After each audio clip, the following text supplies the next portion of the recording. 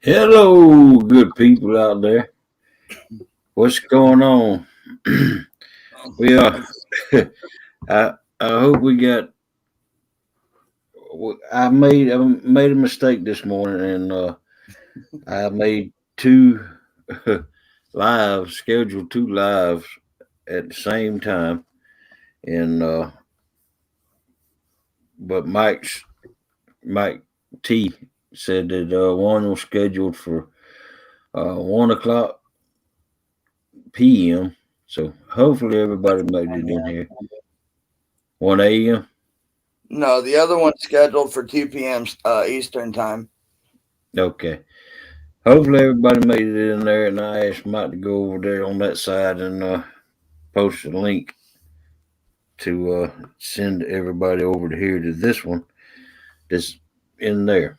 And all right, well, going to start my call out for everybody that's in here. So far we have 14, 16 people in here now, and Jody says she's the first one in here, suckers.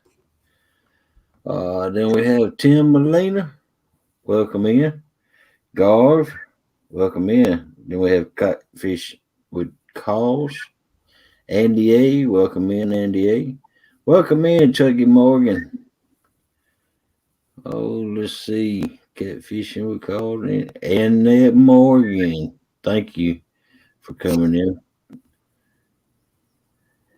Scroll on down. There's Garv. What's going on, Garv? We have Kenneth Powell, take down catfishing. Uh, you want to come on up here, Kenneth? If your internet's good. Yeah, I saw him pop up on Lee Evans' stream yesterday morning, All after right. we got done here. There's William Porkchop. Good Welcome morning, in. everybody.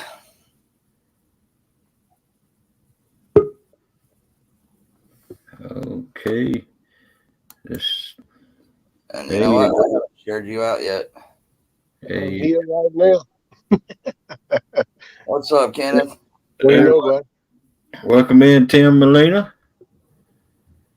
Okay, and to the bottom. Got to the bottom finally. If I missed anybody, uh, just let me know. Uh, hey, fool, you missed me. And catfishing calls. That's a good question. Where's Melissa? She's somewhere in the house. I know where she's not at, or not chatting at.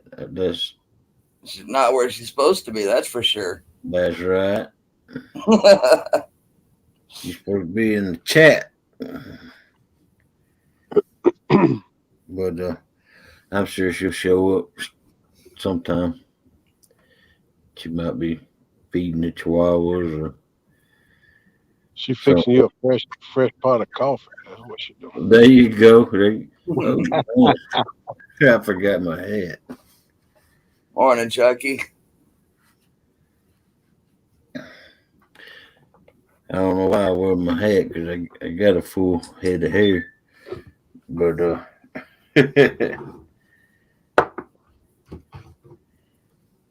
I wish I could say that.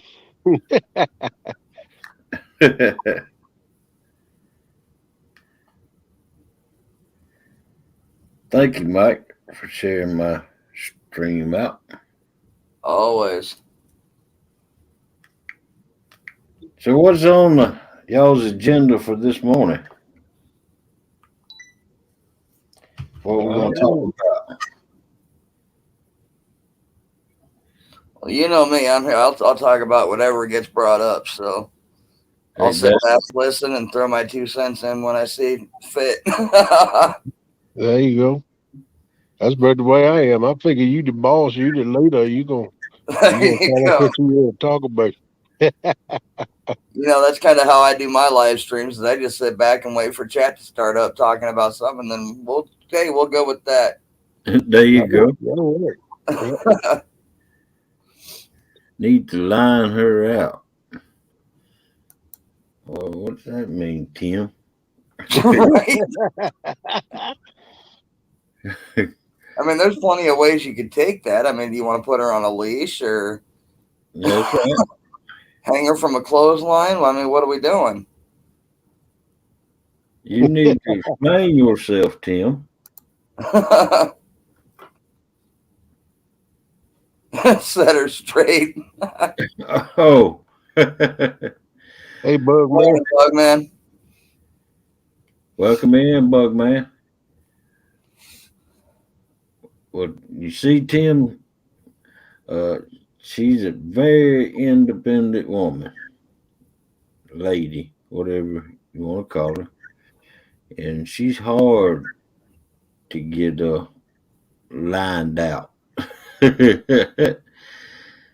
She has Plus, to. She keeps Tim, me straight. she cooks hog legs food, so he ain't gonna line her too bad. Nope. Right.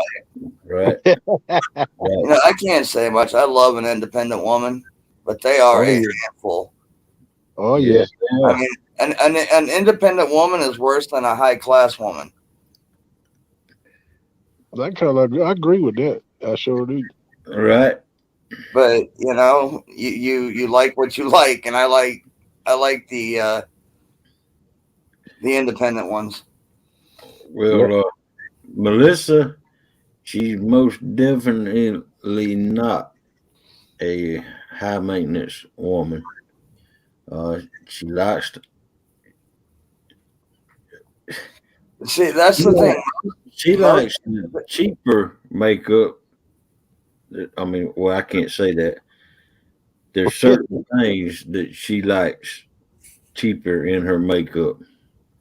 right, and that's what I was getting ready to say is most independent women are not high class Right. because they work for what they want. They get their own stuff. You know, they prepare their own meals. They're not weighted on hand and foot like the high class women are. And they Right. don't want to be either. And you right, Bug Man. I found me a good one. And I remember, y'all know, I said I had an uncle that's 2.5 years older than I am. And back when we was, teenagers, he date any old thing, and he kept telling me, Steve, you got to lower your standards. you can't, you ain't never gonna find you a model. Well, no, I didn't never find a model, but I got one just as pretty as a model, and a good one at that. Yeah, So I held out until then. that is very true, Tim. But that has nothing to do with being an independent woman. That's right. That's different too. Then.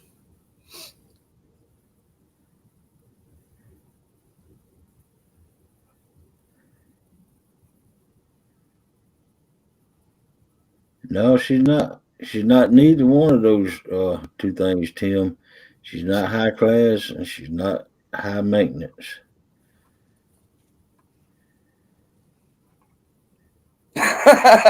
Chucky says, Kenneth, your clock on the wall is way behind in time.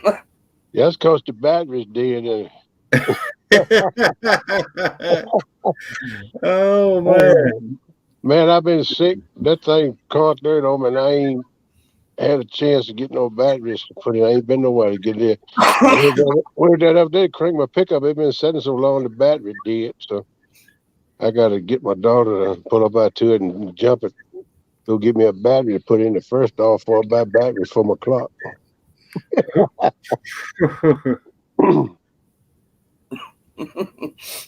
Charge the Chuck, battery, you lazy fool. I see Chuck is very observant. Yeah, I didn't even know there was a clock behind you. I didn't either. I got it shining all up on the wall ring. I can't see where I'm at because I'm looking at chat. I can't see both. Yeah. I don't see how you can tell that clock. I can't even tell see the hands on. There you go. You move your big head out of the way, Kenzie. We can see what time it is. It ain't but 20 minutes from now. Oh man.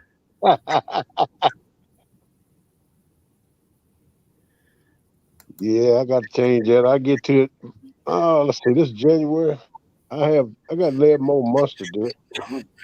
Tim, I do it first. I would say Melissa's high class, maybe not highfalutin, but she's definitely high class. You're right, Tim. Well, it's however you look, consider high class. It's just where you look at. See, I couldn't say either way because being high class has a lot to do with the background to me, and the way they were brought up, and the way that they're treated, from the beginning of a relationship to the current point. And so, I mean, I couldn't say that for sure. Right. Chuck, I see that. I see I can't hide nothing from you, man, but that's cool. I ain't trying to hide nothing. Oh well, Melissa's a good woman. She can cook. She can clean. She can bring home the bacon. Yeah. Up in a pan. And she can put a pan Never upside your head too if you forget need. that I'm a man. Yep. Oh, cause I quit. I quit trying to hide from you. You're sneaky.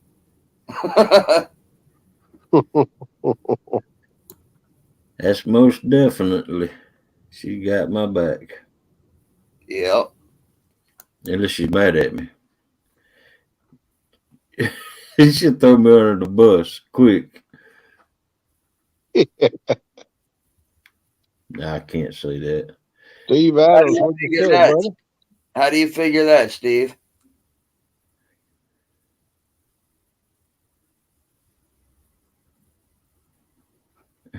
All right, Tim. Hurry back.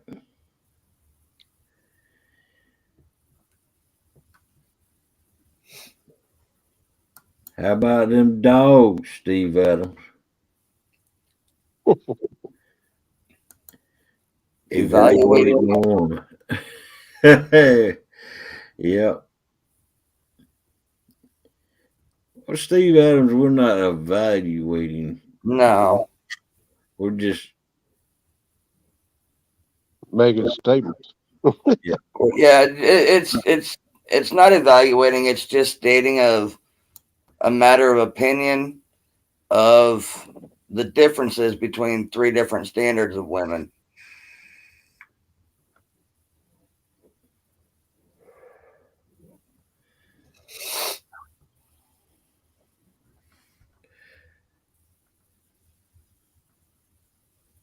we got 25 wonderful people in here so far. Only growing bigger as the night goes on.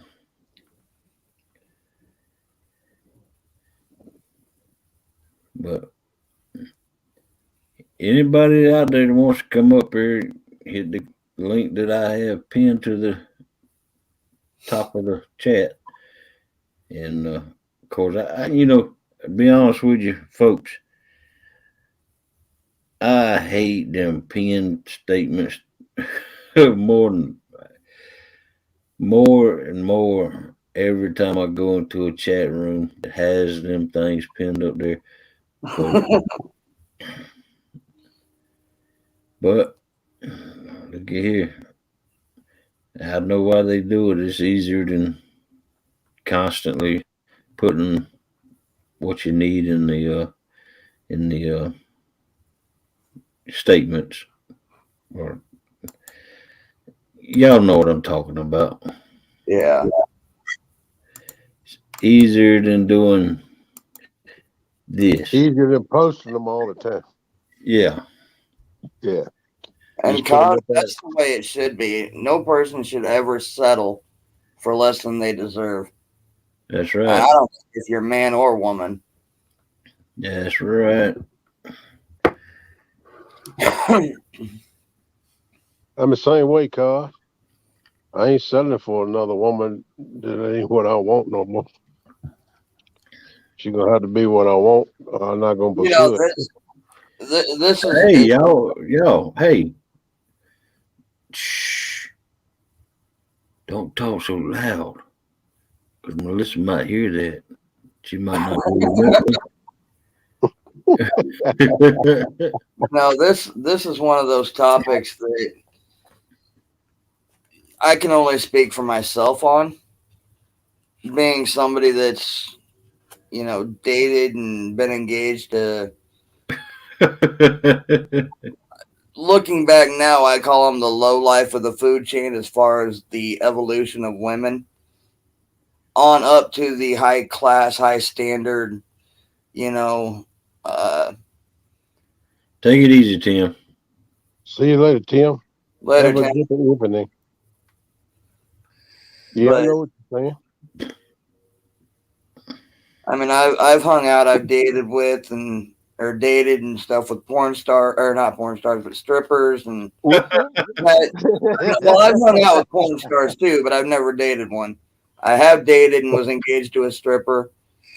I they're probably the most high class women that I have ever met. Oh, Yeah, wow.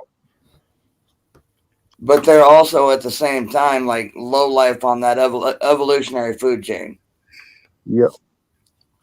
I Right. messed around with one for about 6 months, and you right on that. Both ends.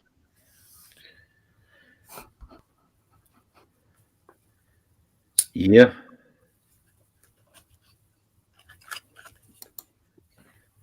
It took me a long time to realize that there is nothing wrong with your everyday average girl that would do anything for you like Melissa does with hog leg. Yep.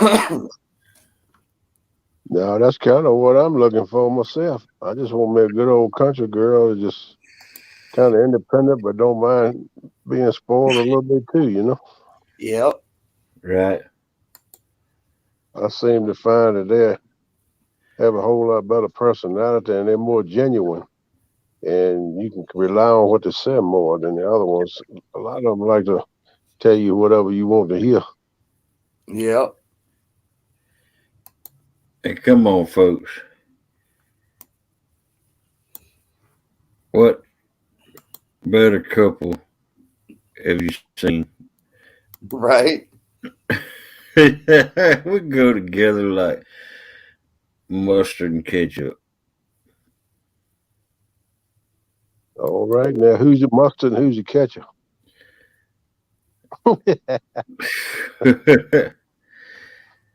Well, since I Exactly, cause I want to find that kind of girl too.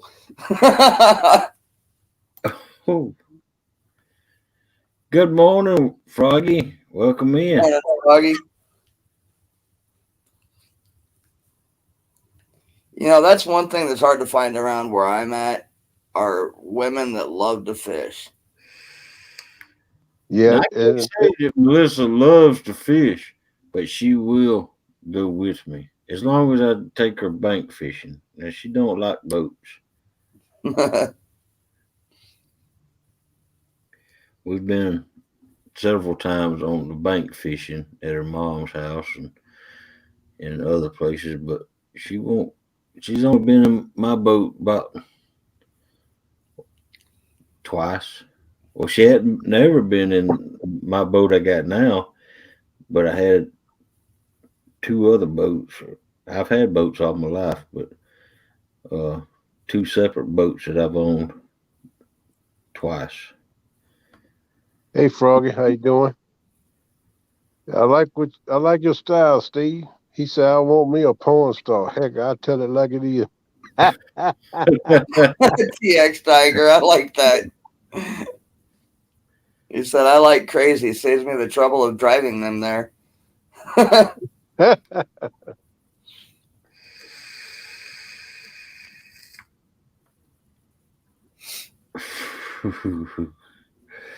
Welcome in, TX Tiger.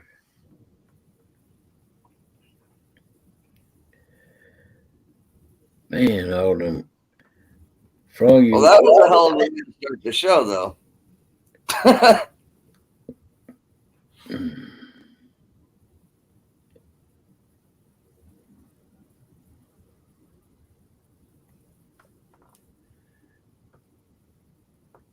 Yeah.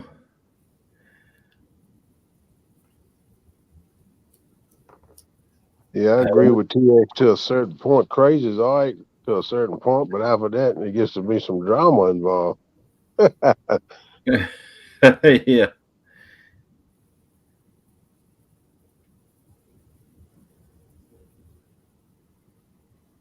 Yeah, I think it'd be cool to have a lady like to fish with you. That'd be nice, man. Yep. You get more time to spend together too. Because I mean, after all, if you're with somebody, you want to spend time with them. Exactly. That'd be cool, especially if she bait a hook, take a fish off. But if she didn't, I could do that too.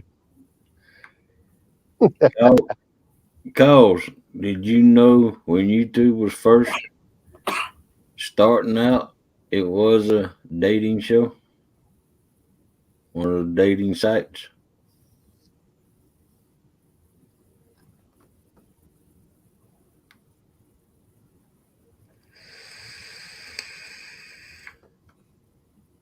No, cause I don't either.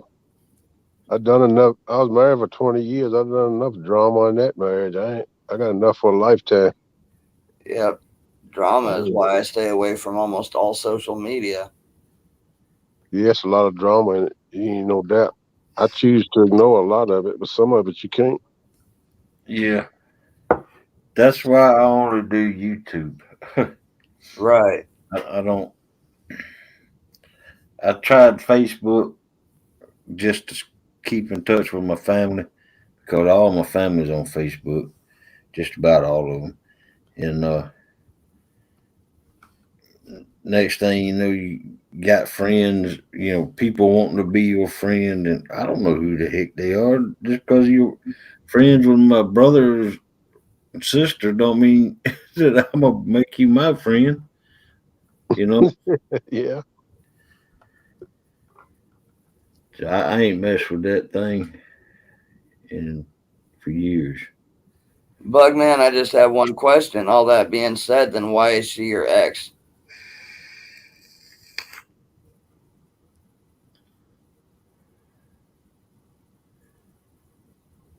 My ass was smoking hot. She's fish camp went their butts. So why is she your ex?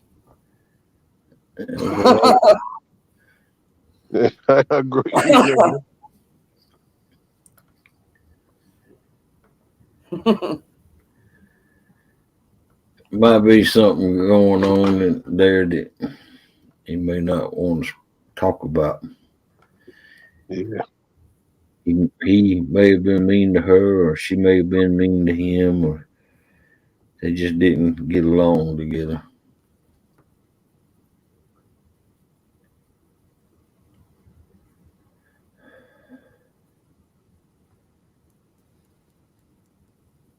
I know that feeling, Tiger. I was a single dad too.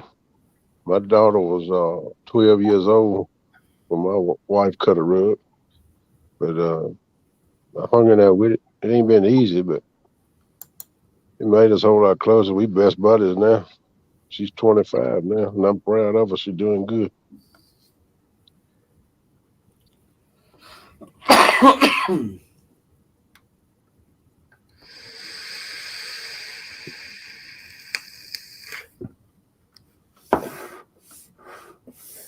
Well, me and Melissa, we haven't been together but 18 years, and she was married previously, and she has two sons, and uh, she used to watch me race when I was younger. But we didn't have a clue because her and her ex used to come over and watch. Her and her ex loved racing, and she used to come with him to the races, and I was one of the race. I was one of the people out there in the race car. But she didn't know it, and I didn't know her. She was watching me until we got together. and Bug, man, I agree with you, brother. that's one of the best things ever happened to me too, is being single. Yep. My life had a whole lot to get rid of the drama and everything that was going on with me. I tried to fix it, couldn't fix it, so I let it go. Well, she walked out on me, but she ran off with somebody else, and that was a lot of the drama that was going on. I didn't know till after she left, but yeah, I'm a whole lot better off where I'm at.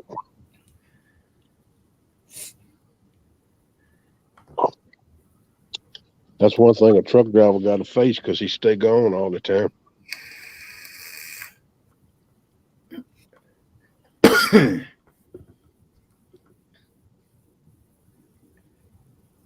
Yeah, that's one thing I can say is with all the crap I've done in my life, all the trash type people that I ran around with, I'm so glad I never had kids. Yeah, they're the ones that catch it, man, in all that situation. And it ripped my heart, and that's what hurt me the worst. But the whole thing with my marriage and all was is seeing my daughter hurt like she did. I mean, Well, I mean, I'm not even talking about like past relationships. I'm just talking about the friends that I was running around with, the stupid crap that I was doing. yeah. No, Steve Adams, tell us why. I don't know why divorces cost so much.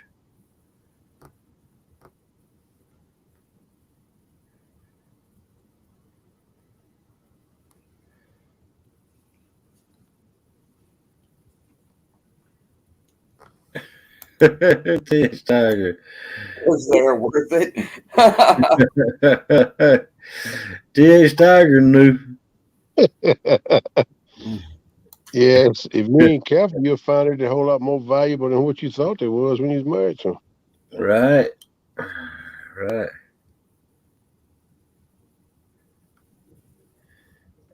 I guess I got lucky on that instance. Mine didn't get nothing. The judge awarded everything to me after I proved what she was doing, and even giving my daughter too. So that's a good deal. Of course, I had to pay for the lawyer to represent me in court. That was kind of expensive.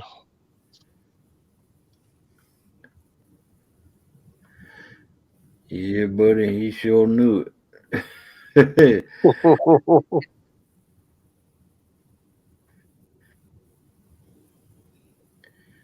Being married 15 years twice, I imagine it was costly, but I couldn't imagine being married for 15 years and then splitting up. Cause you right. I mean, my daughter left with my wife when she moved down with her mama, and then later she moved to Colorado with the dude she was running around on me with. But yeah, I got my daughter back about a month after she left, and that's before we went to court to get a divorce. I tried for 10 years to get a divorce. She wouldn't give me one, so I had to get a lawyer and go seek it and get one. But yeah, I got her back a month after she left, and I never wanted her to leave, but did it for about 4 weeks, and I got her back, and she's been with me ever since. She didn't want to leave, and I didn't want her to leave, but that's great. I got her back. I mean, like I said, Right. me and her tight. We buddies. We best buddies. We have a father daughter day every once in a while. I do whatever she wants to do. Go fishing. Sometimes last time we had one was back. I don't know. It's been a spring or something. She wanted to go fishing. Well, my old foot messed up. I said, "Boo, I know a bank spot we can go." So we went, and she caught about a 12-pound catfish. Man, it made my day, man. Right. That's the biggest one she ever caught. She said, "Daddy, come here, help me get it." I said, "Girl, you got to learn how to fight them. Get it in." I said, "Just do like old man told me one time. Keep your line tight, but give him some slack." Congratulations, Steve.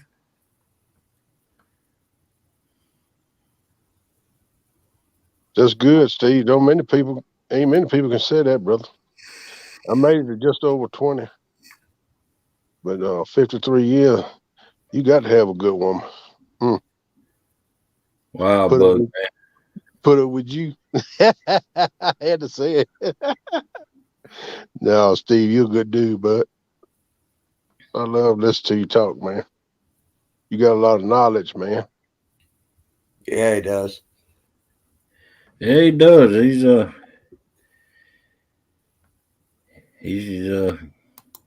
he's a good man. Yeah, yeah. I just picking at him a little bit. He know I am. Think a lot of old Steve. I love to fish with him one time. More than once, but I sure like to meet him and fish with him.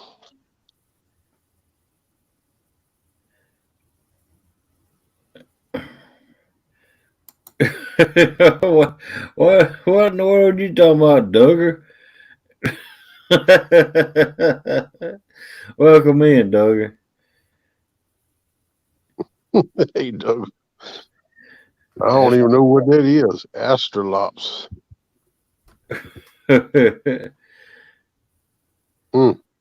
I got to go back to my encyclopedia now. I think Yeah, they are a type of chicken, a breed of chicken. I never heard of that before, though.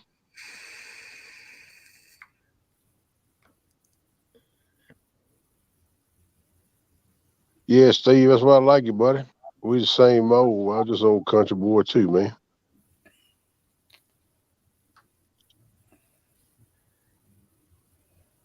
That's good, Andy. Congratulations to you, buddy. 20 years ain't nothing to be sneezed at. That's a long time. Pork chops talking smack to Steve Adams. I seen that. Oh, is that a call like that, pork chop? Well, you better watch it, brother. You better watch it. You mess with Steve. He might surprise you, brother. Sound like to me that's a call there, though. Mr. Steve, I really think it is. I think y'all need to go and get this thing hashed out, situated, and see what the loser got to do right here and now. That's right. He said, I can fish like hell, pork chop. Just can't catch a dang thing. I'm the same way. I like that comeback. Oh man.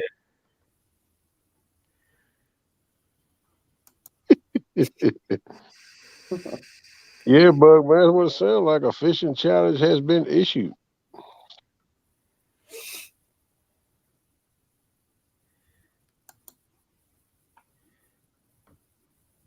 I gotta agree with you on that, Duggar.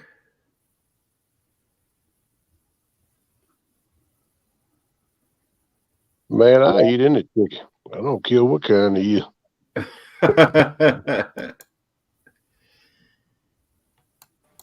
Come on, Steve. I better get up here and defend myself. Come on up here, man. Hey, Ken. Hey, Mike. Hey, Hog. What's up, buddy? How you doing, brother? Welcome up here. In person, Hog Leg, congratulations on your and Melissa's national championship. Thank you, Steve. I left you a message in the chat that in your live that night, but I went to bed. I don't know if you read it or not. Hey, watch this, Steve.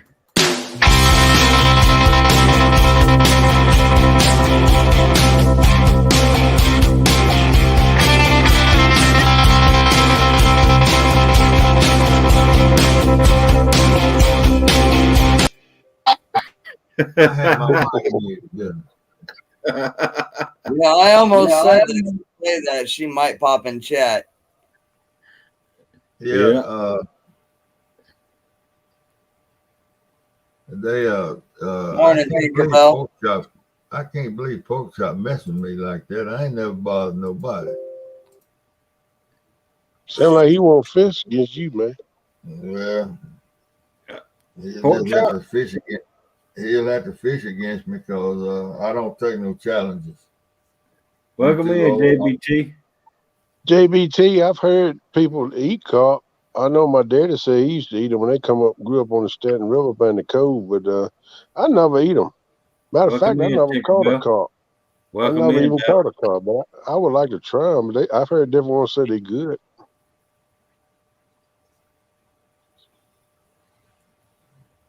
I missed it. What did he ask you if you ate carp?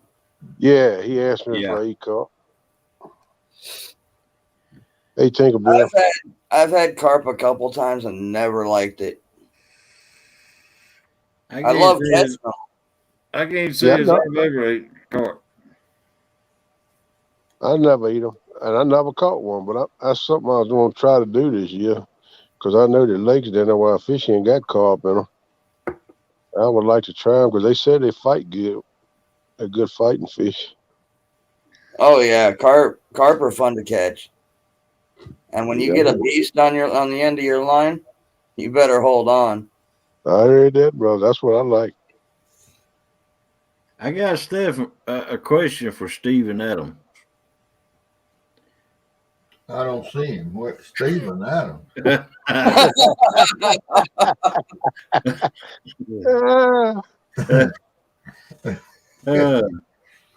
I lie? Last night we were trying to put a state tournament together. Would you be interested in representing Mississippi? What's going to be the criteria? You have to fish.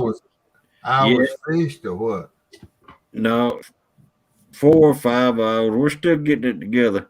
4 to 5 hours. You have to fish the state that you live in, and you're allowed 3 rods if your state allows it.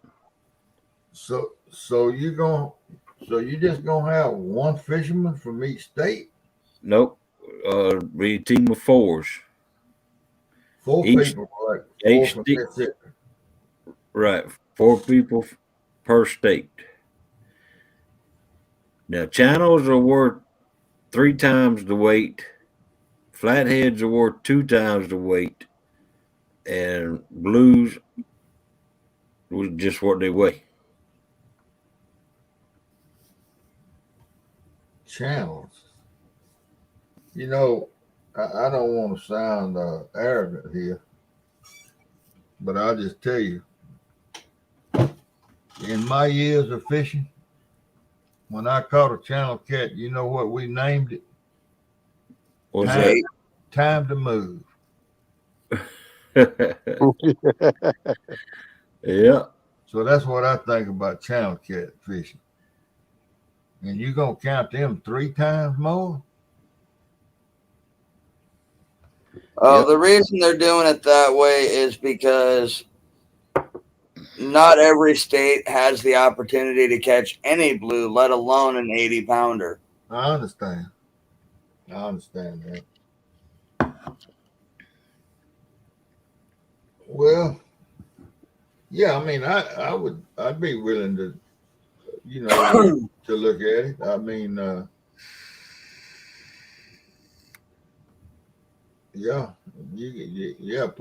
I don't know how many people. Well, let's see. Stephen Coyle is in Mississippi. I'm in Mississippi. Skull Rush is in Mississippi. And those are the only 3 that I know of. Is this bank fishing or all kind of fishing? Boat and bank. Or boat. Boat and bank. Yeah. There's another boy, Rodney. I saw him. He asked me a question in that thing that Steve Douglas had the other night. Rodney Weathersby. Hey, Jody. Hey, George Ray. Hey, Jody. Hey, George Ray. Hey, Alicia. Welcome in, George Ray. Welcome in. Hello, Alicia. How you doing, girl? Welcome in, Jody. I don't know but 3 that's in the state that's on YouTube that I see now. It may be some around. Welcome in, Small Town. Small Town. What's up? Hey, Steve. Small Town, you got some moves, bro. Yeah, he got moved about like an X-Lax. That's right.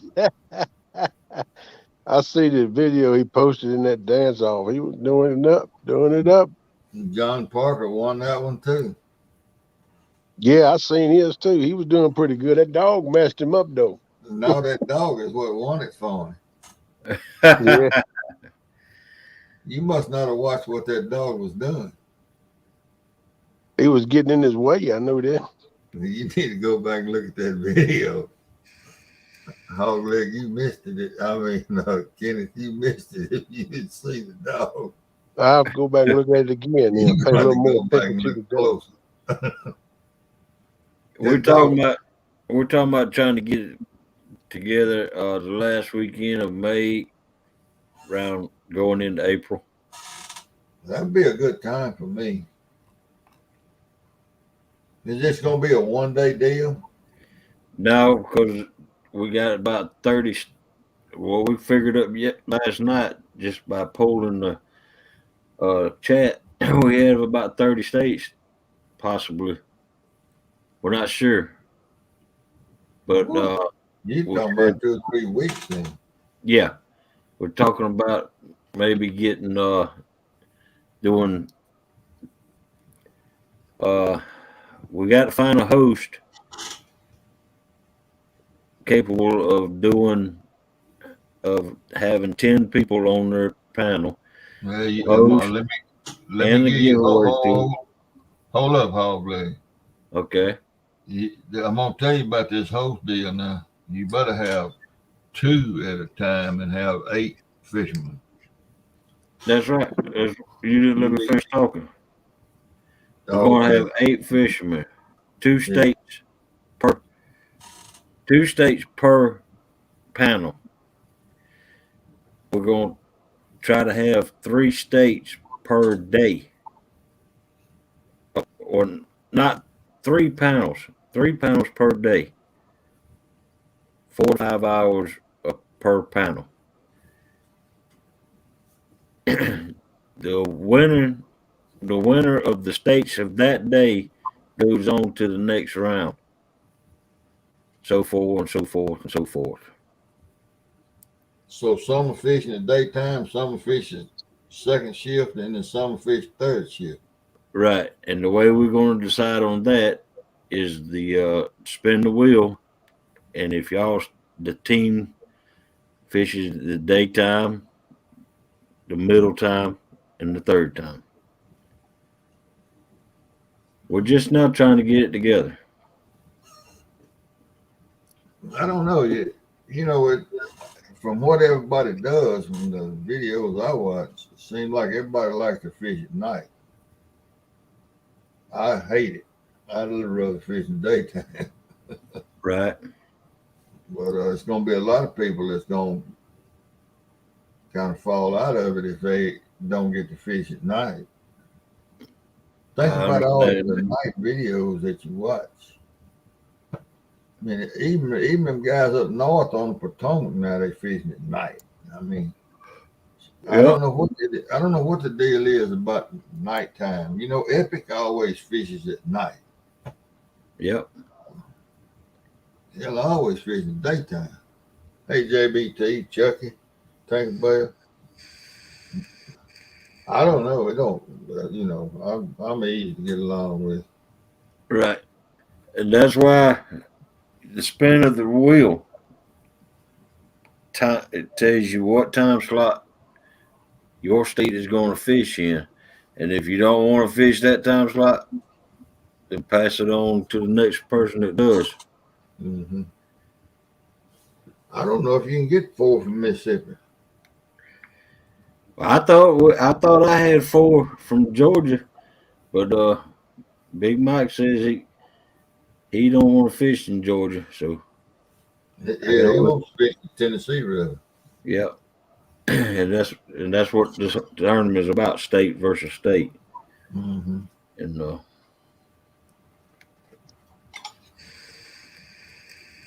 Tiger, where you from? You say it's hot in April, day and night. Where you at? Where you at, man?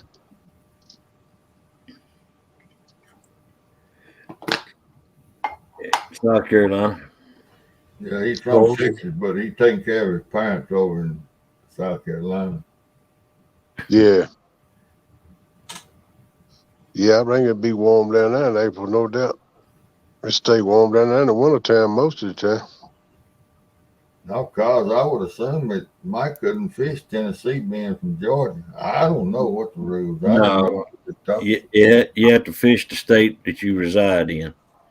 So Mike actually lives in Georgia, So he Well, won't. I reside in the state of confusion now, so That's most of us, Steve. for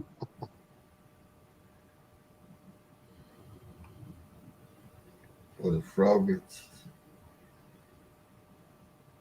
I'm going up and fish with Jody this summer. She's been calling me Pouty Steve for the last day or two. I don't know where she came up with that.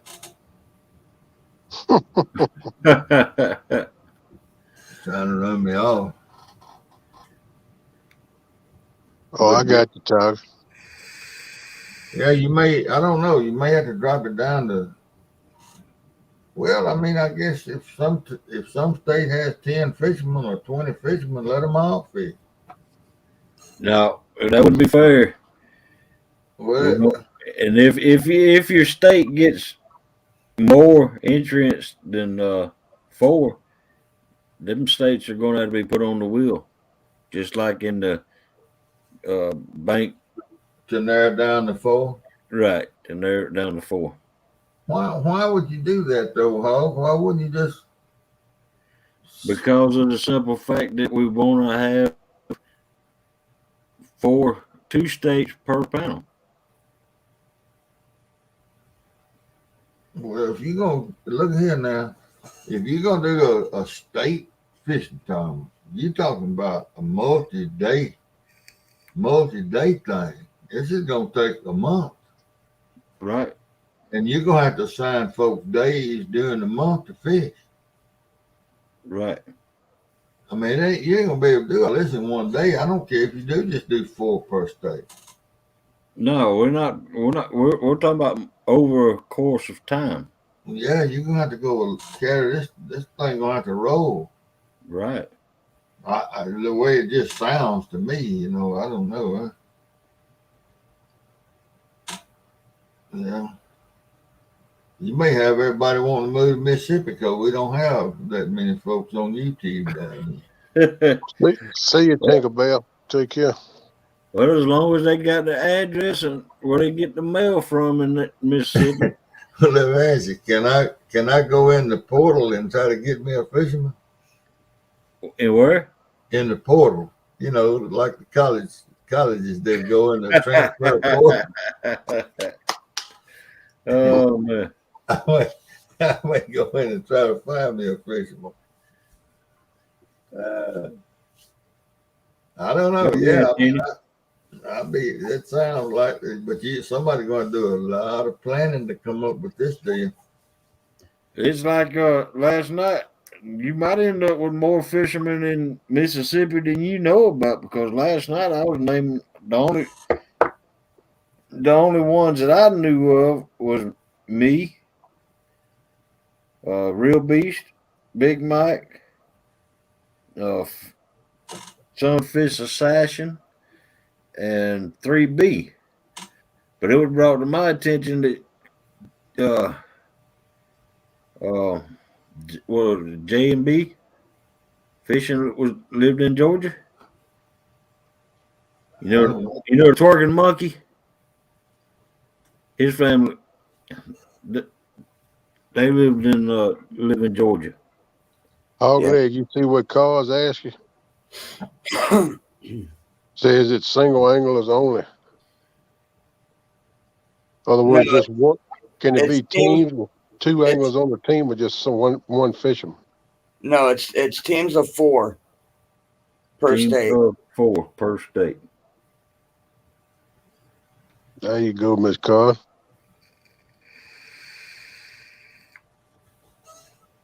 Hey, Tina.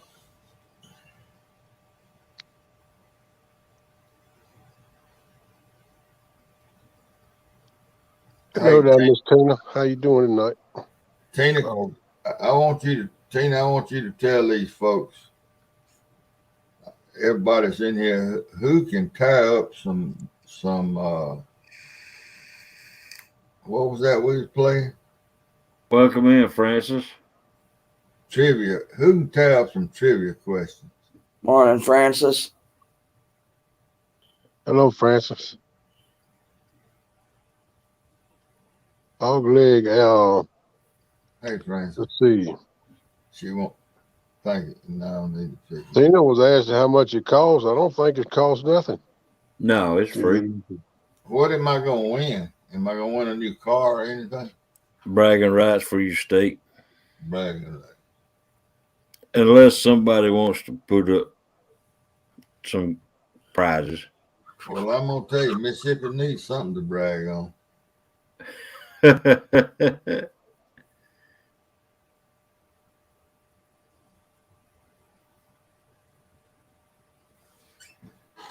I don't know. It sounds confusing, but if you got it in your mind how to work, I'm all for it. Well, that's what we was hashing out last night up here on the panel. It was me, Mike Turner, Jeremy, Tournament Cats, Oh, and Greg Carter. y'all working with a handicap. You had Jeremy up there.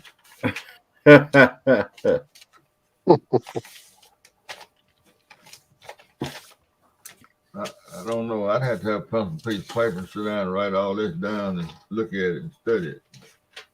See how all that'll work.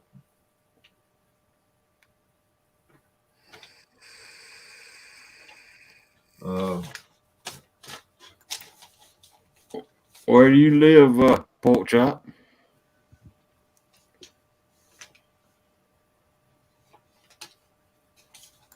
Pork Chop, after the way you talk to me tonight, I don't know about you, buddy.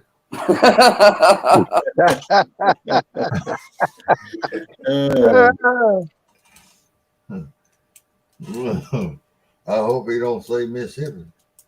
Ohio, that sounds about right.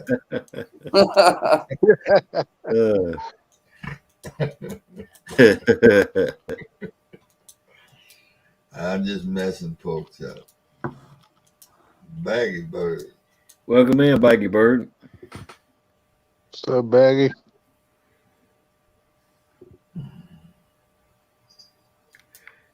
Well, y'all. Well, let me tell y'all something now. Welcome in, Rattle Trap. Hey, bud. Hey, Rattle Trap. Since I got in that has December month-long fishing tournament, Yep. and I'm gonna tell you, it is so much nicer and so much easier and so much less stress to measure them fish than it was to weigh than it is to weigh one. And that board that I got didn't cost $13. Right. And I put it on a piece of 1x6 fence board that I had. And that thing weighs 800 pounds. Now, that was a bad mistake, but if I like to measure the fish, hog leg. It sure makes it easier and quicker. Yep. Of course, at night you got to get it the light. You want this live right. It's got to be done live. Fish don't count unless we can see it being caught. Yeah, it'll all be done on the host channel, like the 1v1s and. Yeah, like when I caught that fish in the mud and rain that night. Right. We got to have something to laugh at. Right. What's up, Curtis? That was something there, boy. Yeah. Hey, Steve. I actually had tears coming out of my eyes that night. Laughing? No, not laughing. You wasn't crying, were you? I felt sorry for you, Steve. Oh man, I felt sorry for me too. But you were trying so hard out there, man. God. Well, I was fishing. I mean, and look, man, everything was against me the way, and that doggone Becker wouldn't quit talking. Now, does that really surprise you? Becca don't talk. And I saw that pole when it went down, and that garbage bag was going. You know, I used the back camera, see, and I'm sitting behind the camera, and I see that bag when it falls down over the picture up there. And I was trying to fool with that bag and get it to where the wind was blowing, there was lightning and storm. And I looked down yonder in that pole on the far end down there on the this hell, it was way down there. That thing was bent over. I said, "Oh God!" And so I just threw that bag back off and took off down that bank as good as I could go without slipping. Because I was on a ledge and there was one more little short ledge and then the water. And, I had them rubber boots on. I got out there and my thing was muted because, they finally decided it was raindrops hitting that bag. You remember that? Yeah, yeah. So I went to wave after I got the hook in the fish and knew I had him. Oh man, that was You kept waving. see when Stan said something, I could hear him. Yeah. But I drove too many tractors when I was growing up, and we didn't have cabs when I was growing up. And I just don't hear Becca hardly, period. Right. But when I got back up there fairly close, I could hear Stan. And but I couldn't hear what he was saying, but I could hear him. Right. That was a terrible ordeal. But it was fun. I mean, it was fun. There's Uncle Lou. Hey, Uncle Lou. Man, Uncle Lou. Uncle Lou, you got my 10-foot rod built yet? Wow. I want you to promise me if you build a 10-foot rod, you'll sell me the first one you make.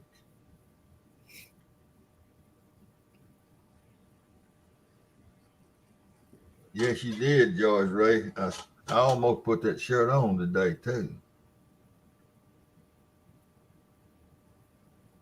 I can't see him. He'll lead the chat because I'm going to bug him about a 10-foot rod. Oh, you're not the only one hounding him about 10 and 12, 15-foot rods. I'll guarantee it. I got $35 put up, Uncle Lou, just for it.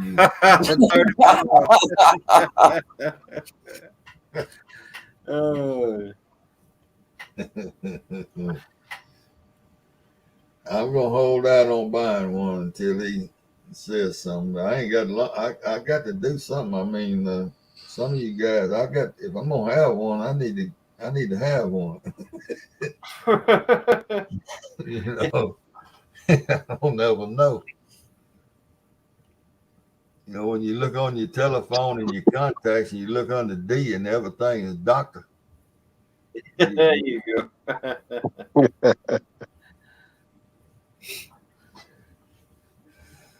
Oh, I do pretty good. But you just don't ever know, I made contact with Danny Stone tonight about a friend of mine that I remembered lives up there by him. Damn, you know what he sent me? You know what Danny Stone sent me? Sent me his obituary. Doggone. I didn't know that my buddy passed, but I haven't seen him since back in the 70s when he left Mississippi and went back to North Arkansas. He was a good guy too. That's sad.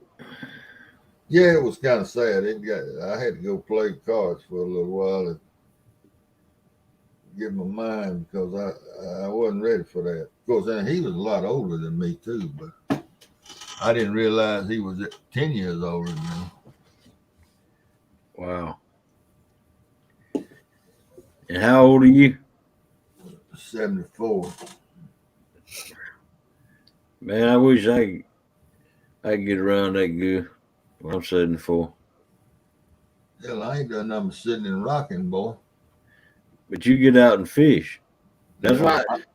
Hey, that's why I felt sorry for you that night. I ain't gonna lie. I only seen you on the scene maybe twice before that tournament, and Look at this old man out there trying to fish in lightning. I'm young. I'd I'd have gave up and quit when with the first lightning strike. Well, you see, Yeah, I was kind of trapped. yeah, So you were once it saying got, somebody having a once it, hard time getting up at bank or something. yeah, once that clay got slick, I was trapped. I I wasn't. sure felt sorry for you when you're trying to weigh that fish. Oh You man, kept falling. my feet. Hey, whoo! I I bet you had were the rubber sore the boots next on, day. man. Who goes out on slick clay with rubber boots? But it was good and hard and dry when I Steve, went out there. Steve Adams does. Yeah. No, don't put me on that, now, Jody. I'm too old to fight. I have to shoot. That's the way I done got. I can't run no more, and I got too You old to run, and I can't fight no more. So can't fight. I Got to just shoot. carry my piece around with me. That's all you can do. Yep, That's right. I ain't about to let nobody whip up on me. That's right. No, it wasn't as bad as it looked. I've watched that video on television several times. I watched it that night. I watched that stream that night. You And didn't man, have to watch it, Steve. You lived it. I know it, but I just wanted to see just how bad it was, and it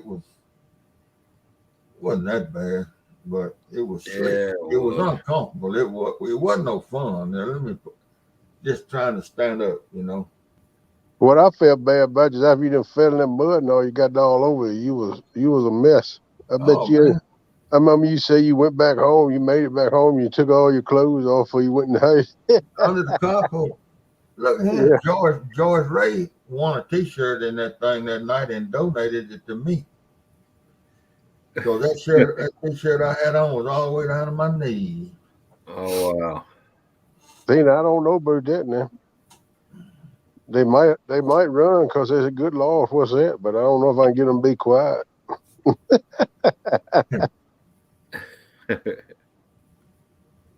Yeah, well, I'm gonna go in the morning. I went over and looked at the river today. I should have gone today, but I should have gone yesterday.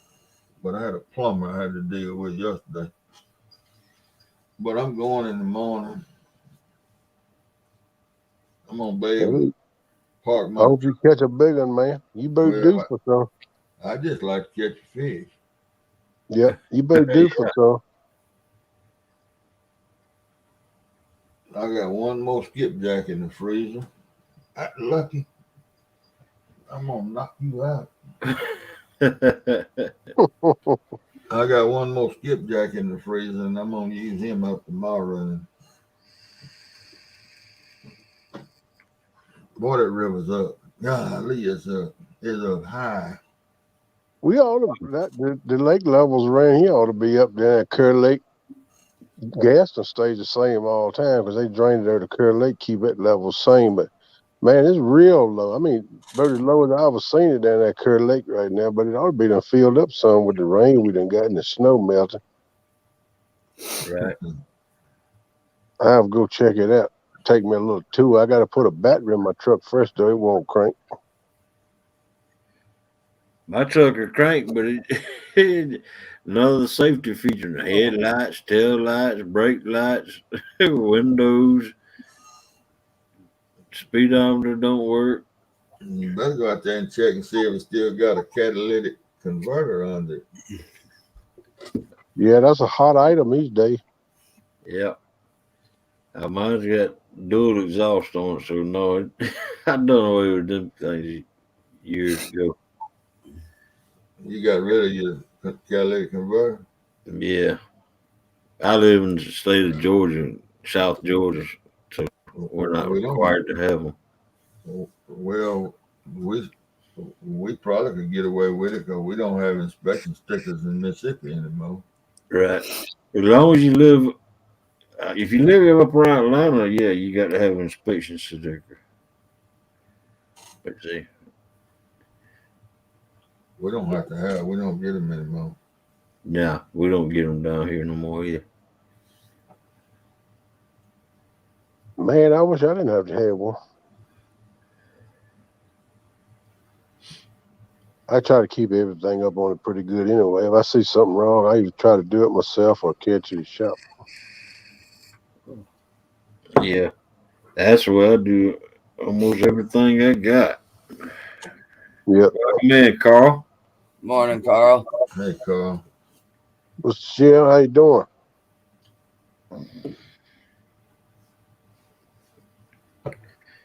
But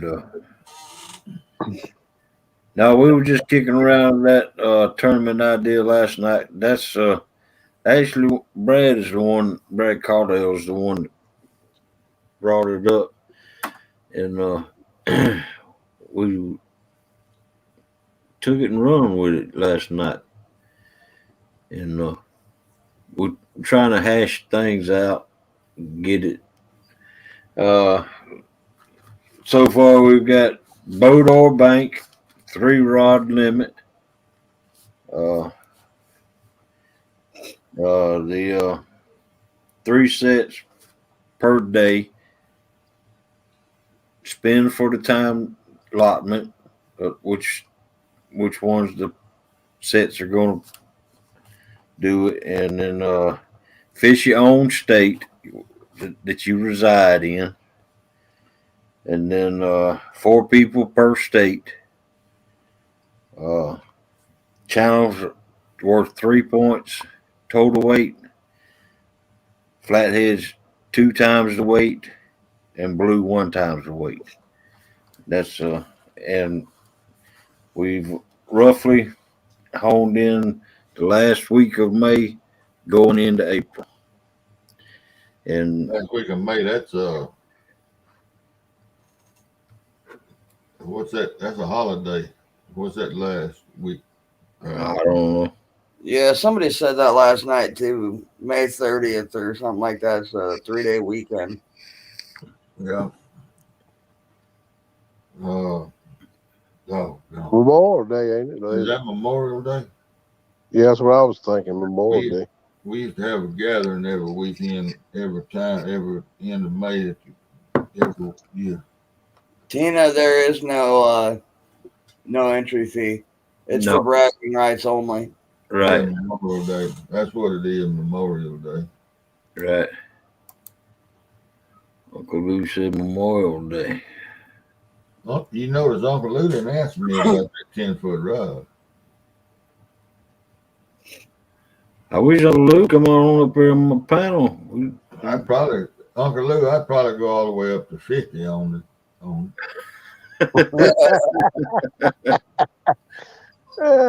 If you throw in a sticker. Lee, we looked at Palmetto's calendar for events between March all the way through July, and I didn't see anything about Chad's bumping tournament on there at that point. So if it is, it's not on the event calendar yet. Well, look here, with this community has gotten as big as it is, Steve, the last of the big spenders. That's me. With the community as big as it is now, there's no way not to do stuff that's gonna overlap. I mean, That's right. I was saying that the other night. Just there's 2 minutes. just no way, and people just gonna have to understand that. I mean, if I go live and somebody else, if I go live and somebody else is live, that's just the way it's gonna be. Yeah, and we all understand that. It was the fact that the months of March, April, and I believe the first week or two in May, there was literally like 1 or 2 events every weekend. Yep. So to avoid all that, where you're going to hit a lot of snags, we tried to get it set, or we're trying to get it set so that we only have 1 or 2 other events that's going to clash over a month or so's time.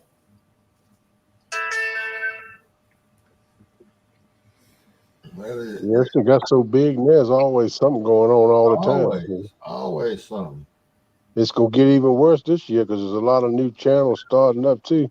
A lot Right. of people gonna be putting out more content and growing more, so it's gonna always be more and more all the time. It's gonna get just like regular TV. You can go 24 hours a day, flip on the channel, and just scroll through and see what you want to watch and watch it or jump around. I do a lot of jumping around Well, I do on too. different channels. Welcome in Fishing for Whiskers. There's very few live feeds that go through that I don't see a lot of. But now I see a lot of a bunch of them, you know. 'Cause Yeah, I move around. I tell you, I play hearts on the computer, and I'll play a game of hearts, and then I'll change and go to listen to somebody else talk. You know, yeah, you can hear, you can listen and play cards at the same time.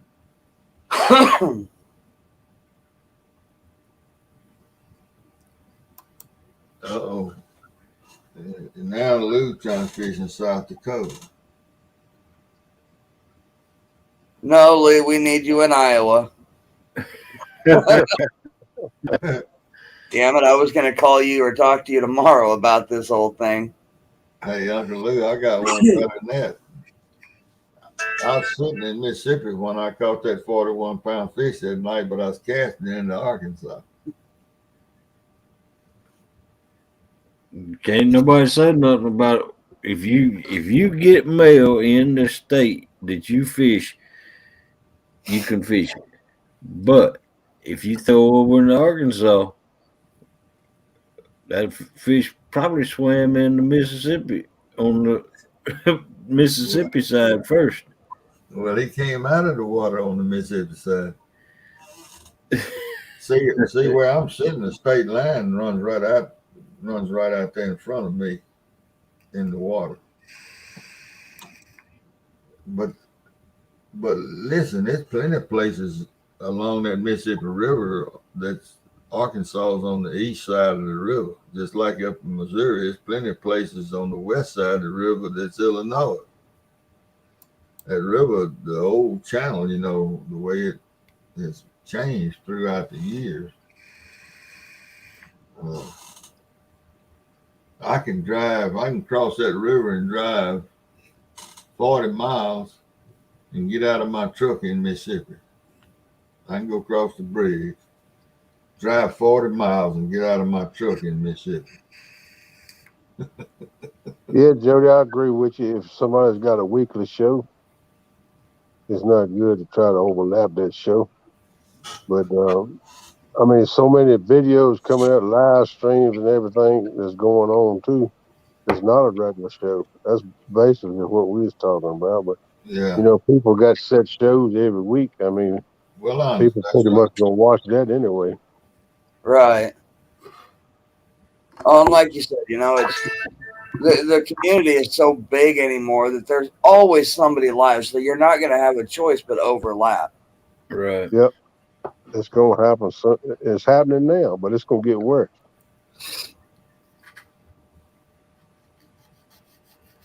Yeah, it's hard to get a time slot that ain't nobody live. And I understand what Jody's saying. If that show only goes once a week and on that night, uh, I understand that. Yes. But then again, also I don't. I'm not scared of competition. Uh, because if Mike's fishing home is on, I have a set scheduled time to go 2 a.m. until whenever. If Mike's fishing home's on at 2 a.m. still, I'm gonna go keep my 2 a.m. schedule and go live. But I sometimes run into Lee's show. He usually starts up at 8 a.m. And I don't mean to, but it's just you know it just happens sometimes. But I understand what Jody's coming from. Well, yeah, and I mean, a year ago we didn't have this problem. Nope. A year and a half ago we didn't have this problem.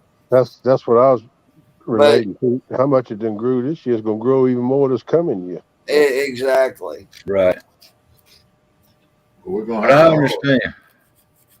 we're gonna have to all learn to get along for sure. That's Right. right. You know, and most people, most of the people in the community that have the weekly shows, they all understand it. You Yeah, know, you I've have heard pop them even up. talk about it on their shows. Yeah, I mean, you're gonna have pop up streams that come before, during, and after certain shows that we may be sub to, but they're not sub to the people that are already live or are planning on going live, so they don't know that these other people are live or planning on going live. Well, I'll tell you what you can do. These shows that come on every week that a lot of people look at, and they're good shows. But when that show is on, you just scroll through your notifications and stuff and see it's other lives going on when they on now. That's been For doing it sure. for a while now. That's right. And Lee wants to know, when is he ever going to be able to start his show? Lee, just do it. waiting on you, brother. Bring it on. You Come gonna on up do it here and come Uncle on up Lou, here I on the would panel tonight. Promote your show. Let's hear what I you would got in mind. Uncle Lou, I would suggest February 29th. Nice. We'll have one every 4 years. Have one every 4 years. Yeah, leave you. That's funny. On February 29th, have one every 4 years. It don't There you sound go, like all day Steve long. Adams should ever have a daggum live.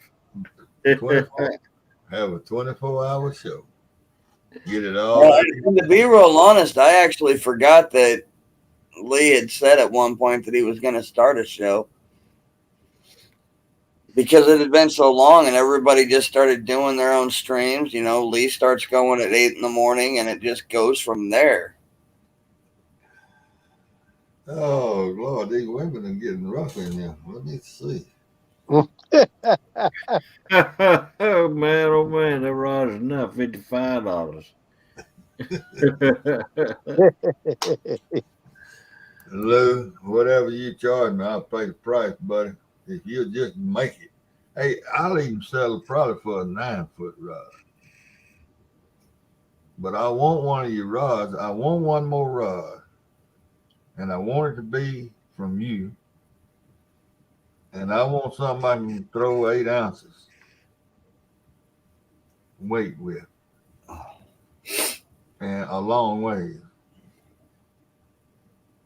Oh, and did I tell you I want you to put a reel on it too? I left that out, didn't I? I left that out. It's getting deeper and deeper, yeah. And if you put the reel on there, I'll probably go all the way to $72.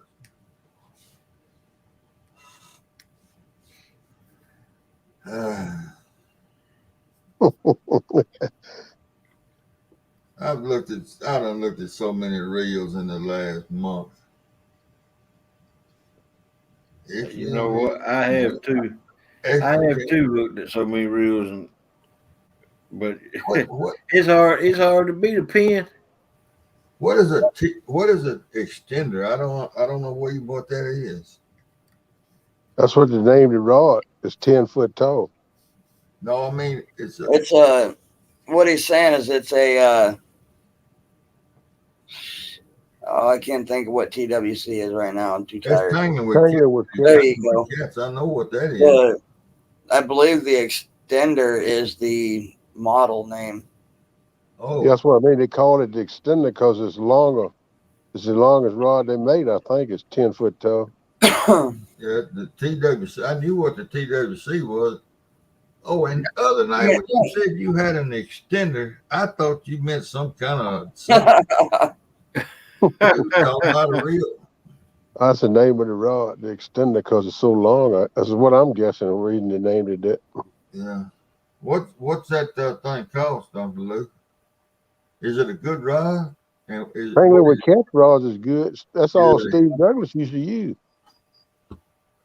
Is it a heavy or a medium heavy or what is it? I kind of want a medium heavy. I'm pretty sure if it's 10 foot, it's at least a medium heavy. Tangling with catfish rod. Yeah. I knew what that was, but I didn't know what extender was. I thought that was some kind of adapter you put in on the rod or something. When he told me this the other day.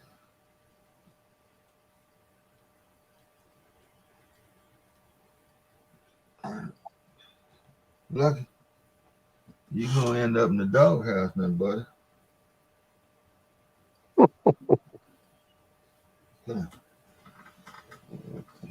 Let's get up here. You said I'd just give it to you because I kind of like your spunkiness. Kind of like There you All go. right, Steve, you got the rod work there. Now you got to ask him about the reel. what kind of reel comes on it, Uncle Lou?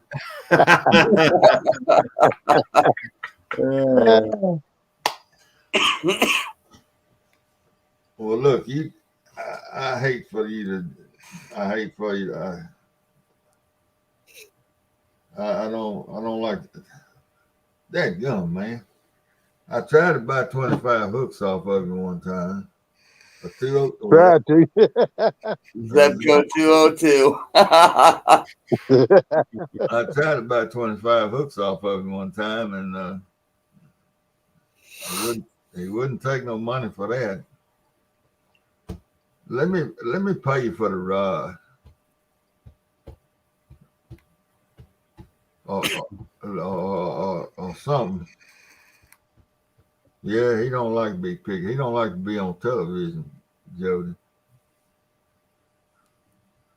We got to make some kind of deal where some money changes hands. You can't talk Uncle Lou for paying you for to take his rod. You should go to bed, Steve. Lord, man. That ain't no way to do business. I want to buy something.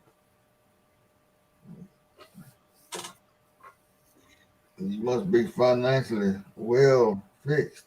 Well, I got some land and oceanfront property in Arizona. If you just Right. insisting on buying something, I ain't looking for no ocean, so I don't like salt water, especially in Arizona.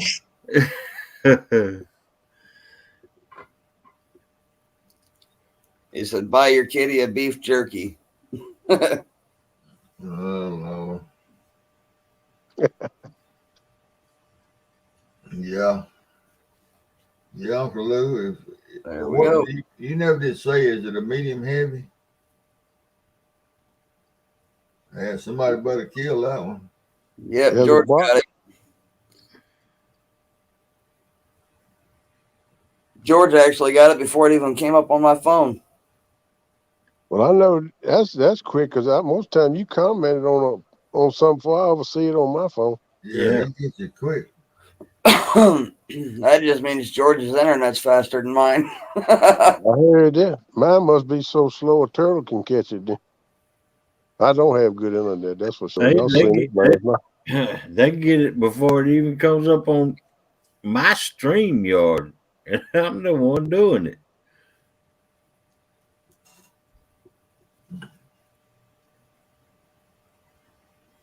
Ugly, you see what Tina said there? What's that? Says 2 mom and pop shops want to donate prize money as sponsors. Tina, keep that in mind and let Brad or Jeremy know when you see them in the next stream. Because they're the ones that are doing the hard work and putting it all together.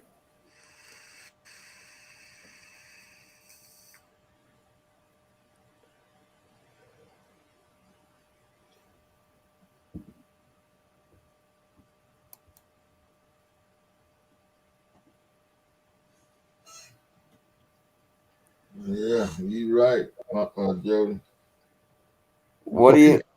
Tina, what do you mean by choosing spots for states?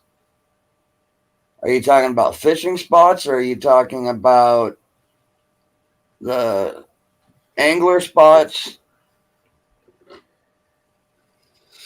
I think she's talking about the days that the anglers will fish and what time of day they will fish. Tina, that's got to get worked out because we don't know what all states will be involved in this tournament yet, and I'm sure that they could do would have to use the uh, giveaway spin tool. I forget what it's called. The wheel? The wheel to choose it. Steve, you see what Luke said to you, man? Just send him your address.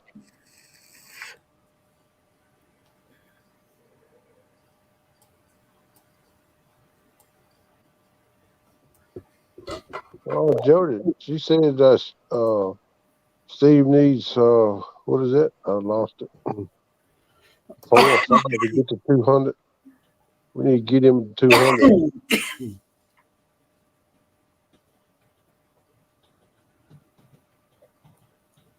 There's a new name. Welcome in, Oh, Jane. says Hog Leg needs 5 people to hit 200. Y'all, let's do it. Drop Hog Leg's link. Let's see if we can get him up where he needs to be. That's close. We need to get him over that mark.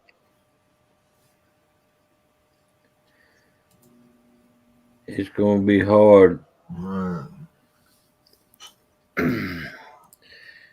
Oh, it can happen. Yeah, I got that 22. What the? Well, I can't, other than these pin reels, I can't find a reel, a casting reel, a bait caster that holds 200 yards of 30-pound test line. It's going to be hard to find that type of rod, a reel, since you use that big mono. I can't, I looked at the 6500s. They don't hold no line. The 7000 don't hold much. That's right, Jody.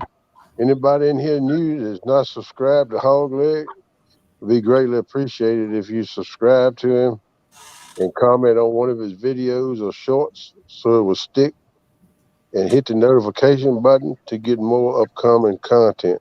Be greatly appreciated.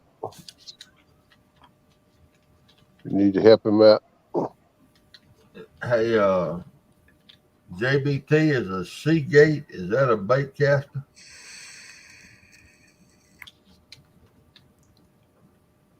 Is that a bait caster? And will it throw? Okay, thank you, Tina. Backlash Bird's must be Nest. in here. What's Hey, up, Backlash. Welcome How you in, doing, buddy. bro?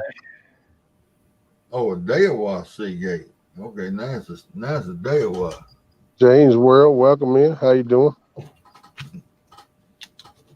Am I muted? No, you're not muted. I'm listening to you. Daiwa Seagate. I'm assuming that a Daiwa will throw. I mean, it'll get on out there. I got plenty of pin reels, but they all the old 309s, and they don't throw real good. All right, Backlash, you hit it to work. Yes, You be sir. careful. He's a bait caster. And Take it easy, buddy. Be and careful. love Stay line. safe. Okay. Ugh. Have you got one, JBT?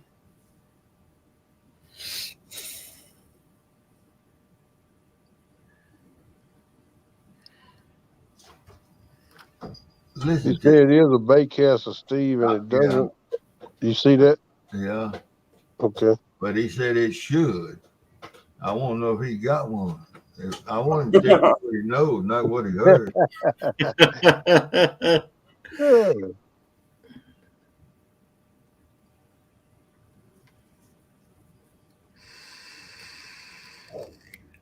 I think you need to try to figure out what kind of reels them old tuna fishermen you use. Yeah. If you want to get that much line on, Yeah. Well, you see, I've used these 309s, Dallas and Tiger. I've used these 309s and taken the level wind off of them before. And I can even get more distance out of them 309s by taking the level wind off. It ain't but one screw. right, And take the worm off of it. right. That ain't nothing, no big deal on them. Yeah, working on a 309 about like working on a old case tractor. I mean, there's big old bolts and everything on it.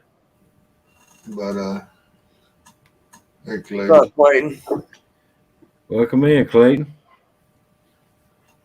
Okay, I Clayton. mean, look, I tell you what I think I'll do. I think I'll just take another one of these 309s and take the bait caster off of it and put on it. See how I like it. So I bought a 12-foot slime catch and put a 309 on it, and I can throw it pretty good. It's 12-foot though, and I realized that really a 10-foot is all I needed. So that old 12-foot rod just wore you out, huh? Yeah, I had to take a break when I got to going up and down the hill with it. I had to take a break. That thing is long, man.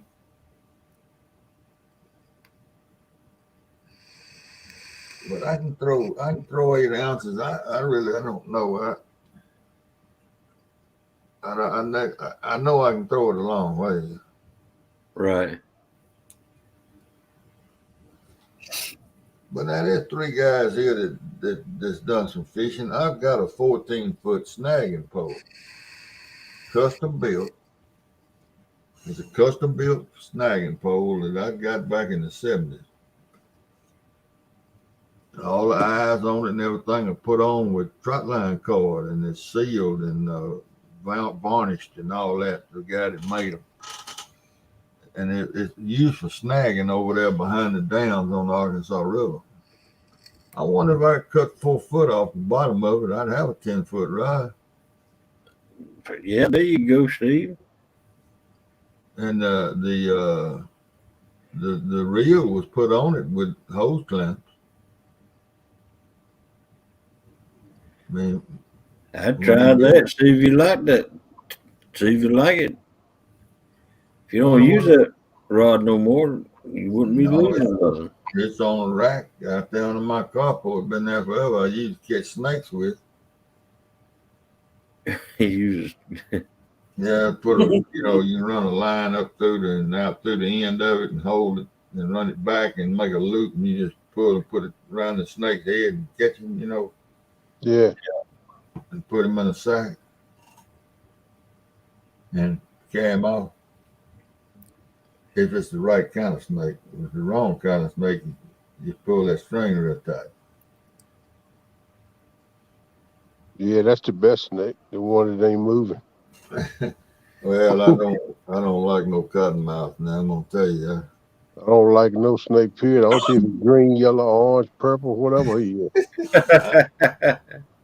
I know they don't bother me, but I They can't don't bother me as long as I can see him so I can get out the way. But he mess around with me much, he gonna get a whacking.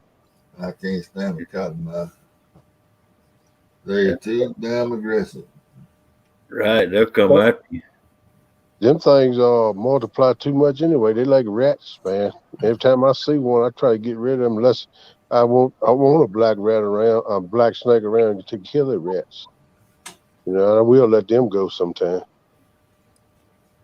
My youngest son got a brother-in-law that farms over here on the Yazoo River, about 40 miles east of me, and he's always putting up videos on Facebook, on his Facebook page, and he videos and he farms a lot of rice. right on the edge of the Yazoo River.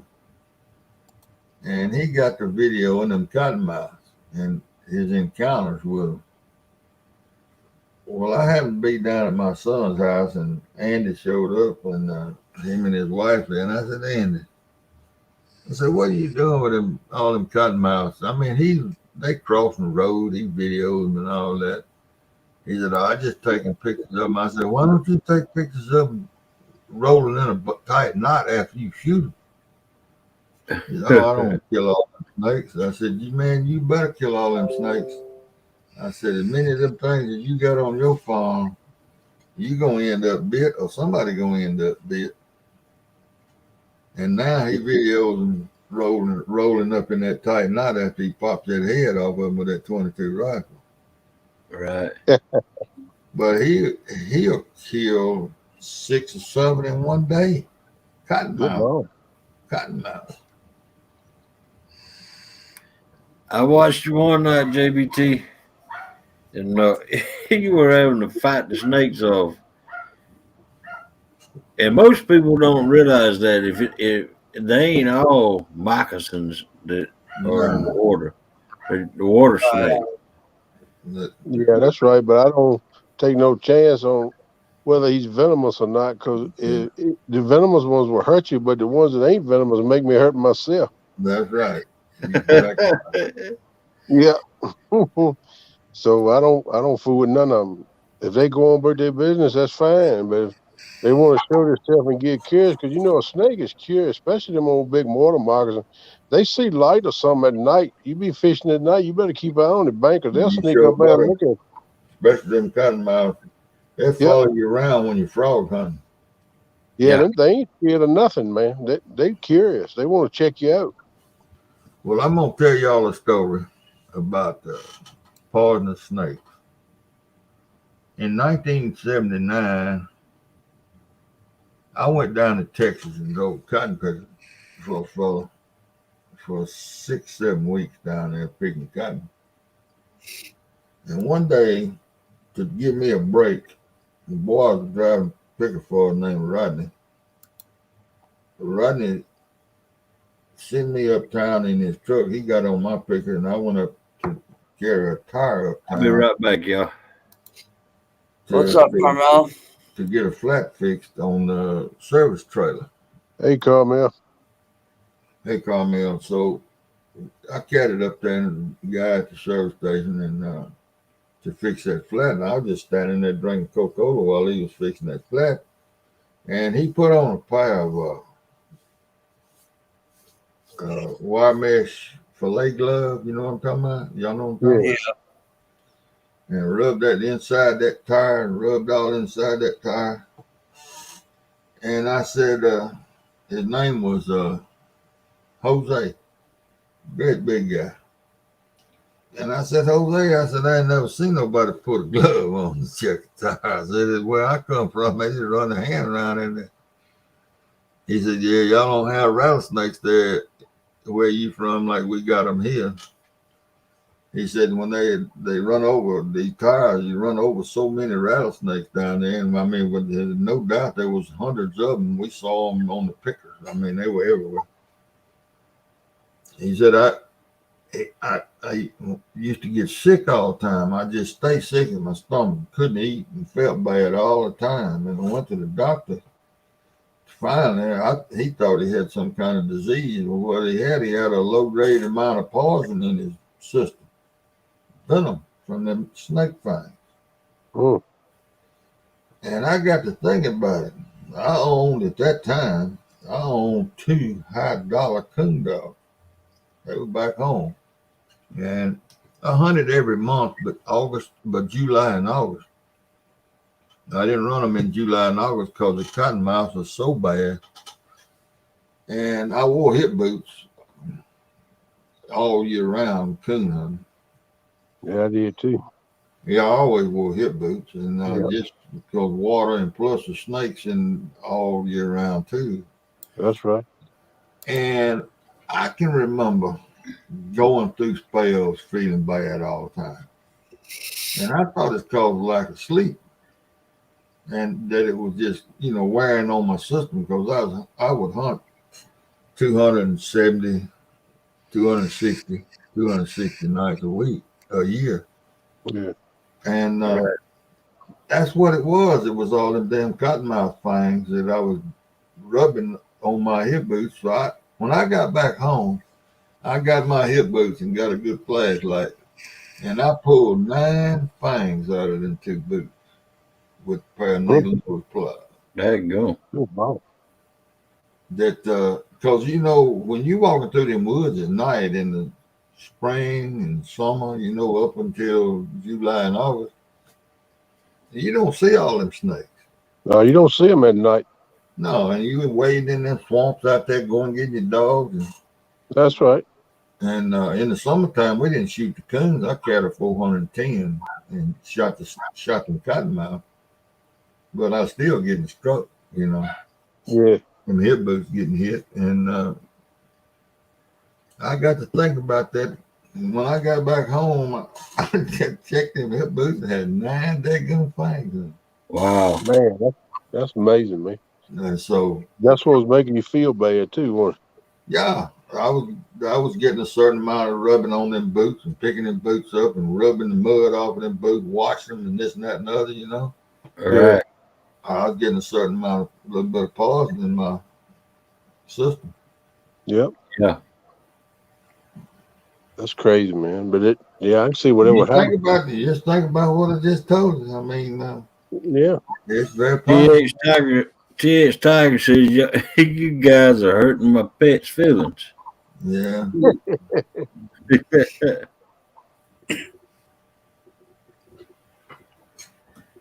He must have pet snakes. probably does. We got off work one night about 12 o'clock. Shut the pickers down. Down there, you can drive cotton picker all night long if you want to. You don't ever have no G. But we had got caught up and finished the field, and Rodney didn't want to move the pickers at night, so we shut down about 12, and we went through this little town going to where we were staying out on the Gulf, staying in a fishing camp, and there was a honky-tonk there in that little old town. It was still open, and we stopped. It was 4 of us. Then we was in 2 trucks. We stopped one there to get us something cold to drink, and Jose was in there, and he was a big man. And he was a big, stout guy. And he was arm wrestling. It was about 8 or 10 people in there. And he was arm wrestling. And he was arm wrestling 2 folks, 2 at a time. Yeah. One on each on the pool table. And I'm going to tell you one thing. If you ever go on a honky tonk and they start arm wrestling, you need to leave. So there's going to be a fight. Of course, this fight didn't last but 1 leg. But Jose, when he pulled them 2 arms down, them guys butted heads and one swung at him. It made him mad because he beat them both and he swung at him, and Jose put his lights out. I said, man, and did nobody do nothing. I said, oh Lord, I know arm wrestling and honky tonks don't go together. No. No, because your honky tonks, you got that alcohol involved, and Yeah, temper can flare mighty easy. and they've been in there for 4 or 5 hours drinking the cold beer, Yeah. Is that a king snake you got in your hand, Tiger? In your icon?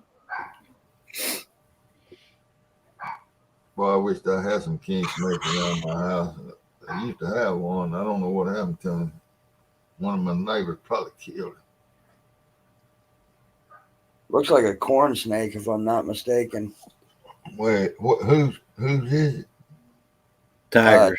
TX Tiger. Tiger's icon. Oh, I can't see it good enough. I can't either. Yeah. I had to go to his channel to see the snake, but George Ray says it's a milk snake. Gosh, what does that mean? Snake. Saltus. What is saltus? Milk snake. Hey, fishing the dream. What's up, Big Dan? Big Dan. Yep. All right, George. Welcome George in, Big Man. Milk Snake. Hey, Big Dan. George Ray was right. Yep. Joe Ray on the money.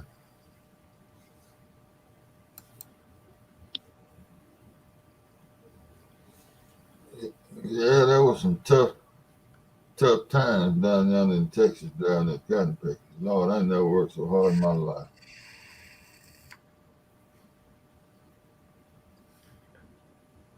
Never made as much cash money either, though. Tough time.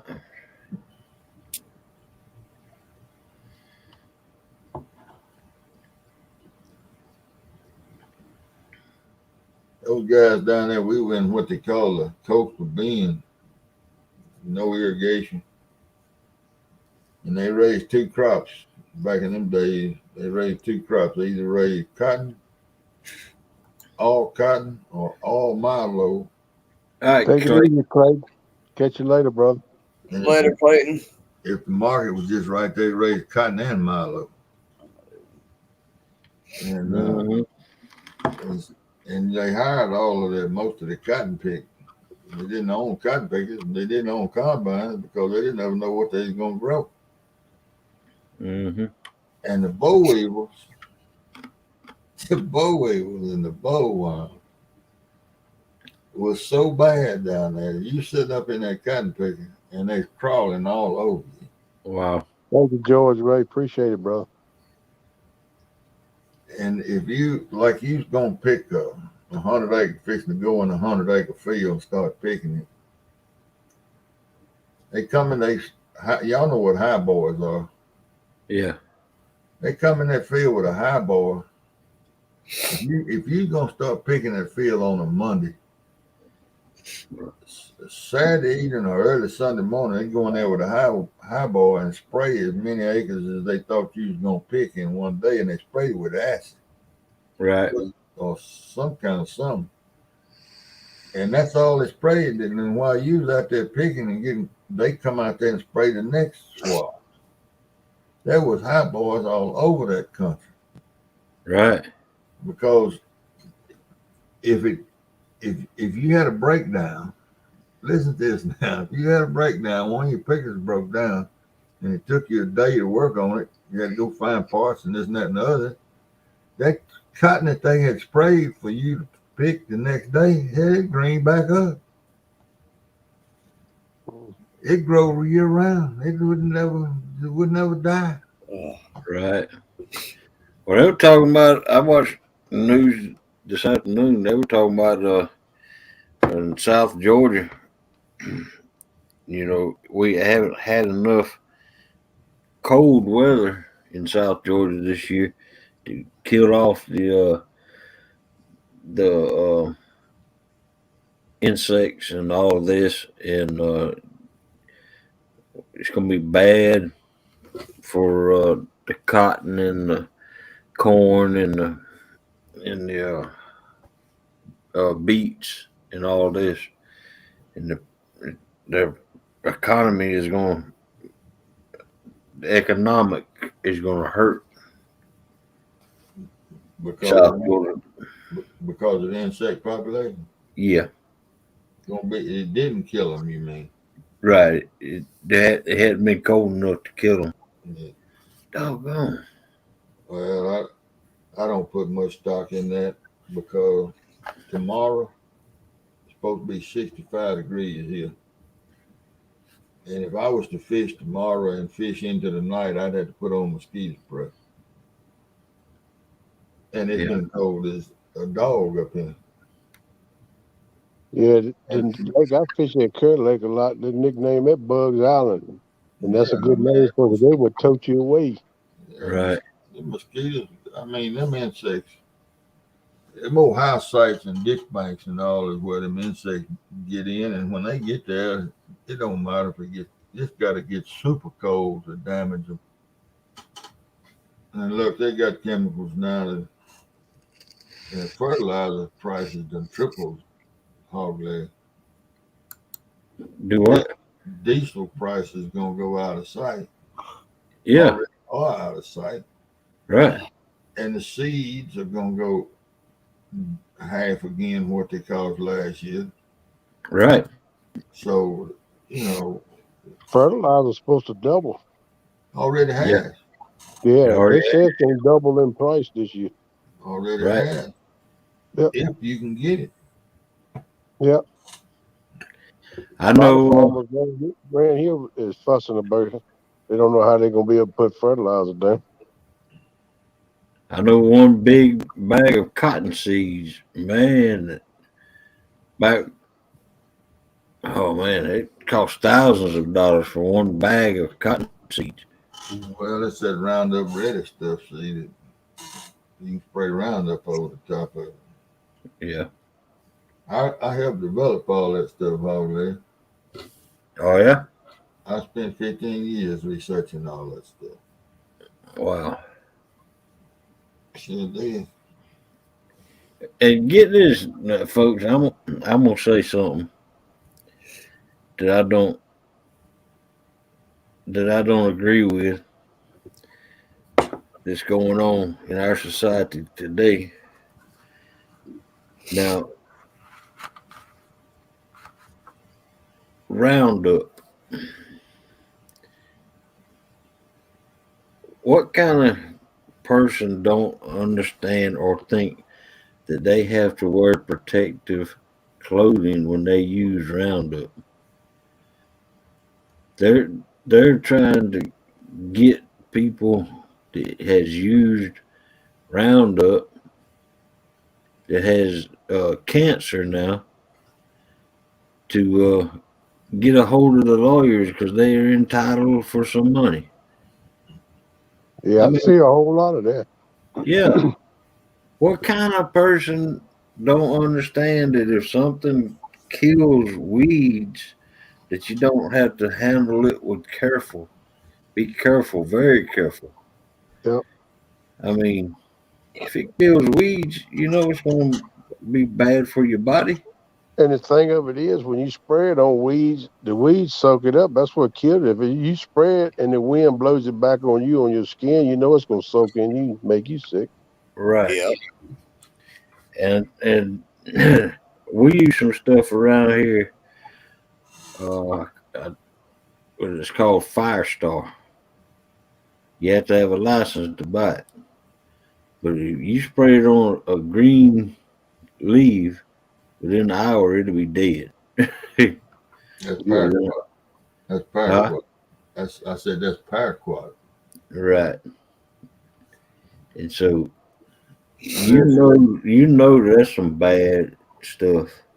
Yeah. You know you have to wear protective clothing, and you know not to allow your animals anywhere near that stuff. Yep. But now okay. the people are trying to sue people that got cancer from. I mean, I Well, don't, they I don't, claiming they got it from the Well, let me round. ask y'all. Let me ask y'all this question, and just think about what I asked. If, or no, not if. Do you think? Do you guys think that there has ever been any research done that was paid for by lawyers? I know there have been. Wait now, Yeah. wait now, to see if coffee causes cancer. Oh, no, I don't know. I don't know if Mhm. I'm sure there have been. Well, that's how lawyers stay in business. They got to have something to sue people about, and so they can get the income. So I believe they do things to put stuff out. Just like you was talking about that round, I think that come from lawyers and stuff more So, so than so, anybody else.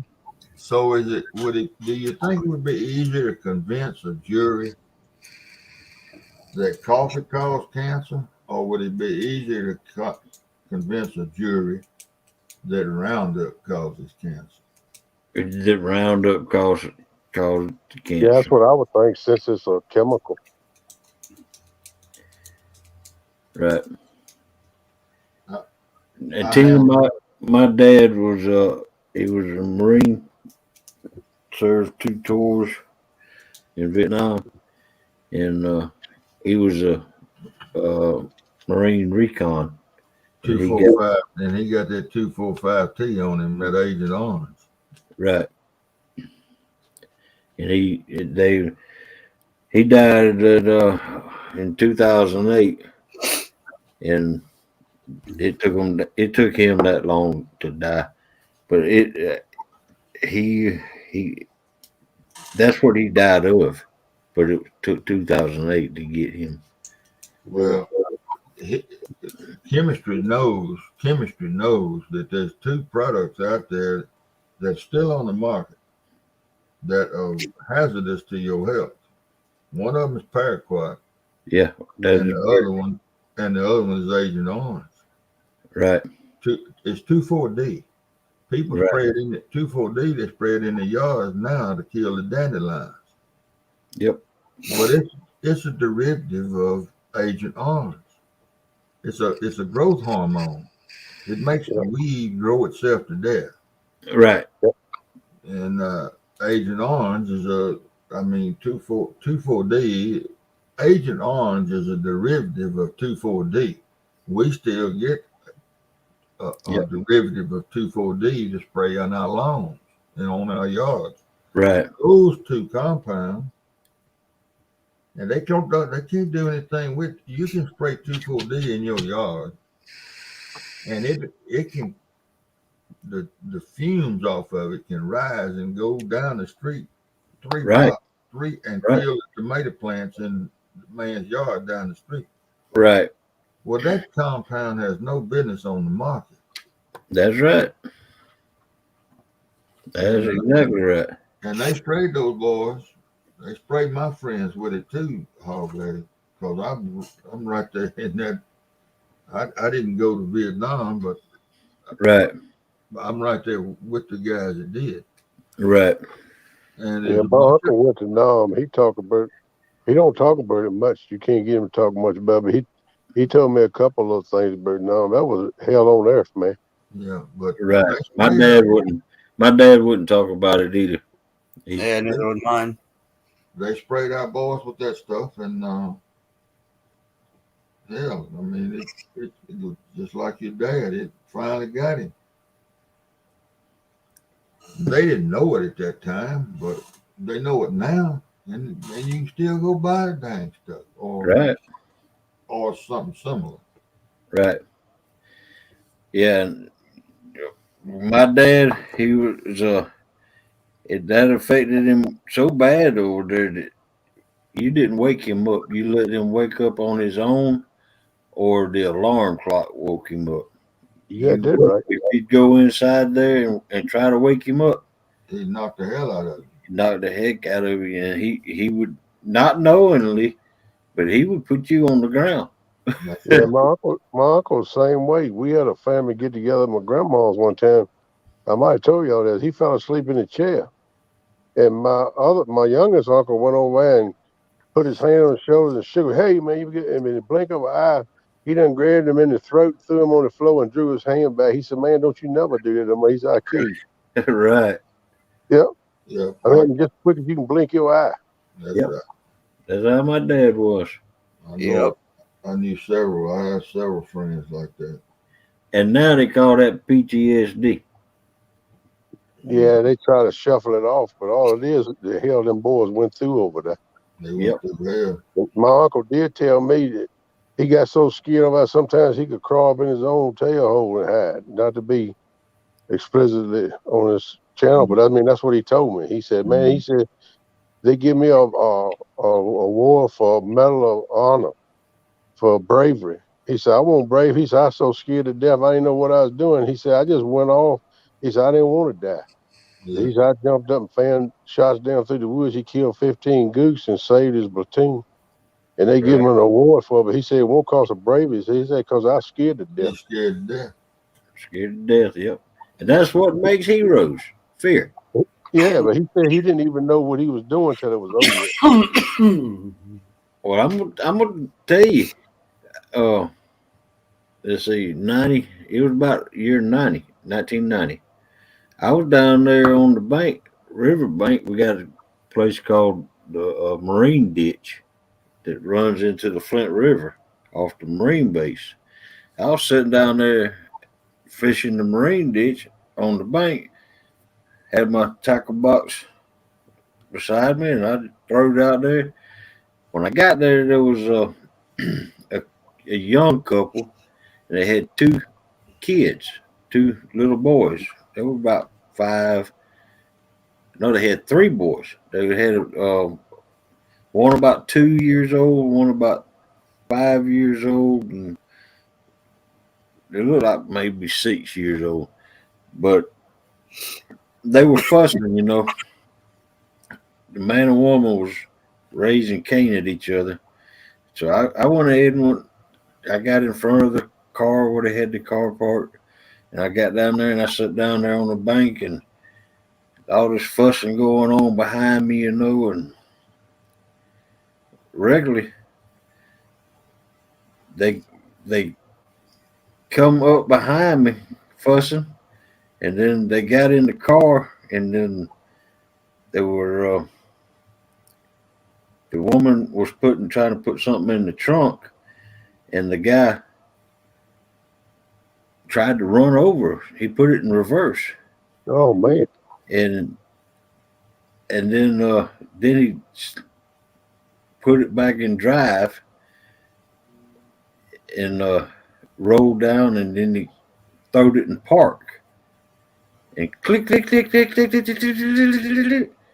And that I knew what that sound was. It was rolling when he threw it in park, and that was the transmission clicking. Yeah. And I'm thankful that I knew what that noise was because the car was right behind me. Well, the car, I jumped off into the river to miss the car when the car was coming right over the top of me. I jumped off into the river on to the side and landed in the water, and the car landed in the water. It nosed like this, and then it rolled over on its back, on its hood. It was sinking. And so I got up and I looked around. I didn't see the boys, and I started hollering, "Where are your boys at? Where are the boys at?" And they said, "In the car, please save them." So I jumped in doggone water, and I couldn't get the doors open. I tried to bust the glass and all that, but it was going down, and it had to level out the pressure before I could get the doors open. And thank the Lord that them little boys, there was an air pocket Hmm. in the thing right there, and the two little boys had their heads up in that air pocket, and the one little kid, he was in his car seat, and his car seat was floating with his head up above. And man, that I saved them little kids for that, and from drowning. And man, the Lord was there with me, but I was in fear of my life, and I didn't realize, you know, that drunk fool was hollering and they were carrying on. And I wasn't paying attention to them. I was trying to save them kids out of fear, and that's you know, and I You do saved. a lot of stuff when you're scared, ain't Yeah, yeah, I was Yeah, scared. you have twice the strength that you'd have normally too when you get in that situation. The you? Right, adrenaline, man, pumps you up. right. Right. But you a hero, brother. Good deal. No, I ain't a hero. That's when the news came out there and all that. When the cops came out there and all that. But you know, I'm not a hero. I was scared to death. You were scared, but you saved them kids, man. If you hadn't have been there, they probably would have drowned. Right. No, Well, they they was. wouldn't have done. But Right. That's what I'm saying. that's what I was getting at. Is the fear gives you Yeah. the strength and the ability to do things that you wouldn't normally do. Yep. Yep. You're right. And that's what the point. I mean, about Steve's story that said that guy shot 15 people. I mean, he was a hero for killing them guys, but he done it out of fear. Yeah. Talking about my You uncle don't and now. you Yeah. don't think about it. You don't put yourself. You don't worry about what happens to you. That's right. You just trying to prevent it. You Trying to know. do what's right to help somebody else. Right. Right. Yep. Yep. I want to talk about Miss Cars, if she's still in here. I see a little while ago you told me to post a smiley face. I didn't know what you was talking about. I think he's trying to find my link, because you asked George Ray to drop it. I appreciate that. But I didn't understand exactly what you was talking about. But I don't know exactly how to drop comments while I'm up on panel. And I'm famous for hitting the wrong button. And if I figured if I'd have tried that, I'd have kicked myself out and I'd have been in chat. So um, I appreciate that and appreciate your efforts, but I'm not too good with technology. I apologize for that, deal, but thank you so much. There's enough people in chat that have your channel and know how to post links. All she had to do was ask somebody, and that's what she Yeah, did. she asked George Ray. He posted it, but I'm Right. scared to try to post anything. I can even see chats. I can see people on panel, and I never dropped no comments while I was on a panel. So I know I'm famous for kicking myself out, sometimes hitting wrong buttons and stuff. And I don't know what's wrong with my internet. Looked like around 5 or 6 in the morning.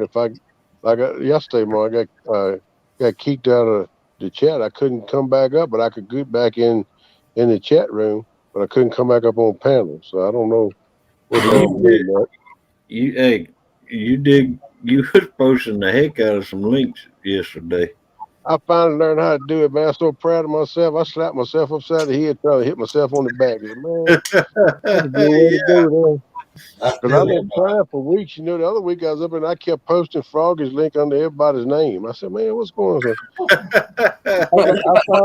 I finally got it figured out. I Oh my was goodness. thinking about. I said, man, I'm gonna throw them in here now. Try to correct my mistakes I made.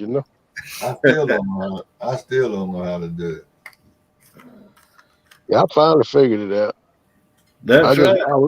I had to punch another button and get it worked out, but I finally got it. And that's right, Dallas. Fluoride is poison. They put it in water and our toothpaste. Yep, Yep. toothpaste too. Yep. You go to the dentist, they give you fluoride treatments in your mouth. Yeah.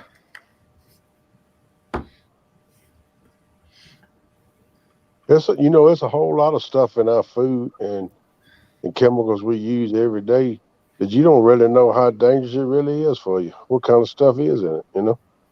Yep. Right. There's probably so much cancer and stuff going on. My opinion, that's where it comes from.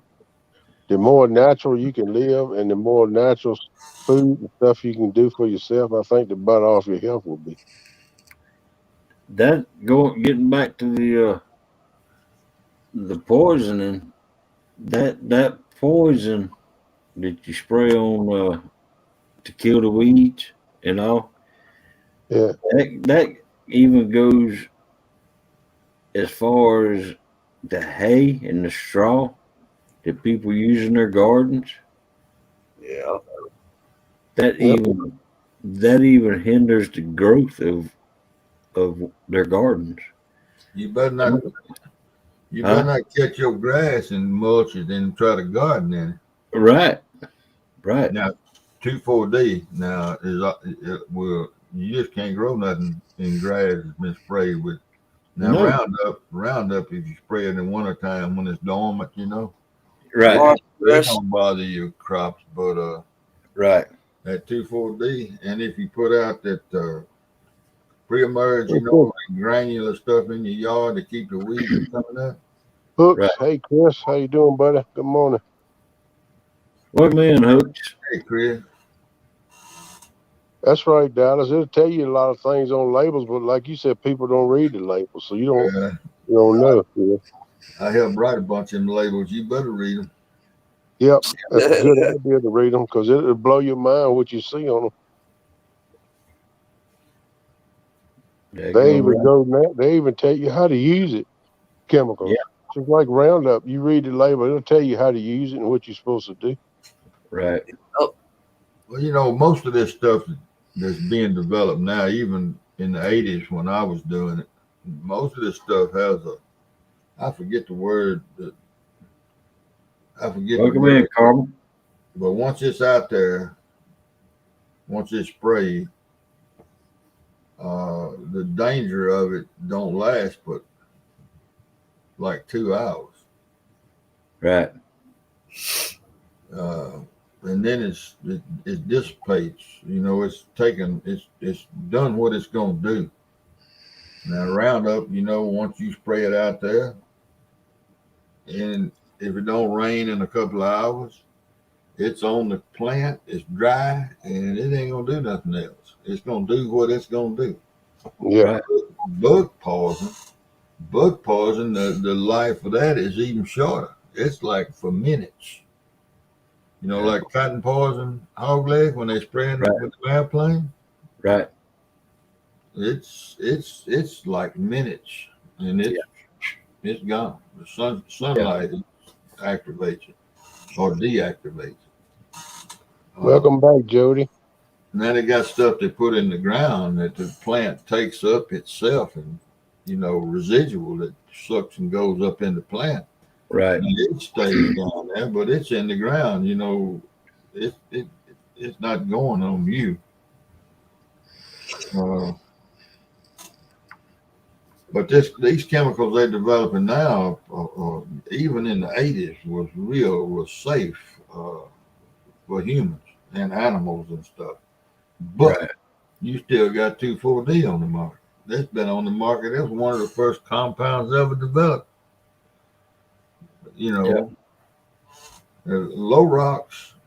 The first two chemicals to ever be developed for the farm was low rocks and Carmex, and that was in the late 50s. Right. And both of them, you can still buy Carmex and Low Rocks in certain form.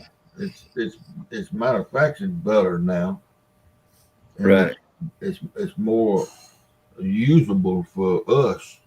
Right. But both of those, but there's some compounds and both of them, once you spray them out there, they out there forever. They don't never Yeah. go nowhere. They don't ever go nowhere unless they wash down into our ponds and streams and rivers and lakes. All right. Well, Yep. let's talk about the first poison. Those were herbicides. The first poison that we know about was DDT. Right. Right. You know They that use. DDT's back on the market. Yep. Is it? Yeah. Yeah. Well, let me tell you, a fella. Welcome in, Lisa. Morning, Lisa. Hey, Hey, listen, the fella in Europe, all of the early chemistry, came from Switzerland, Germany, and I believe it was Austria. Those three countries. That's where the early chemistry came from for all these chemicals that started in the 50s. The fellow was I believe he was a Swiss. I may lie about this, but I think he was from Switzerland. And I almost can call his name that developed, he was a chemist. He developed DDT. All right, in Europe, it's not like that here. But in Europe, if a chemist develops a product, finds the product, does all of the work, and gets it in a usable form, and the company takes it and sells it, if it goes to label and is sold, Right. that chemist gets a percentage of every ounce or every pound of that stuff that's ever sold. The chemist Wow. does. Wow. Yeah. All right. So this chemist, when the U.S. started trying to ban DDT because it was making shells, egg shells thin, this and Yeah. that and the other, this doctor, I've seen the film on it, the newsreels. He came to the United States, and anywhere that he could draw a crowd, he would rent an auditorium, and he would stand up in and open a bag of DDT. It was powder. Put it in a get a spoonful, put it in a glass of water, just like a baking soda. Right. Stir it up and drink it. And sometimes he'd hold 3 seminars a day. He'd drink 3 tablespoons a day Huh. of straight DDT and water. There you go. Yeah, DDT is. Listen, y'all. They said it in down here in Mississippi. They said it was making all the eggshells thin, and the quail and the birds that lived on the ground wasn't able to have a population because they DDT was killing them. Wow. They failed to tell you that these farms that had 150 mules or 200 mules out there was sending the mules to the glue factory and bringing in 8, 10, or 12 tractors. And them tractors are spending the winter clearing up the pasture and the hedgerows and the fences and everything where them poor little quail live. Right. And then the bulldozers are pushing in the ditches and clearing the woods where we could farm more land. And they failed to tell you that part of the equation. They blamed it all on DDT, the best chemical that a farmer ever had for killing bugs. But I'm just telling you now, it's a whole lot of politics involved. Well, it's a whole lot of politics involved in a lot of this stuff. Yeah, I bet it is. I I don't know how much DDT I had sprayed on me standing there with a pole with a rag on it when the airplane was, you'd be white. You'd be completely white like somebody put powder on you. Mm. When I was 10, 12, 15 years old. But I don't know. Now, toxaphene is a little bit different situation. It came in metal drums. Well, There you go, Ken. Yo, if a can of toxaphene, if a drum of toxaphene sat for too many years, it eat through the drum. Well, Right. who wants to handle that stuff? thank you, Jose. All right. Toxaphene is a bad product. Well, you can't buy toxaphene anymore. But it just depends on who hollers the loudest. It seems to me Right. that. Well, there's a whole lot of stuff that politicians cover up about this stuff too. They don't want to get in there, but so much. It depends on whose pocket gets patted the biggest. That's right. That's the lobbyists got a Right. whole lot to do with it. I mean, every politician I ever know go into office of politics broke, and they come out and retire millionaires and billionaires. So that ought to tell you something. Yeah, Right. I'll tell you something. But now I do know on a different note there about the chemicals and stuff. I do know that the Clean Water Act of 69 or 70, whenever it was, Air and Water Act, it put fish back in the Mississippi River. Now that's a fact. Yeah, well, there's some things they do is good. Because they There's were a whole lot of underlying stuff that people don't even know about, though. St. Louis and Memphis was discharging stuff into that river that was sterilizing it, man. And I'm telling you, and they was pushing that stuff up down the river with barges. You know, and they've gotten better. But y'all have seen some of my live feeds where you see all them towboats going up down that river out there. You know, it's a bunch of, it, 15 some days. Uh,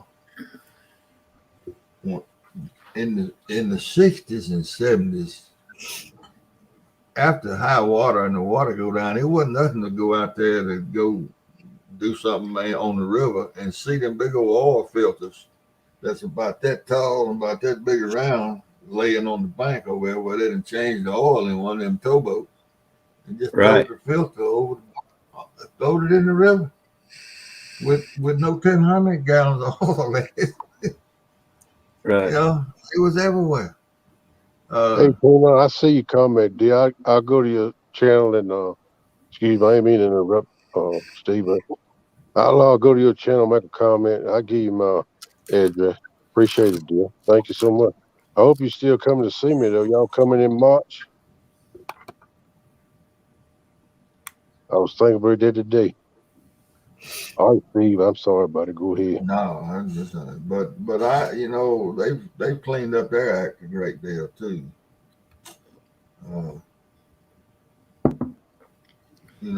Fuel filters. They just change them fuel filters, throw them over the bank, throw them in the river. Yeah. And that ain't good. No. Well, you look at all these factories and stuff, and a lot of these power plants too, is what they put back in the water when they use the water, and they do a lot of waste spillage into the river too.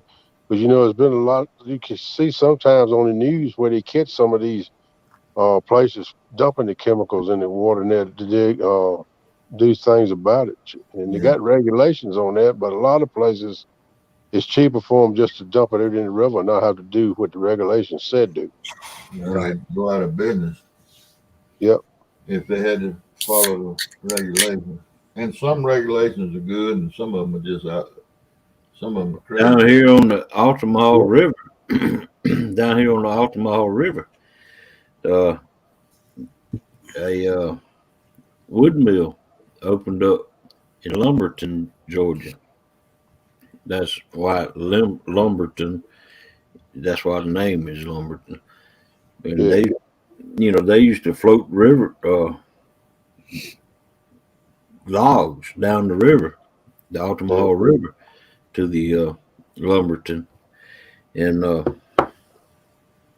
what that would do, they would process that making lumber out of them things, out of them logs, and they would just discharge all the stuff back into the river, and they get hefty fines on that. Hefty, They're putting the wrong stuff back in the water.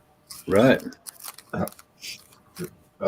Kenneth, let me tell you a little story about OSHA and the regulations. Same government agency as all the rest of them.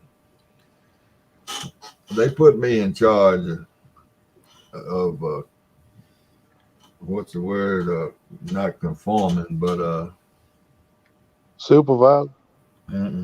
no, comply. They put me in charge of getting our research farm, in compliance with all the OSHA rules.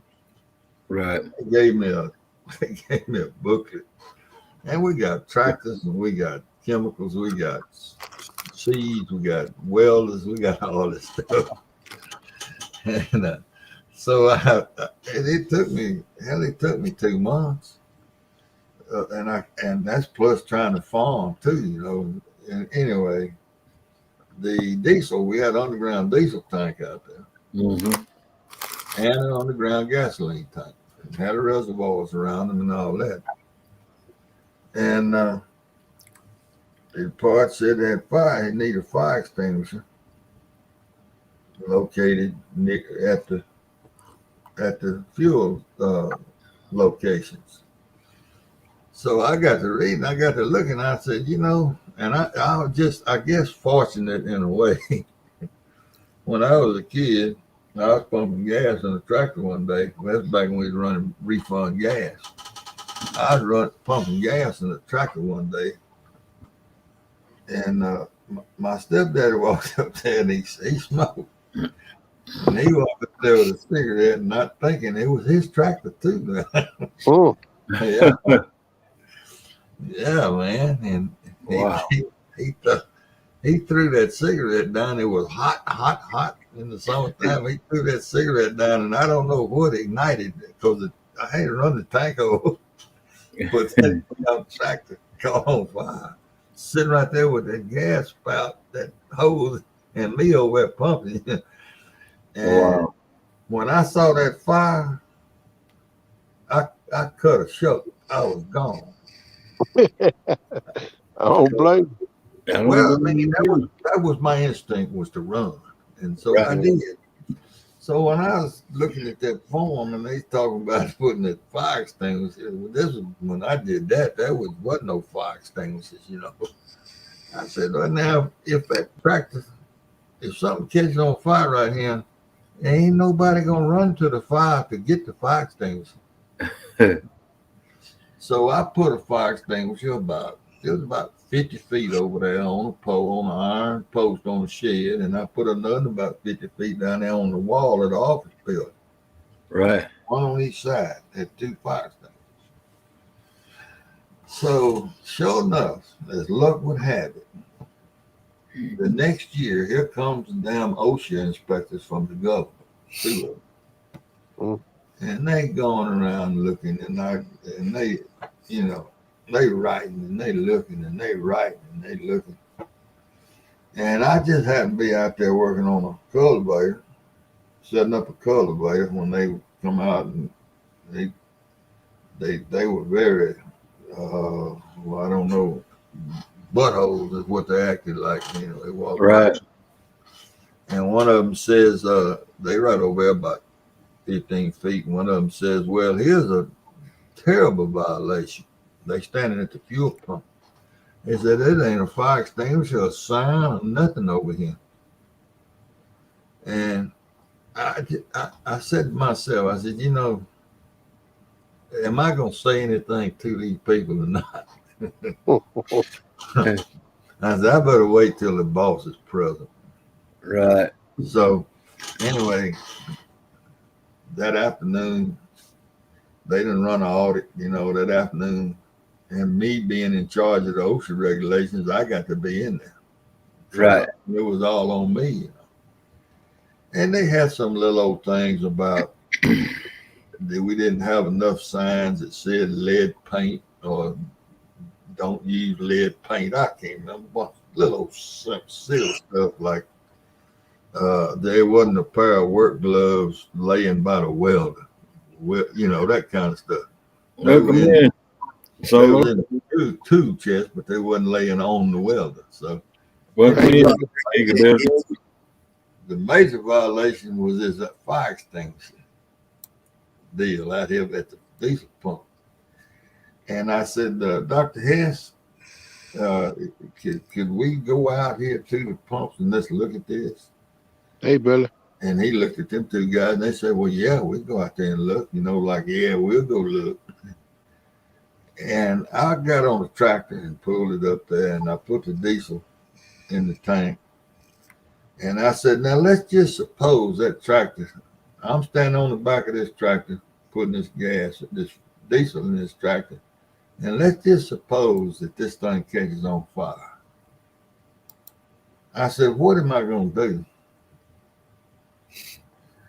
And they looked at each other and they said, well, you're going to probably get a fire extinguisher and put it out. I said, am I going to run into this fire to get the fire extinguisher? Or am I going to run over there to the safe spot and get to that pole and get that fire extinguisher and then come back and put it out? Right. And them two guys, I made them feel like two damn idiots, man. Yeah. And I asked them point blank because this is going to go on my record, Right. For it. I said, are y'all going to rewrite this report on this? And they said, well, I think we're going to have to.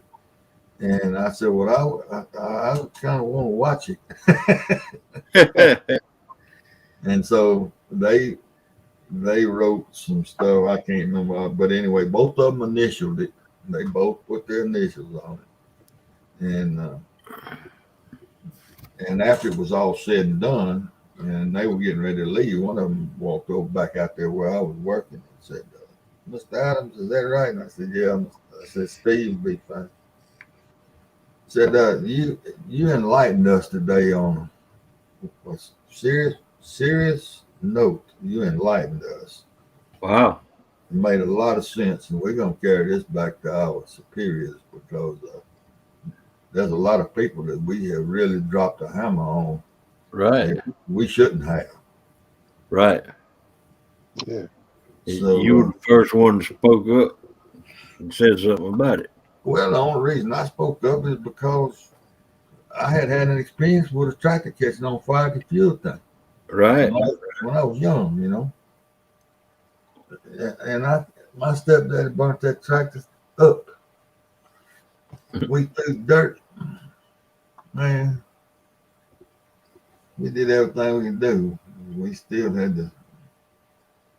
I don't know. It cost about $1,000. That was a lot of money back in them days. Lisa Elliott's got a question for you, Steve. Steve, have you been out? No, I have fallen down on both counts. I hadn't done a thing. It should have been metal detector. But I'm going fishing tomorrow, Lisa. And then I think I'll metal detect Thursday. Hey, Solo, you want to come up on my panel tonight again? I think he said he's on lunch right now. He's at work. Yeah. Well, you can come up here. Me and Julep. There we go. Tina never did answer who the best trivia player she has on her channel. She won't answer.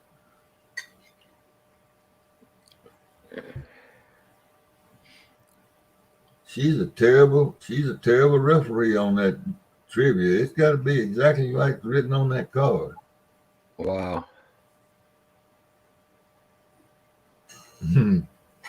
Yeah, Lisa. I'm falling down on all of it.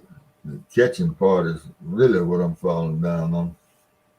The question is, have you won anything, Steve?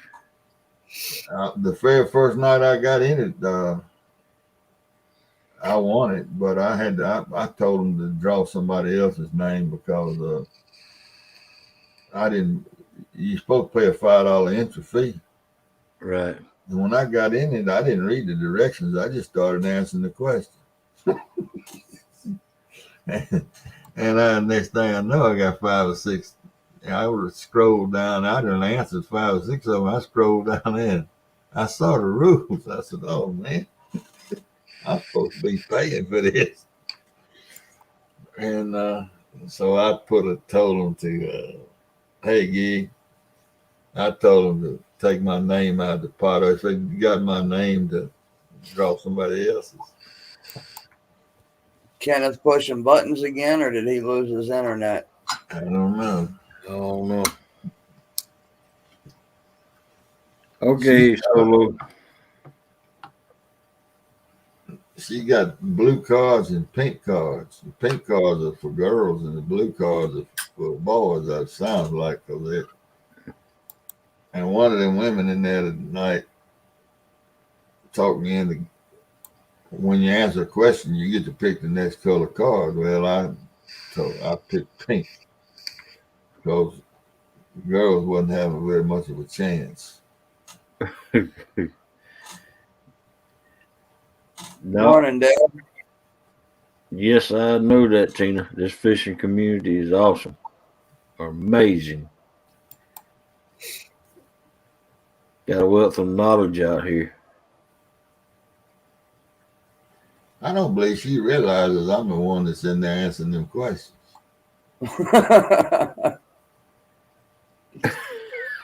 Yeah, right. I tell you, Alvin Lewis comes in there some. And somebody else that I've seen around on these boards was in there tonight. I can't remember who it was. I think I believe Dallas was in there one night. It must have been because he was. She said he won. Do what? She said he won. Yeah, yeah.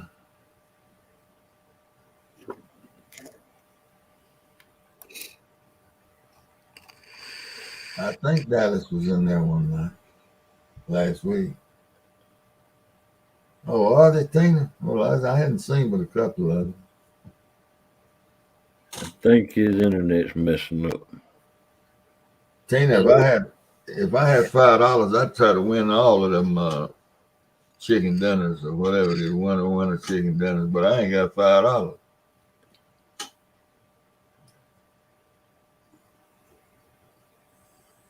What kind of prizes are given out? Ooh, all kind of stuff, man. Oh wow!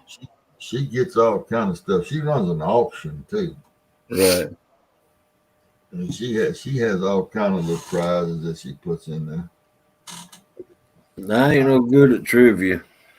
I just do it because of the fun of it. Dallas got booted. She says her bot booted Dallas tonight. He needs booting, Tina.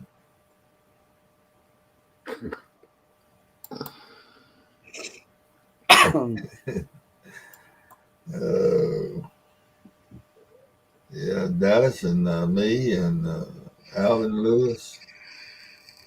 Those are the only three that I've seen that that I know are in the catfish community. Kick that again. I'm so busy with other streams by the time I realize she's been on, it's an hour after she gets done. Yeah. Yeah, me too. I like to play trivia though. I enjoy it. But I tell you, some of those questions are impossible to answer. You got to really be on your. You got to know some stuff to play some of them games.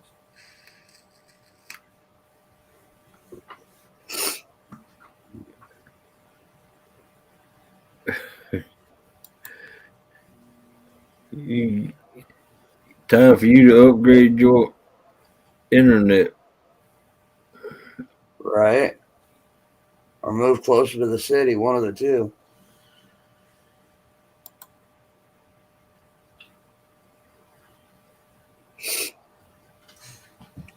Well, my cat been on the squalling. Oh. Gonna wake your wife up, huh? And you ready to go to bed?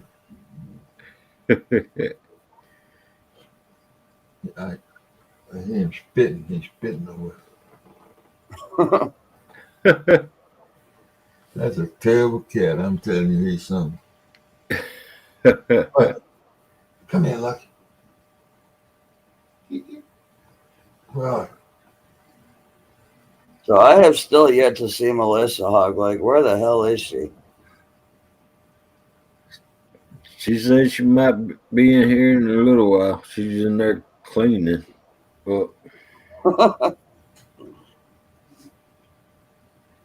You know, she always gives me crap the periodic time that I'm not in here. right. Well, she had. So we order stuff from Walmart, pick up, and so I know she had to do that tonight. Doggone. We ain't got but so much money. Right.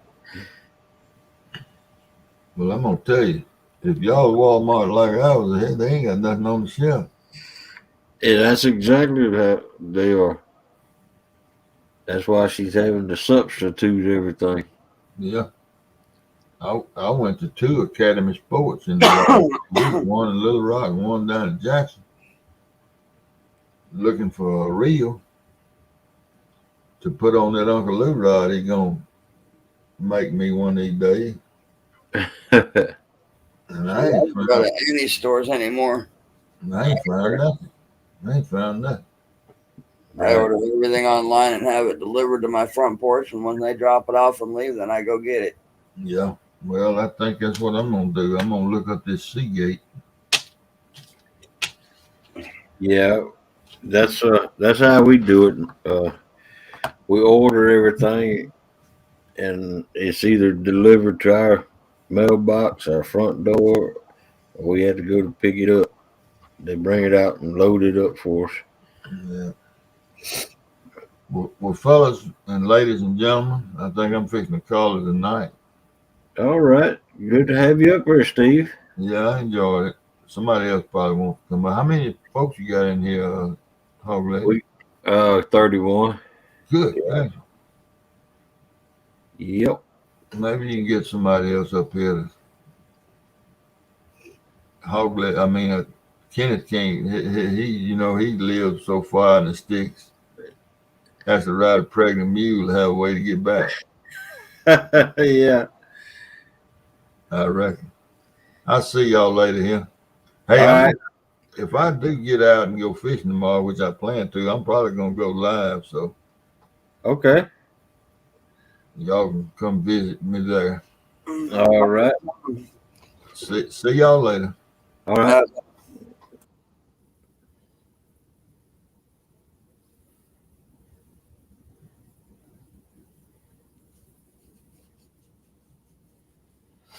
Oh boy. Let's see. Tina says Mr. Hogley is pretty simple to build an affiliate link with these merchandise suppliers. Your graphic, their merch, they print, they ship, mailbox money. Yeah, I mean that's what a lot of us do when we do our merch. It's a lot of us start out at least using it was Teespring, but now it's spring.com. And that's what they do. You just load up your logos or whatever you want to put on there. Right. Pick the item that they or that you want to put it on, and they load it up. When somebody orders it, they print it on demand. Huh. Do you have to pay them to do that, or do they pay you, and what percentage of the No, that what it is they have set prices for like a baseline for their products. Uh, but then above and beyond that, you can set the price for whatever profit you want and what you think is fair and whatever. Now, I know I'm getting ready to. I'm going to try to get rid of Teespring. I'm going to take my stuff somewhere else before too long why is that? because Teespring's prices, their base price on some of their items is just way too high. Right. It's stuff that would probably sell better at a slightly lower price. Take it for example, a hat. What does a hat cost on Teespring? I don't know about the hats. I didn't get into it that much, but like for example, a zip up hoodie. Welcome in, Rustic. Morning, David. Morning. Hey, a zip up hoodie. Their base price is something like $40, $38, 44, something like that. And so for you to make $4 profit, you got to set it at like $48 for a hoodie. I mean, I can go to almost any retail store and get a hoodie for $20. Right. Hi, Tina. Andy A, good morning. Rust, sorry, hi to myself. Hey, Dallas. Hey, Lisa. Hey, Kenneth.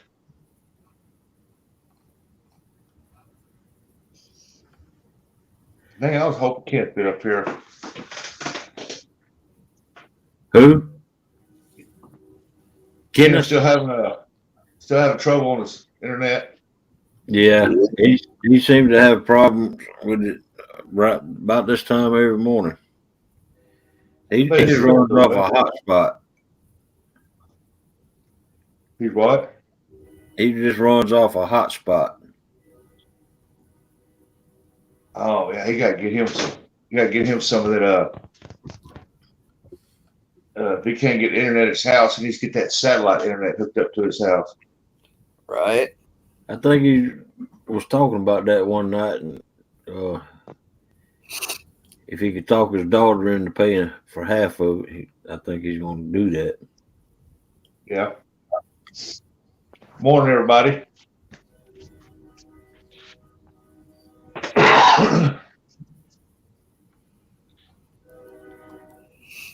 But I'm seeming to have a little lag tonight too. I keep getting a spinning wheel around my mouse pointer. Morning, Gigability.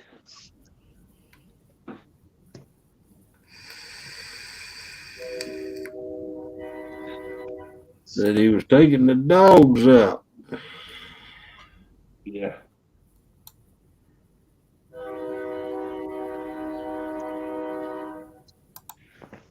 Yeah, I'm on my first cup of coffee. I'll check into that, Tina.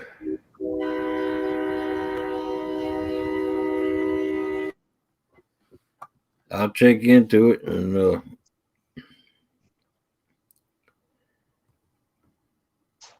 who knows, Boar's Nest merchandise can be out there probably.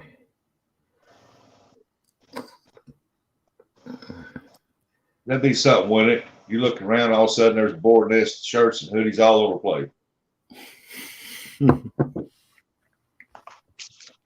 Yeah. That would be awesome. I think I'm going to look into it. If I'm going to try to find the best place at the lowest price. Yep. Everything takes time, don't it? Sure does. Sure does. Yeah, that train didn't come from here. I can hear the train coming from Malden up there. Malden's like 8-9 miles. And whenever it goes through town, we can hear that horn blowing up there Yeah. from here if we're outside.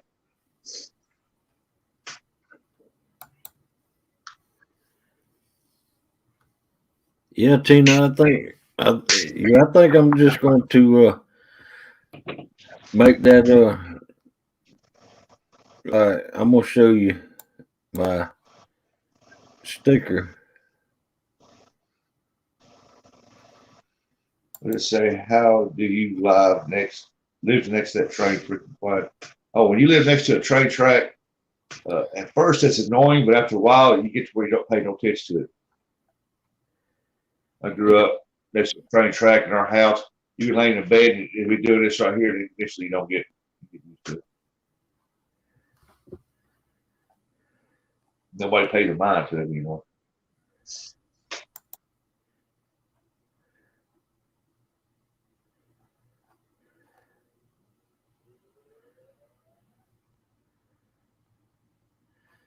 You are looking at that, getting hoodies and stuff like that. Well, I'd get me one for sure.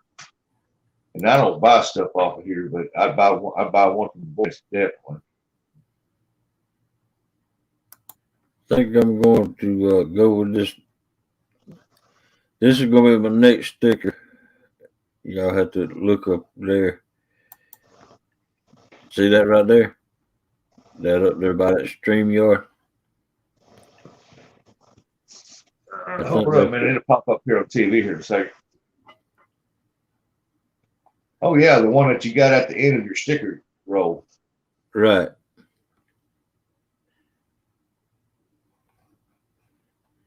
I think that's going to be my next sticker. I like the other one better.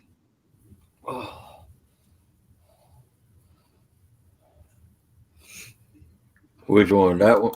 This one? No, like the ones you sent me. Yeah, that one right Yeah, I there. think that's it. Right. Yeah. Yep. Yeah. That right there is what looked good, cool on a hoodie right there.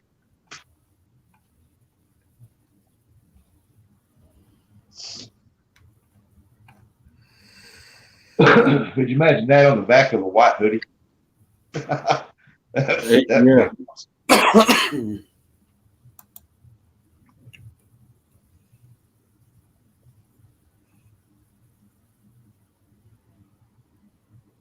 I'd wear that dude down there when I was skipjack fishing when all the hundreds of people come down there and they probably, hey, where'd you get that at? Well, come on, buddy, let me take you to the warehouse. I'll send you in the right direction.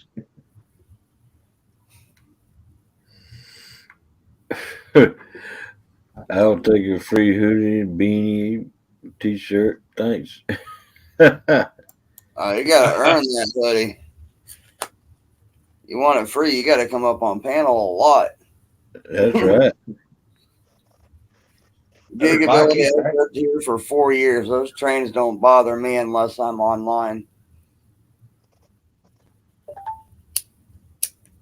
Hey, I don't blame him either. I'd say, hey, I want a free hoodie too. Yeah.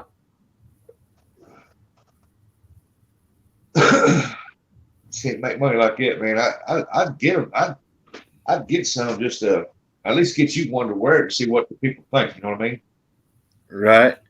Morning, Ernie. About time you changed your name. I wouldn't want to make any money off of it, so for whatever the price is that they charge me to make them, I guess I could. That's called an investment, man. You got to at least make something, you know.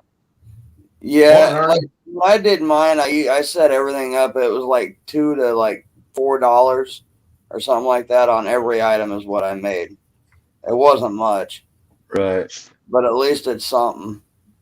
Yeah, that's what I do when I made my fishing pole holders. I loved making them fishing pole holders for crappie for the boat, and I'd sell them. Man, they was $40, $50, $60, and sometimes $100, but I'd make at least $5, $10 on them. I wasn't making tons of money, but I'd make something.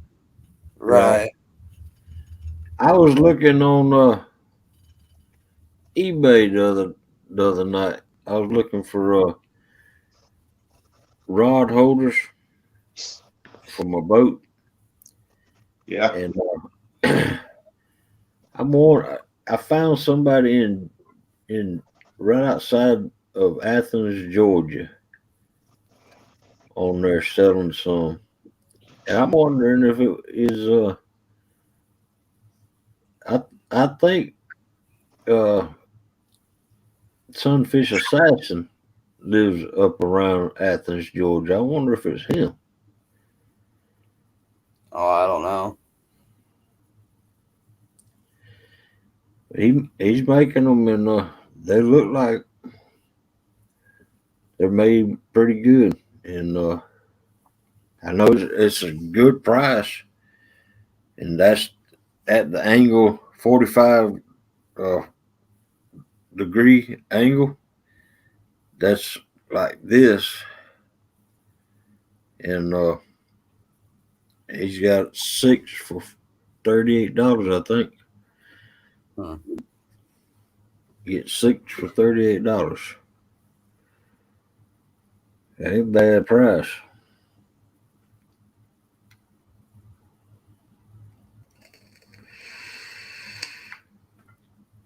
I'm just wondering if it is Sunfish Assassin making them. Yeah, I don't know. I would have to ask him next time I see him in chat. He's got some also with the bank pole holders. Well, if you live closer, bud, I'd tell you bring it here and I'd make you some. That's how I used to do it on pontoons at the shop and boats. I tell them, hey, you want these made a certain way because I've made them for pontoons to where you know how most of them, the center, the door opens up for the trolling motor, sits there or whatever. I'd make it to where it had one, it would flip over and seal that hole, and you could put extra holes up there. And then when you want the trolling motor up, you just flip the piece back over and raise the trolling motor back up in Right. there. And I sold them for $250 a set, but it held like almost 12, 13 rods or something like that. Right. You see, I just got them homemade. I just made spider rigs because I used to crappie fish a lot, and I made a homemade spider rig out of PVC 4 inch 4 inch PVC pipe, Yeah. and I cut holes in it where you could put 4 rods per Section. I have 4 of those on my boat. I got 2 in the front and 2 in the back, so that makes 16 crappie rods I can put out, or I can put 4 catfish rods. And Yeah. I don't really trust those PVC things for catfish, big catfish anyway. So I want to make some a bar going across my back of my boat. You seen them things on the back of the boats, and I want to put at least 6 poles back there, and I want 2 of the ones on the front. 2 on each side, so 4 can be. Yeah. I got a fishing buddy. Sometimes we use his boat, and sometimes I use my boat, and he fishes out the front of the boat.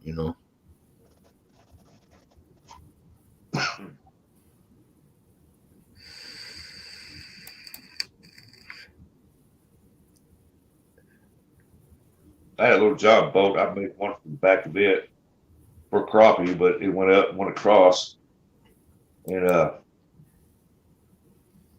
made it out of aluminum, and it only held like 3 poles because that job boat wasn't very wide.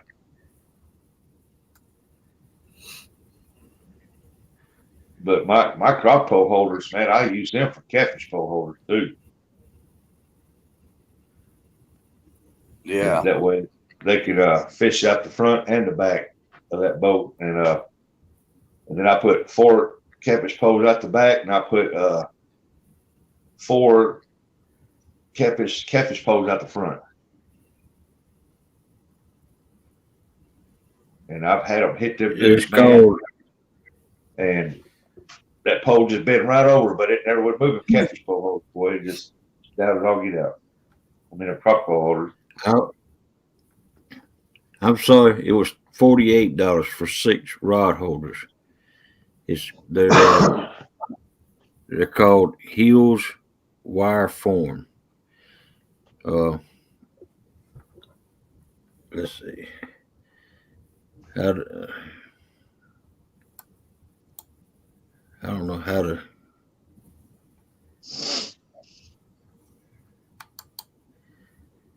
Let's see. Open image, save image, copy image.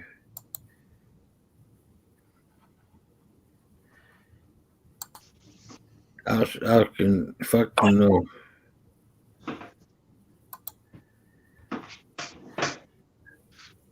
All right, technical question, Mike. What's that? How do you copy image? Where does it go on the computer?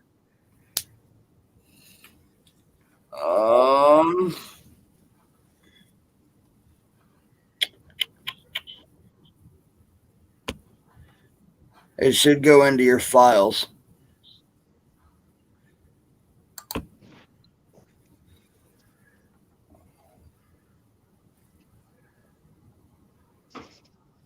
Copy image. All right. I'm trying to show you all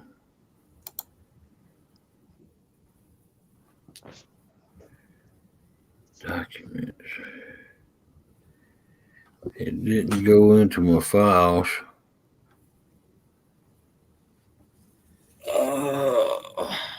Let's see.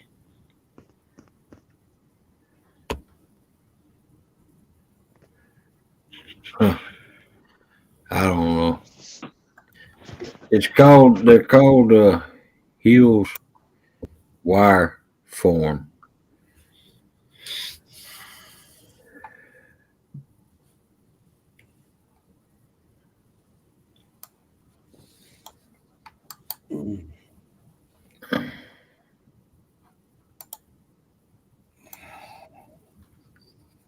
All right, buddy. I think I'm going to jump off here and get laid down. I'm getting tired. I'll be in chat for a little bit, though. All right. Thanks for coming up. And Anytime, brother. Hey, Mike. All right, take it easy, David. You're welcome up here anytime.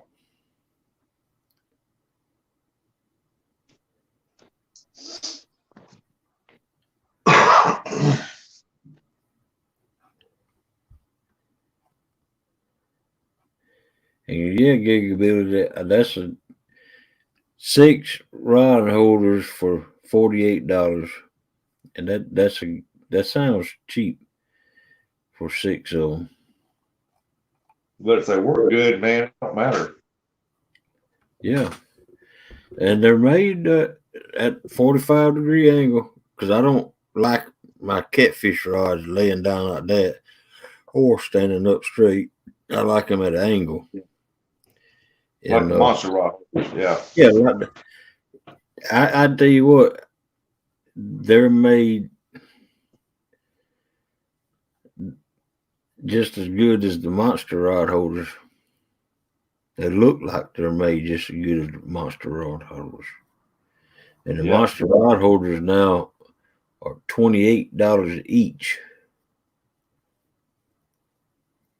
That's with the discount too. Yeah. Right. It's like we was talking about that on I think it was on Big Matt's live last night, and somebody was showing it or something, and I said, "Well, heck, I could make them a lot cheaper." And I said, "All you got to do is go to Lowe's and buy that rubber dip, where you can dip them down in that rubber." Right. And I said, "I could make them just like that. I mean, they're just a lot cheaper than what they're selling them things for." Right. I mean, I couldn't sell them on here because they would get me for copyright. But if somebody's come up and say, "I'd like to have something like that," you know, right, you make them a lot cheaper. Mr. Mike, technical questions. Will subs only live be viewable after the live streams? Yeah, you'll be able to see the subs while you're doing your live stream. All you have to do is open the YouTube side of it and scroll down, and I have 196 subscribers right now.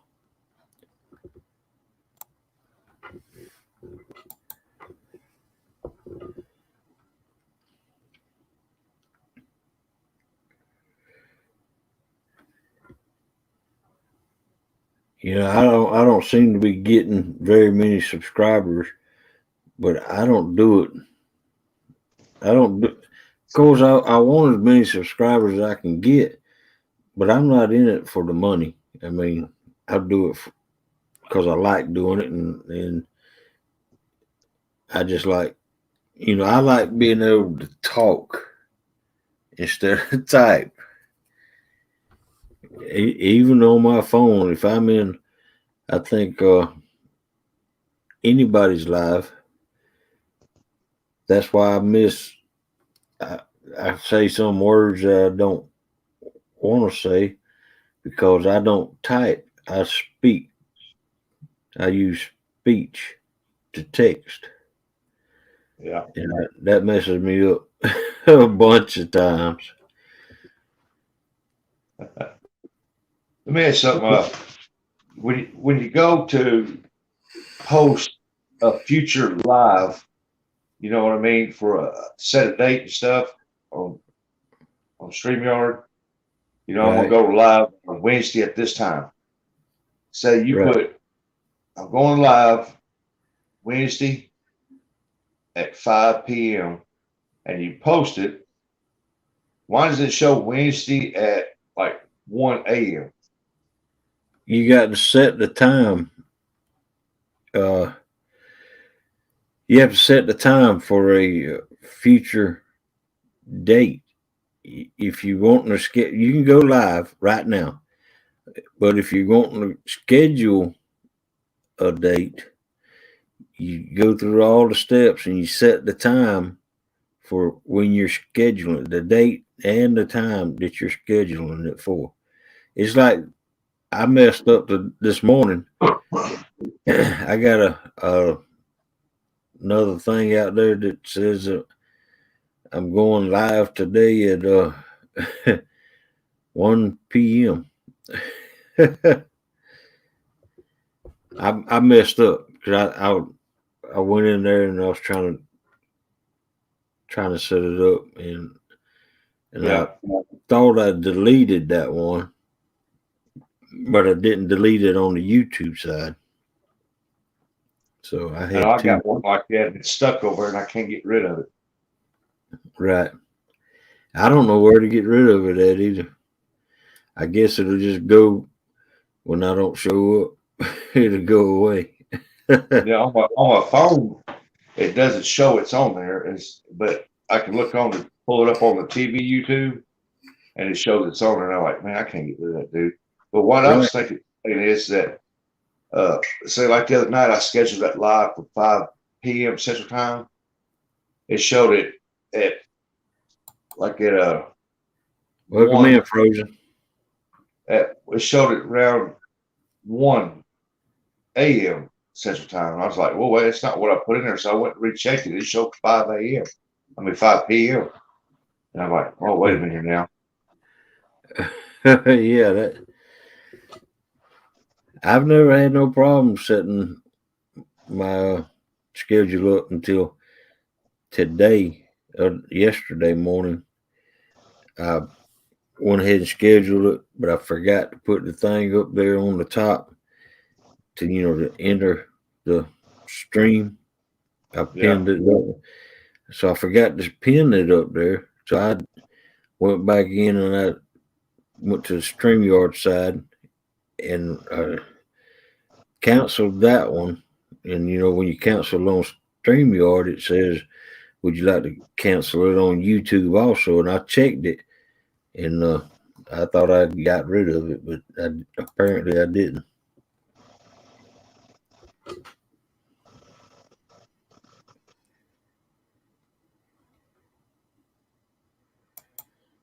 Let's see, Mr. Mike live subs only. I'll give you some more copy. Okay. In YouTube as video, can regular folk read the chat? Can subs only read chat?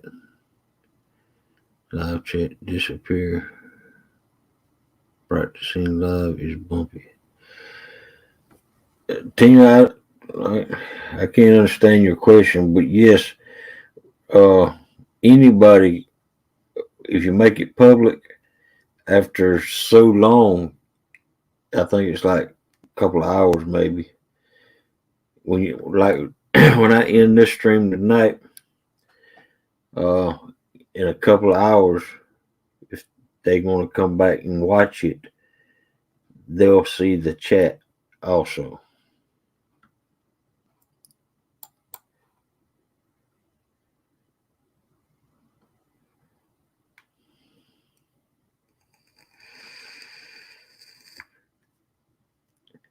And welcome in, Frozen.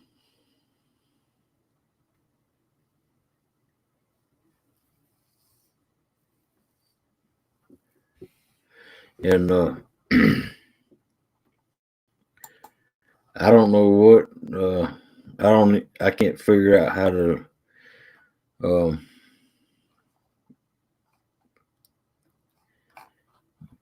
take that scheduled live down. It says I'm going to be live at 1 p.m. today. I can't figure that out, so I'm just going to have to not show up at 1 p.m.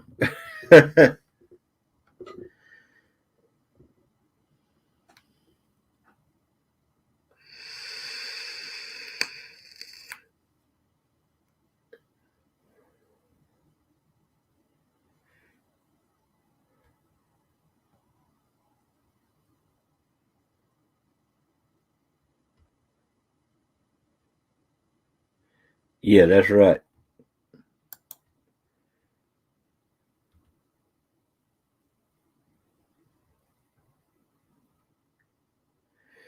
Only gigability only if the creator hides comments. All right, we back. We live at the Boar's Nest. Yeah. Good morning, Curtis. Did you get the dishes washed? Hey, morning, Curtis.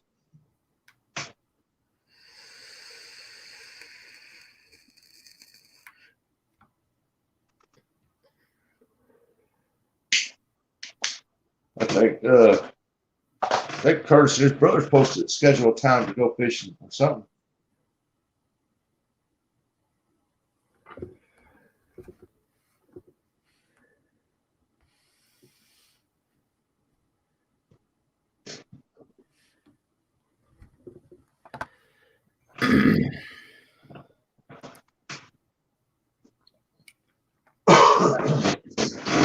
Oh, hey, look here. I'm back on the screen. Yep. Didn't mean to scare y'all.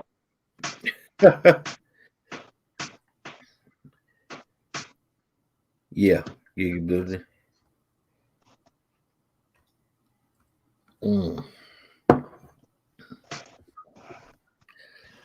That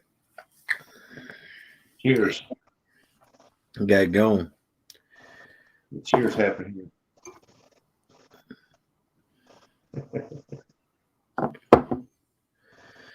Hey, your cup looks like mine almost. Same shape. Yeah, yours rounded. Mine's like more like a square type one here. Oh yeah.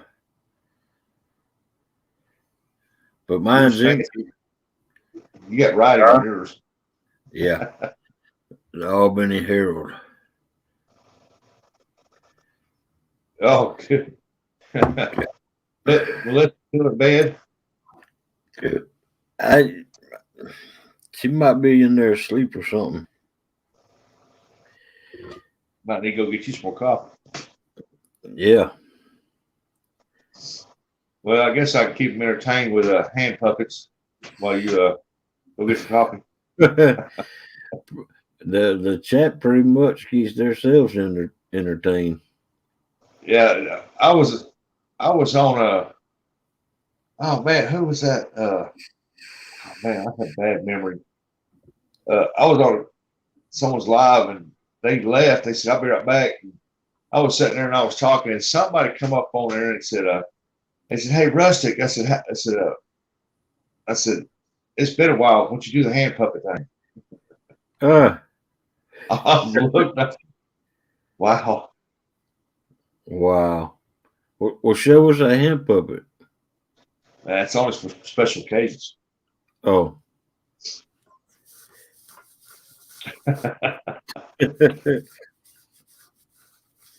That's usually what I resort to when I ain't got nothing else and I'm trying to keep them entertained. Yeah. I might give me some little, what do you call it, little hand sock puppets, Yeah. and have one of a flat head and one of a blue cat or something, and let them talk to each other. Right. Where you been hanging out? Oh, over the log pile. Well, I thought we'd I thought we'd well, the last 2 nights my chat room was talking fishing the whole time. I Yeah. mean, my show was talking fishing the whole time, and so I just figured that I kind of figured we'd continue talking about fishing tonight and go Yeah. get some more of the stuff rolled all together. And Well, Jeremy's been up a couple nights in a row, so I imagine he's asleep, tired. yeah, yeah. So I wasn't really prepared to talk about anything else. Well, I seen Miss Becca. She was over in UK. I think on oh oh man, who was that? Uh, anyway, she was over talking to somebody on the UK side. Uh, anyway, I seen her in there, and I asked her if she would have some free time to maybe host a couple of them deals, Right. and she said, "Oh, she'd be honored to do it." Wow. And then I seen yesterday two stands was on. His son was out fishing, and he come on there and was just like he's right here and was just talking to people, telling people he's all right, feeling better, which he is feeling better, folks. He said he's about to get over it. He's still just like everybody else he gets tired real easy. And but there's Fat Boy. Morning. Come in, fat boy. And he said that he hasn't responded back, but I when I put it on there and asked him if he wouldn't mind, but he didn't respond back. But you tell he was reading it, and I got thinking he might not do it at all because he might want to get in on it. Right. Well, he could in the nights that he's not doing it, Yeah, he's not fishing, he could do it. And Tina, he's a good host too. yeah. Tina, we're not really sure yet, but we've got to get it together to find out what state people want to fish in. I don't. The states need to say what state there is first, and we got to pick 4 out of each state. And if there's more than 4 in that state, we're going to put them on the wheel, and the wheel decides which 4 will fish for that state. If there's more than 4 people listed, that would be the only fair way to do it. Like the John Oilers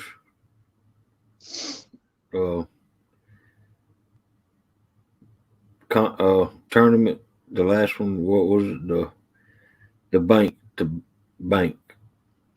Yeah, I can't remember the name of it. But that's how the people got chose, was by the wheel. Well, it's like here in Missouri, you got me, Daddy, Richard, Jerry, the King, Sunfish King. That's 5, and then you got I think there's like 2 more. So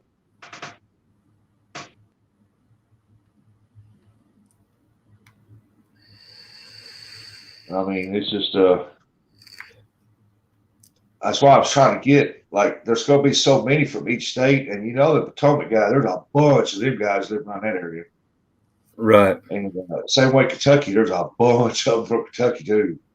Right. That's why I'm just saying, each state, like I was going to have Avid do our state, like everybody go to Avid, put a deal out. All right, this is me. I'm in Missouri. Put me on your wheel. Abbott spin his wheel to get the top four that's going to be in it, and then spin it again for the top four that's going to be at backups in case somebody can't make it. Right. But we need to choose. All right, Tina, to answer your question, we need to assign one person, and we haven't done that yet, to take names. Let's see. Where do you Yeah. sign up for the wheel? We need to do it all at one place. Assign one person to send all the names to and handle all the states together. Hey, regulator, morning.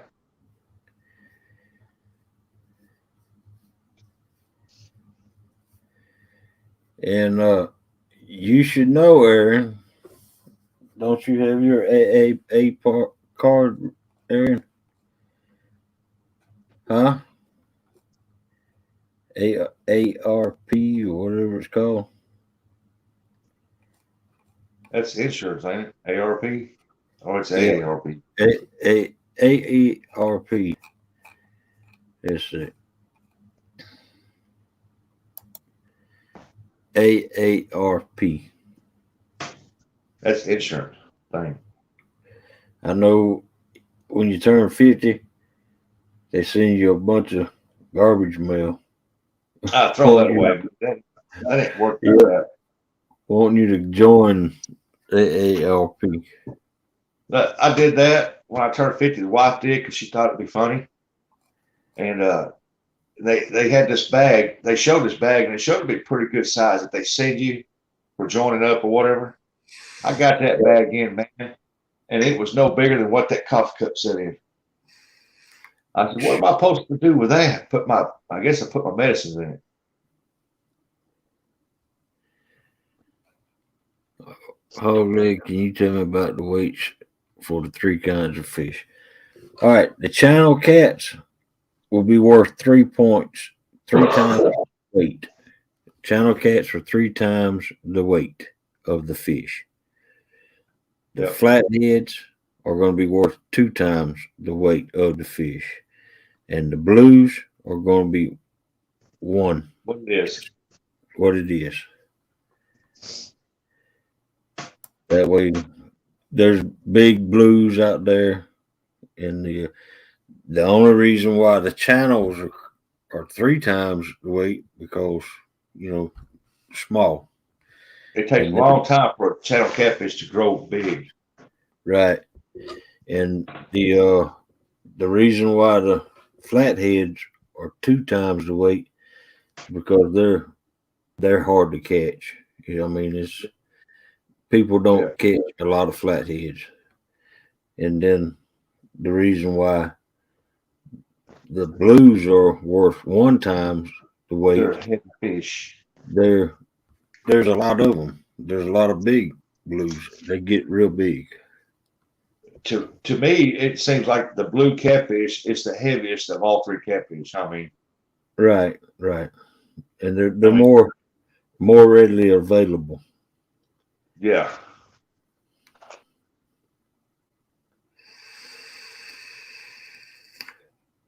It's like you catch a 10-pound blue, and you catch a 10-pound channel, and that channel is going to be a little bigger than that. It has to be a little bigger than that blue because that blue is just a heavy bone fish. I mean, it's heavy. Right. They got the bigger bellies on. What's your question, Aaron? I'll answer any question you ask. He said, how is that fair to the bank guys? Tell me, how is it going to be fair for bank folks? Yeah. It's you got that at the right spot, I reckon. Yeah. The bank guys say they fish better than the boat guys. So that The only difference between us and the boat guys is the boat guys, they can pack up and move wherever they want to go every so often if they want to. Right. And their advantage is that they got fish finders, depth finders, and they can see what's down there. And with us bank guys, you better know your spots. You better know where there could be possible hiding. Tell me this, Aaron. Are you scared of the boat fishermen? Are you scared of the boat fishermen? I ain't scared. Y'all come by me, I'm gonna say whip, and I'm gonna catch me a boat. Then I'm gonna say, "Hey, Hog, how much does this weigh?" Right.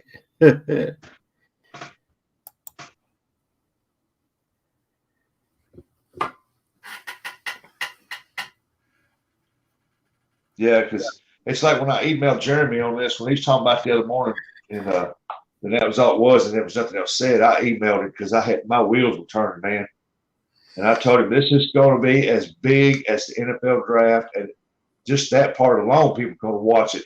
They're going to be like, "Man, I hope they pick me. Man, I hope they pick me. Man, I hope they pick." Right. And then when it starts happening, people are going to look forward to this all through the week. Say, "Man, I can't wait to get on there and say Alabama's going to face Georgia. Man, I can't wait to do that." You know? And it's going to be as big as the NFL. I'm telling everybody, man, it's going to be the catfishing tournament deal of the year. I guarantee it, man. That's why I kept telling Jeremy, we need to do this. We need to get on this. You know, if you're not going to get on it, man, I'm going to get it rolling because this is going to be huge, man. Yeah, I think it is too. And plus, it gives a chance for the bigger name guys or the guys who are more well known on here to go against guys who are just coming in that hasn't been here very long. Right. Get their name on the wheel, and it's an equal shot. You know what I mean? Right. And so you never know. Somebody who come in who ain't got like 2 videos of catfish just getting started, go in there, and then that joker go in there and catch 200 pounds of fish. And you're like, whoa. Right. You never know. And it's whatever state wins is just they get bragging rights for, hey, my state won the tournament. Yep. Well, see, I don't like the bracket situation. It's like, say, if Missouri won, they compete again the next weekend against another state. I don't like that. My idea was the fact of is you go fish, you represent your state, and you catch the most amount of weight that you can, and you hope this amount of weight holds up to the end of the series. You know? Mm-hmm. You don't go fish again. You just sit there and you hope that, okay, we caught 350 pounds of fish, and it goes through the series, and somebody comes up and they catch 365 pounds, they win it. Right. You know? I don't like the elimination bracket things because that, if you think about it, you get a lot of states in there. That's going to drag on forever. Right. That's why. You know, we got to find a host that can allow 10 people up there. Yep. That gives 8 spots left over. So 8 anglers. That's enough for 2 states right there. Yeah. The winner out of them 2 states moves on. Yeah. And then, you know, you'll eliminate. It's going to be a good. It's going to take a while. Yeah, we got about 2 months to get this set up and get rolling. Right. And we want to make sure it's done when it's a little warmer weather, where everybody get out and enjoy the day. It's all about the enjoyment and the camaraderie at the end of it, anyway. Right. And it's a chance to meet newer people and just get it done. There's a lot to think about on that, but right.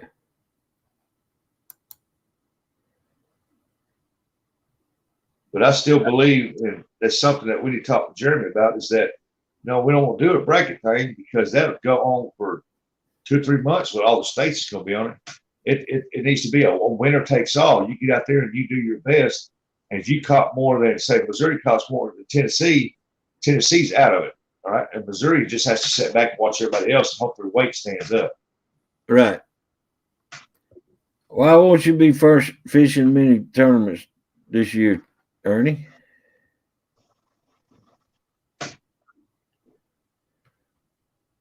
And it's like, if say like on Missouri side, if me and Danny gets picked to represent Missouri, we're two of the four that gets picked. Me and Danny Stone be doing one live stream. You know what I mean? Right. So that leaves a spot open for them to have somebody come in and co-host with them or something. Right. And I think if you're on there and you're state and you're right there with somebody, you should think about doing one live stream. That way it opens up a slot for them to put something up there or something.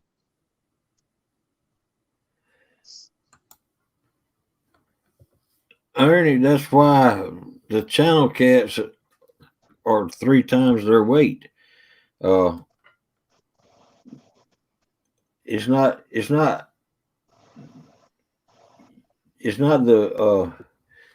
state, it's the angler that's fishing in that state. If you don't know how to fish His waters,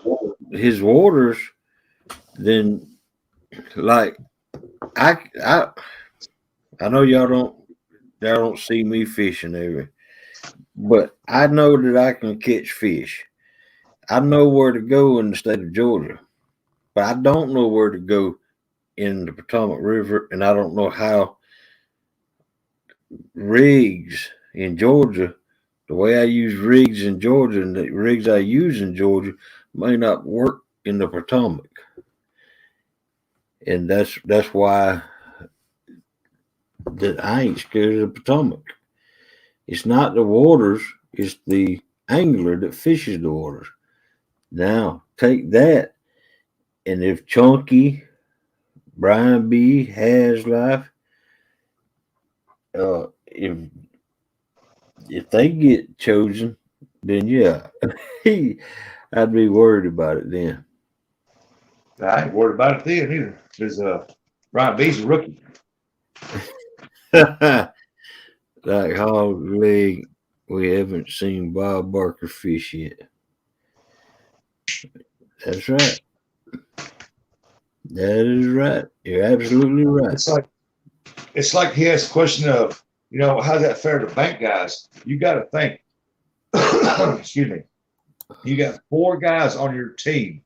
2 of those guys or 3 of those guys might be a boat guy, and you're sitting on the bank and you catch a couple of blues. All right, 20-pound blues. That's 40 pounds that you put for your guys. Even though you sit there for the full 5 hours, you catch nothing else. Them guys from them boats can be catching them 40, 50-pound blues, Right. And that all adds up to one weight for that team right there. So if you catch just one fish in 5 hours, you added weight to your team. So right. And it's a strategy. Yep. You got to think about your strategy, because I plan on having, there's a 3-rod limit.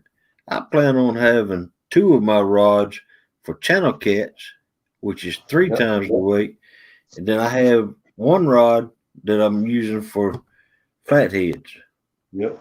But usually when you see channel cats, there's not no flat cats or flatheads in that water.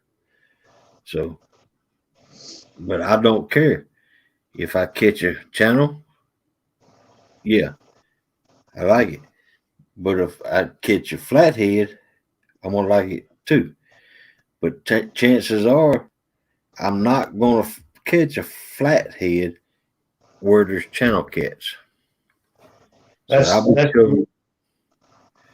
regular. That's the luck of the draw, buddy. I mean, that's just the way it is. I mean, not everybody has a boat. They have to bank fish. You know what I mean? Right.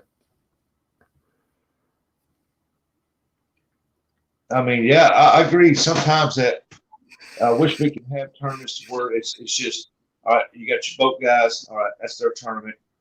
then you got your bank guys, and they all have their tournament deal. You know what I mean? But us bank guys can go out there and, like in our state, we can have 30, 40 poles out as long as we got them labeled. And we can cover a whole shoreline. I mean,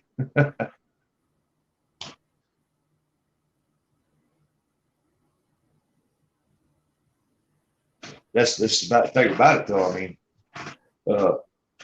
you got to have confidence in your spots. I mean, them guys out in the boats, they got confidence when they first start out. Well, I'm going to do this spot here. And after 30 minutes, they don't get nothing. They lost confidence and they move.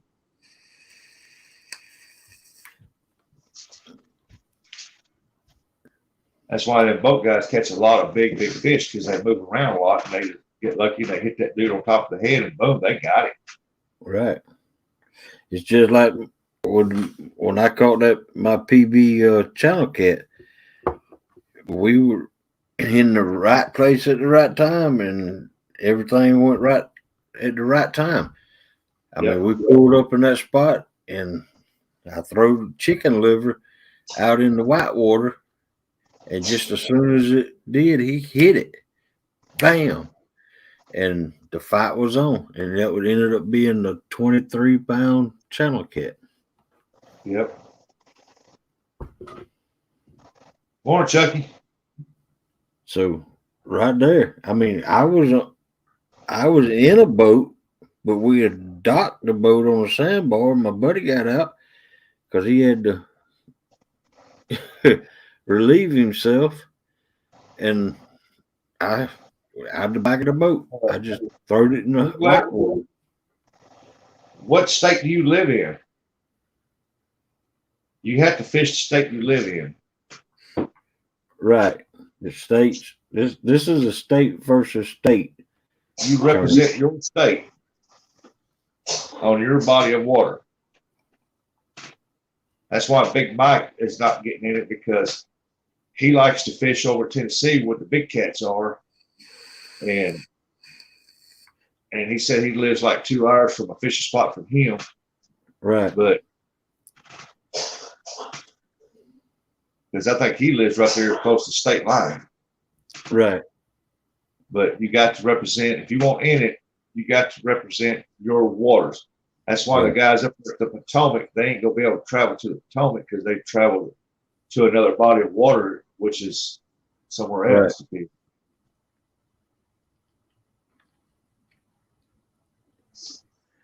That's what this tournament's all about, is state versus state. Well, then you have to fish curve, because if that's your body of water in your state, you have to be in your state fishing.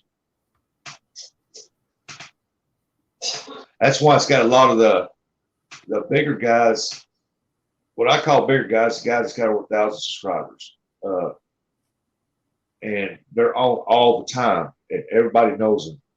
And some of them are upset because they go out of their state because they're right there next to the state line, and they fish that body of water where they catch bigger cats, bigger fish.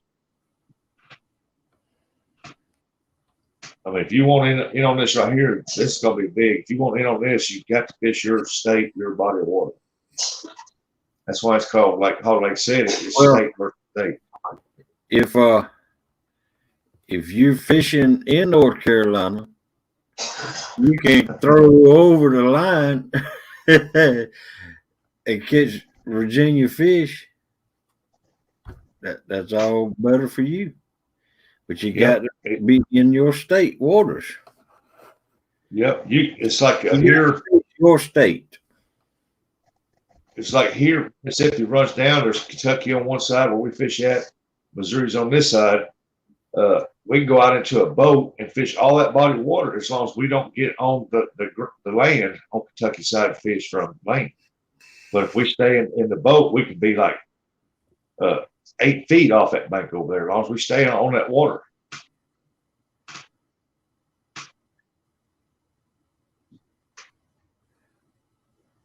Well, if you got one license. My question is, Aaron, my question is to you.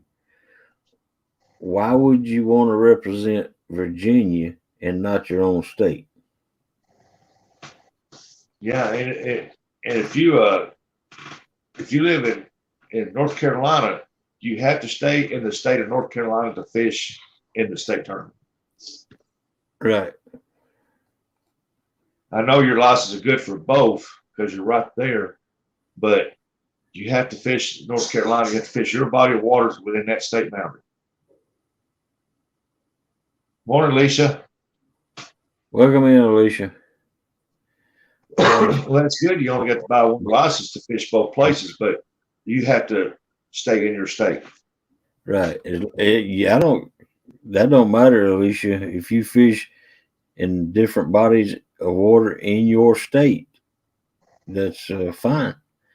Then you can fish as long as you're in your state. Morning, Camille.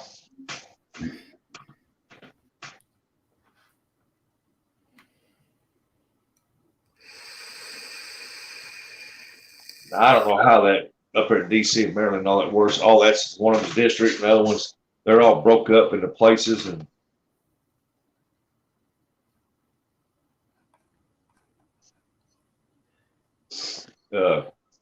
but that rule is clear and simple. If you say, like, if you live in Tennessee, you have to fish in the boundaries of Tennessee. If you live in Georgia, you have to fish in the boundaries. You represent your state. You have to fish within your waters in that state. You cannot go out of state to fish. Right. I mean, if you say, like, you live here in Missouri, but you only fish Reelfoot, Tennessee over at Reelfoot, that's all you fish. So you buy a Tennessee license, but you want to get in on this tournament deal. If you live here in Missouri, you got to fish in Missouri. Right. There's no exceptions on that. This tournament is a state versus state tournament. Yep. If you don't want to fish, represent your state in a tournament, then this ain't the tournament for you. Regulator pull your leg. I know it. I don't know why you won't fish it, man. Put your name in the drawing anyway. I mean, to see if you get picking to represent your state. That's what we're going to do. We're going to make this all fair. We're going to, for anybody that's in their state's going to get in it, you have to put your name and state. When the deal gets posted on here, it's time for everybody to put their name and state. But you're going to represent your state. And then you might get chosen and you might not. I mean, it's like the draft in the NFL. You're going to be sitting here like, man, there goes my name. Oh, it's almost, oh, crap, it missed it just by a hair. Right. And if you don't get chosen, you sit there and cheer your guys on. You know what I mean? And I hope like heck that the state of Georgia has more fishermen that wants to represent the state of Georgia. And I hope like heck that Georgia has to be put on that wheel too. Just because I'm one of the organizers don't mean I get to fish. If there's more people in my state, my name gets put on that wheel too. And the wheel gets spun, and whoever's the 4 people that's chosen on that wheel can fish for their state. This here ain't gonna cost nobody nothing. You just put your name on the wheel to represent your state. And then they're gonna Hog Lake, they're gonna after everybody gets the 4 gets chosen for each state that enters, they're gonna put the teams like Tennessee, Missouri, Arkansas, Georgia, so on the wheel, and they're gonna have daytime and nighttime because they're gonna run 2 try to get 2 in a day. Right. And if it comes up, you have to start at this time in the evening time, the afternoon time, that's when you got to start. If you start at 6 o'clock in the morning, boom, that's when you got to start. Aaron, I got a depth finder on my boat. It ain't an expensive one. It's just a Garmin 4 Striker 4 is what it is. And the only time I use it, and I don't use it for finding fish, I just use it for the depth. because I don't want to take a chance on messing my foot up on Yeah. my boat. I wouldn't take away their fish finders, depth finders either, because them boats, man, you can run up on some shallow rocks quick. Right. Alicia, there will be 4 from each to represent their own state. But say like in your state, if 15 people get in on it, all right, they have to put their name and their state down. And after 15, you're going to sit there and watch to see who the 4 gets picked off the wheel. We're not going to let anybody pick it. We're going to let the wheel decide. That way, I don't care if you fish in waters for you're a YouTuber for 10 years. I mean, if you put your name on there and you don't get picked, you don't get picked. And Alicia, depending on if they're in Maryland on the DC side, if they're in Maryland, they have to fish Maryland water. If they're in Virginia, they have to fish the Virginia water.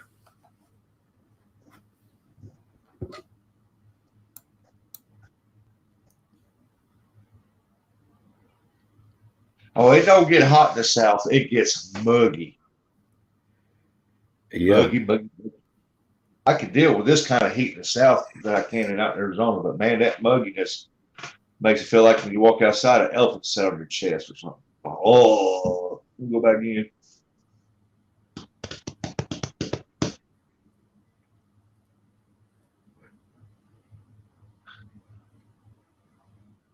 Oh, there's going to be a lot of questions and a lot of concerns and stuff, but I mean, there's no concerns. There's no, I mean, not a lot, a whole lot of things. I mean, as according to the rules, there's going to be a lot of questions. People ask you, what's this, what's this, what's this? But it's just going to be simple. 4 will be chosen from each state to represent their own state and their boundaries and their bodies of water. It will be bank or boat. All weight will be combined between the 4. I don't care if you're 300 miles apart, your weight will be combined. It's like one guy, I don't care if he catches, say, 200 pounds, this guy over here catches 10 pounds. The guy catches 200 pounds, you know, we don't want to see him saying, hey, oh, I caught 200 pounds. Hey, man, our team combined total was 210 pounds. Because that one guy on that 4-man team, he might be in a hot spot. You never can tell. It's a team effort. Yeah, I know DC isn't a state yet, but if you live on the Maryland side of DC or the Virginia side of DC, you got to fish your waters. Say if Chunky lives in the DC area, the District of Columbia area, and he Well, ask this right here. What does your fishing license say? If you're in DC, what does your fish license say? Right. Because that's a controversial thing right there. Is DC will never become a state. The people won't allow that. But if your fishing license states that you can fish in that district, you can fish that district, I guess. Right. But if you live, if you live in DC, you have to fish that state. If you live in the DC and your address is blah blah blah DC, then DC is eligible to fish. I mean, it's not a state, but it's a District of Columbia. That's what DC stands for. Yep. If you get your mail at DC, you can fish in the DC. But how many people live in the District of Columbia where their address gets their mail in the District of Columbia? Can you come up with 4 people out of District of Columbia? That's the question. Yeah, we're trying to get away from the how do you put it? I don't know. I ain't gonna say that.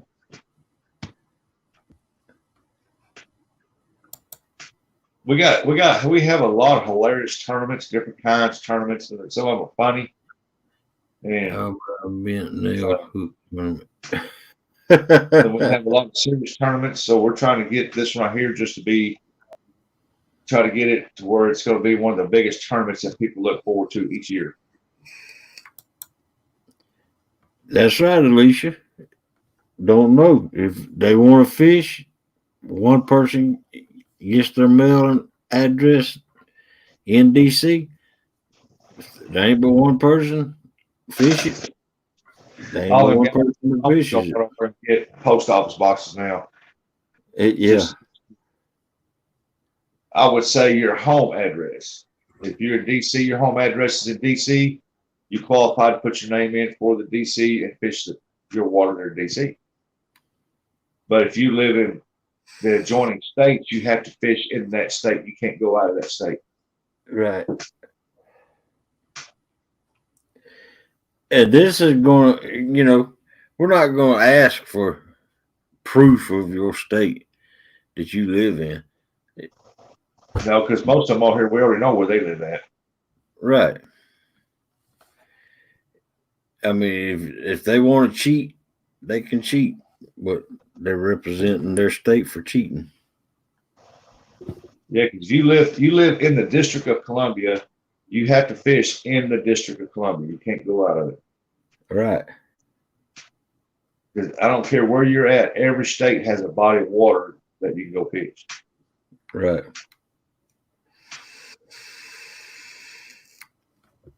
And if you can't come up with 4 people in your state or District of Columbia, then you have to tote the load for Yep. your state. If you've got 2 or 3, that's all you got. You're automatically going to be in your state deal. Right. Like the state of Georgia now. Now that Big Mike don't want to fish, I can't. I mean, I got 3B. I got Real Beast, and I don't know if he's going to fish, but he fishes up around Columbus, Georgia. He fishes on the Chattahoochee River. I can think of 3B, Real Beast, me, and some fish assassin. That's the 3 that I know of, and you see that was brought to my attention last night that the twerking monkey family lives in the state of Georgia.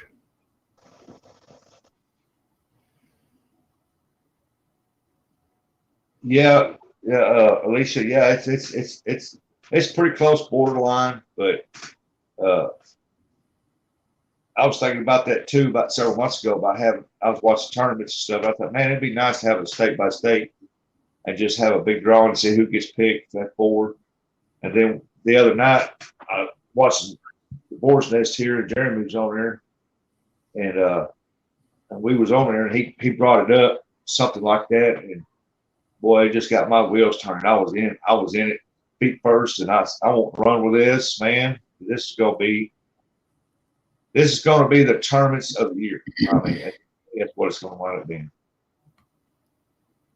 Yeah, and the reason why we chose four per state is because we want to get 2 states represented on the panel at a time so we can get through this stuff faster. I mean, there's a lot of states out here that's going to have their state representative, and that's why we did it this way. Yep. We want to make sure everybody gets represented fairly, equally, and it's a team effort. It's not I caught more. Well, I don't care how much you caught. It's a team effort. We're glad that you pulled your weight and stuff and went above and beyond and did a real good job. We're applauding you, but we're applauding the whole team too. I mean, it's a whole team thing. Because there's sometimes you go out there, I don't care how good you are. There's sometimes you go out there, you get skunked, you just can't catch it for nothing. I've been there. Everybody's been there. Hogleg's even been there. Yeah. Did Melissa go to sleep? I don't know. I'm in the room back here. She was feeding the dogs and cleaning up and making a order for Walmart for the pickup today. Uh, and she might have fell asleep, but yeah, she's okay.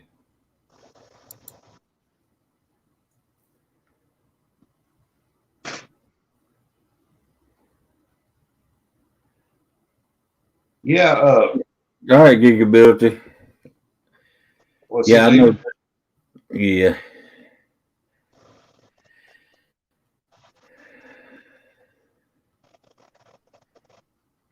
And Alicia, that's the thing that has to be worked out. You're most definitely asking legitimate questions, and we don't have all the answers yet put together. But I'm speaking of the rules I know that I've wrote down so far. That we do have decided on. Yeah. Yeah.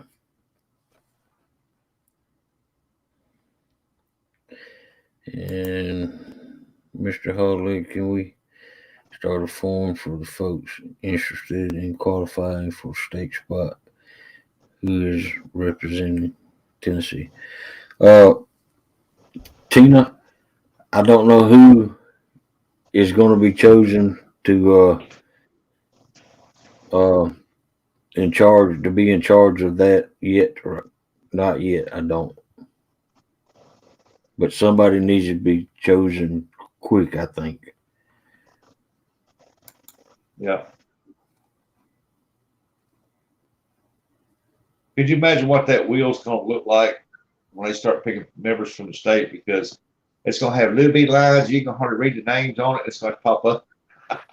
Yeah, And then each one that gets picked for that state, it gets wrote down for that state, and then it gets eliminated off the wheel. right.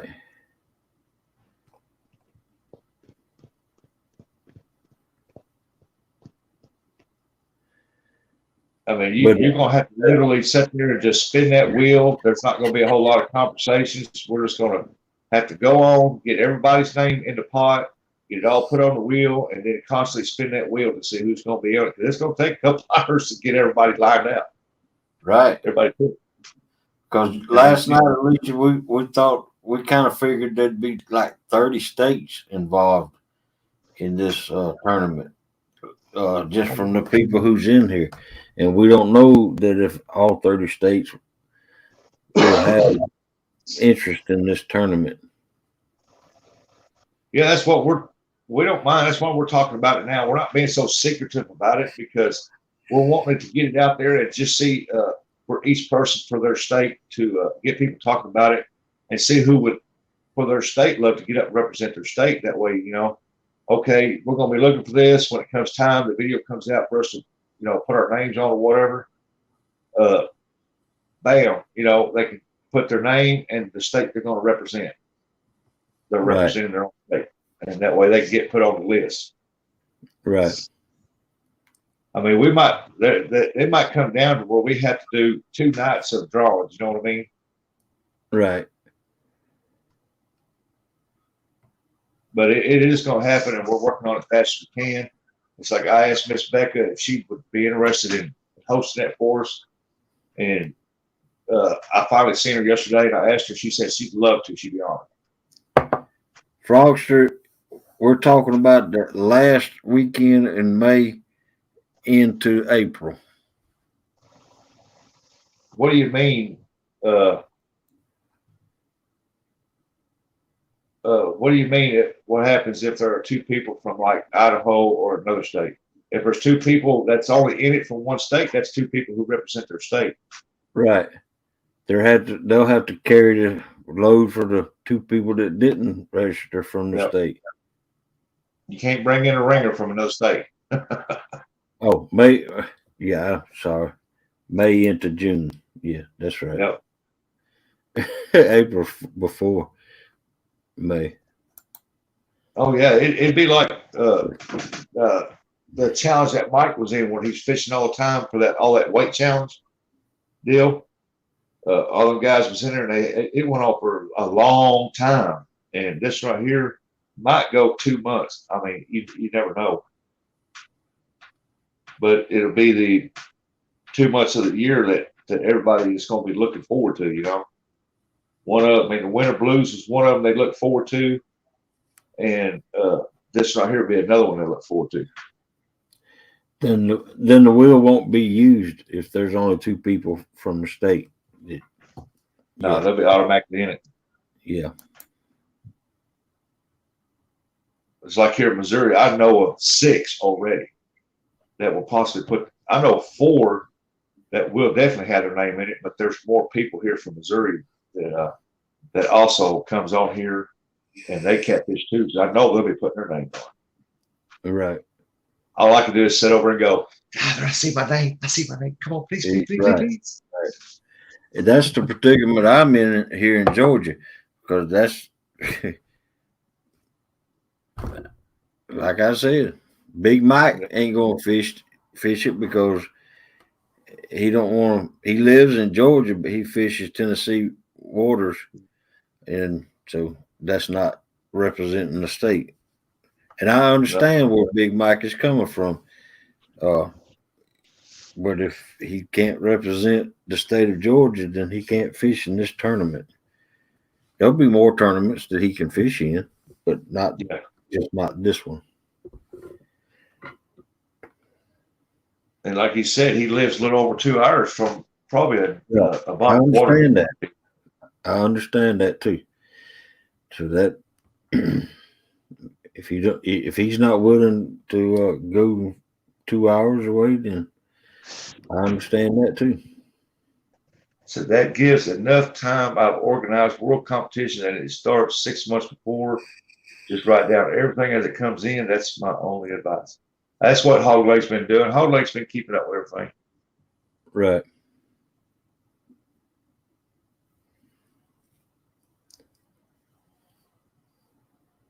I need to get your number too, so I can put your number in my phone too. Okay. If you don't mind. You can just email it to me or something.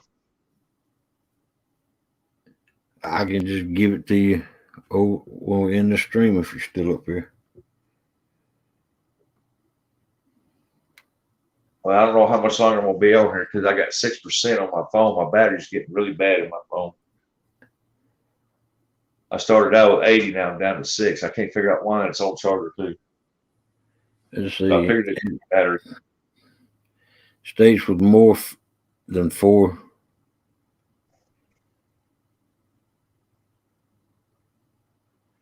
I don't understand that statement. States with more than 4 have won that tournament. Top 4 or the team. States with more than 4 have a one. I guess that means date tournament, 1 day tournament. Top 4 are the team.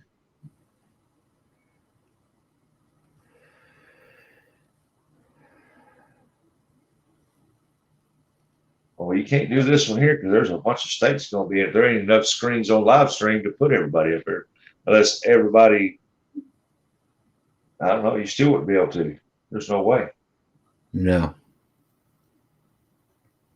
They're not live streaming if that's what they're doing.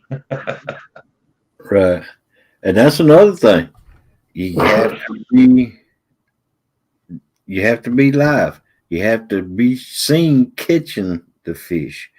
And the fish, if you don't get service, then all the fish you count out of service don't count.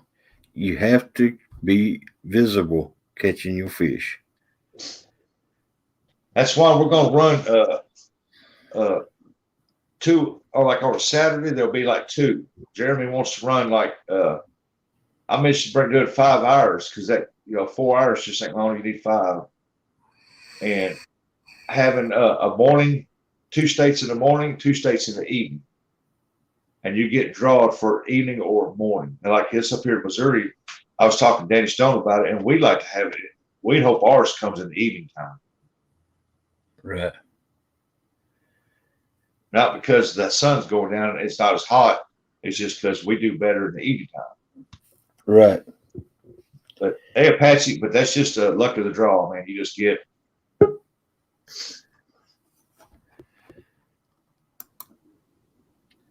Welcome back, Mike. All right, so the only reason I came back up is to answer Bugman's question because you guys seem to be confused about it. The whole thing he's talking about is states with more than 4 have a one-day tournament, top 4 of the team. Now, you've got way too many states. This thing's already going to be a month long. Right. Yeah. Plus, you're going to have way too many states that have 5 or more people interested. It's going to take more than one day. Right. To get it all worked out. It's going to be quicker, more efficient to use the wheel than to hold a whole separate tournament for something that's already going to be a month long or more. Yep. That's why it's called state by state tournament, because it's going to be like the NFL, man. I mean, we're going to have our game days and game nights, and once it's said and done, the winner with overall weight is going to win. Once per time, people hear that their 2 to 3 pound dinks won't count, they are going to cry. That's why there's no weight limit on the. Your fish can weigh 1 pound. You end up with, if it's a channel cat, you'll end up with 3 pounds. If you catch one that's 1 pound, you'll get counted for 3 pounds. Yeah, it's going to start off with 1 pound and go up. Right. You catch a 100-pound channel, that's 3 times, that's 300 pounds. Yep. Right. But we all know that there's not a 100-pound channel to be caught. Those channels don't usually get that big. No, but the right waters, you can get a good 30-pounder. Right. And triple that. Yep. Be 90 pounds. Right. That's why there are 1 pound. The blues are going to count what they actually weigh, because you can easily catch a 90-pound blue. Yep. Oh yeah. Not easily. That's not the right word to say. The right angler can catch a 90-pound blue. The lucky angler. Right. It don't matter how good you think you are, what rig setup you got. It's like deer hunting. You got to be at the right place at the right time. That's right. All right, so there's another point too. Frogster says, once it's sorted, do a live and get the people chosen to agree in the comments. So that is already kind of in the works. That's what Jeremy's working on now, with trying to get the hosts for each day, each session. Then we're going to work on getting exactly all the rules set out and how things are going to be sorted, as you say. And it will all be done in live streams.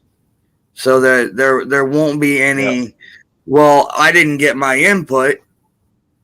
The only way you're not going to get your input is if you're not in that live.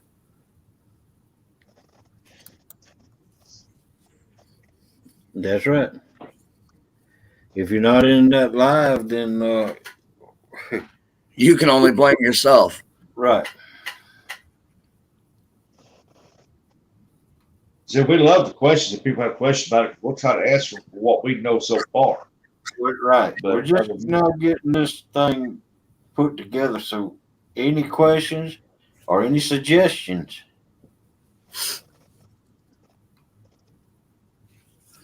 We can answer the basic questions.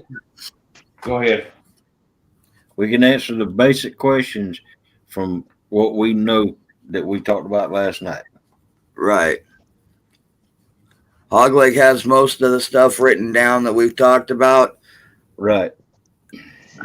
I'm going by memory.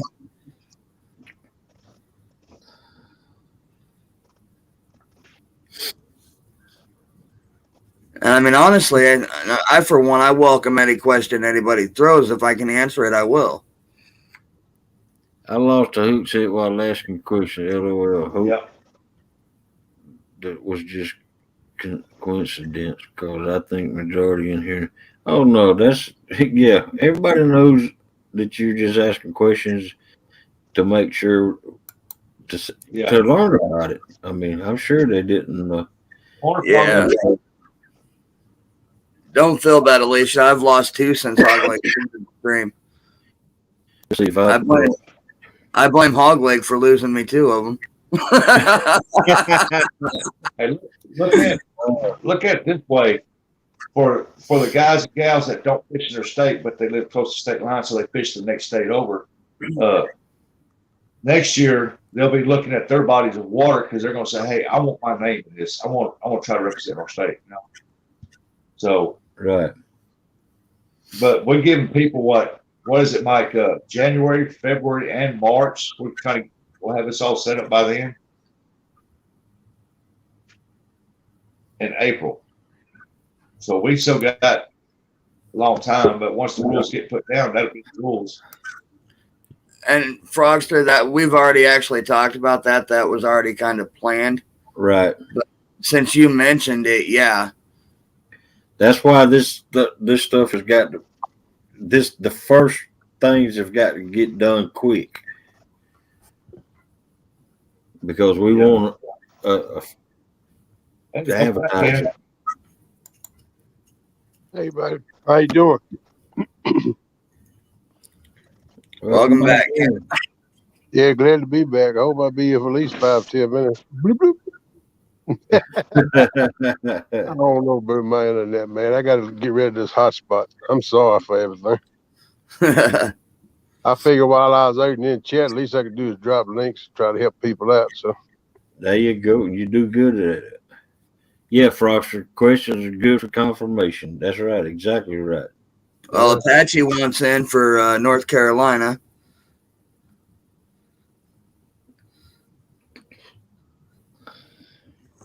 Well, Apache, when we decide who's gonna be the person to get in touch with, make sure you get in touch with that person and put your name in the hat.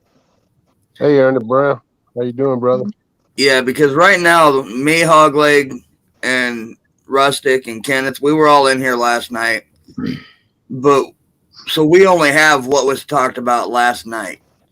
Right. We've got Jeremy and Brad that are doing most of the legwork, talking to the other channels for hosts and rules and giveaways and, you know, all that good stuff. So once they come back to us and say, you know what, this is what we talked about, we're going to do a live on so-and-so's channel, then we'll go from there. Hey, Tina. Yeah, it was just kind of a general overview, just discussing, you know, we've already got what kind of way to go last night. In other words, my 30 people that's in here, that's 30 people that's going to know about the tournament. And we got to get the word out. It's going to spread across here. Oh yeah, it'll be out and about the community. Everybody from each state will say, yeah, it'll be out and about within the community. Yeah, that way everybody will be out there. Yeah. Yeah, I know that. They'll be looking forward to that video being posted. Jody and Cause, they're in Tennessee. Jody already said she wants in, and I imagine Cause would too. Yeah, I think they saw her teaming up a little while ago in the chat. See, I was wondering if she was talking about Jeremy and Brad, because I know Brad's in Ohio. Jeremy's in South Carolina. They're the two that are talking about it and dealing with it. The Tennessee anglers I only know of a few, but there are some smaller channels and other anglers that might hear this that'll pop up and say, "Hey, you know what? I want in." But they got to have the confidence that they can go live from their location that they're fishing also. Yep. Yeah, it's no good if it can't go live. I mean, you Right. don't know what they're doing. It's hard to Jeremy's find spots. This is Jeremy's idea, and he Well, probably No, had started no idea ain't what he was bad. going to do. So I emailed him. Actually, it was Brad's It's going to be idea. a good thing. Yeah, Brad started it, right. Yeah, Brad started it. Then Jeremy come Jeremy up. did 2 He days got, ago he got to on your talking to live. Brad about it. So No, Brad was the first one that brought it up. yeah, Brad got talked about it. Then Jeremy come up on panel. They got to discussing it together. Yeah, Alicia, we have Tennessee anglers in the community. Jody, Cause, Catfish Terry, Terry's son Carver family. I know there's a few down there, but Tina? I don't know how many of them are going to want in. Yeah, Tina. I don't know how many of them are going to want in, nor do I know how many other smaller channels and random people out, that watch YouTube that may hear about it. Maybe some supporters or whatever that we don't know about might jump up and say, "Hey, you know what? I wanted to." So you may end up with 20, 30 people out of Tennessee that want in, but you're going to have to spin the wheel to pick 4 Right. and a couple Like I extras. said, I'd have to. There might be a 2-day field. There's going to be so many people from each state coming in, which is fine because, like I said, when that happens and the video comes out, and you put your name on it, the wheel goes on. There might be a 2-day deal to try to pick all the people, but you're going to be sitting there going, "Oh man, I hope they pick me. I want to represent Missouri." I mean, you're going to be sitting there watching. Last night I used my state of Iowa for an example. I know of 4 main channels that everybody knows in the community as being mine, Uncle Lou's, Murillo's, and Mexicats. But I also know of probably 4 or 5 other smaller channels that are not in the community, not to mention the supporters that I've met that several of them are actually not too far from me that might jump up and say, "You know what? Yeah, let me do it." Yep. That'll give a chance for the smaller channels to put Name their on the wheel and channel. hope you get drawn. That's all there is to it. That's it. Right. Hey, Hogleg, I'm gonna jump off here. I got 2% battery, so I'm gonna let it charge, but I'm gonna be watching on TV, buddy. All right, man. Take care, Hey. Rusty. Take it easy, David. Y'all have a good evening. Yep. You too, buddy. You too. Good morning.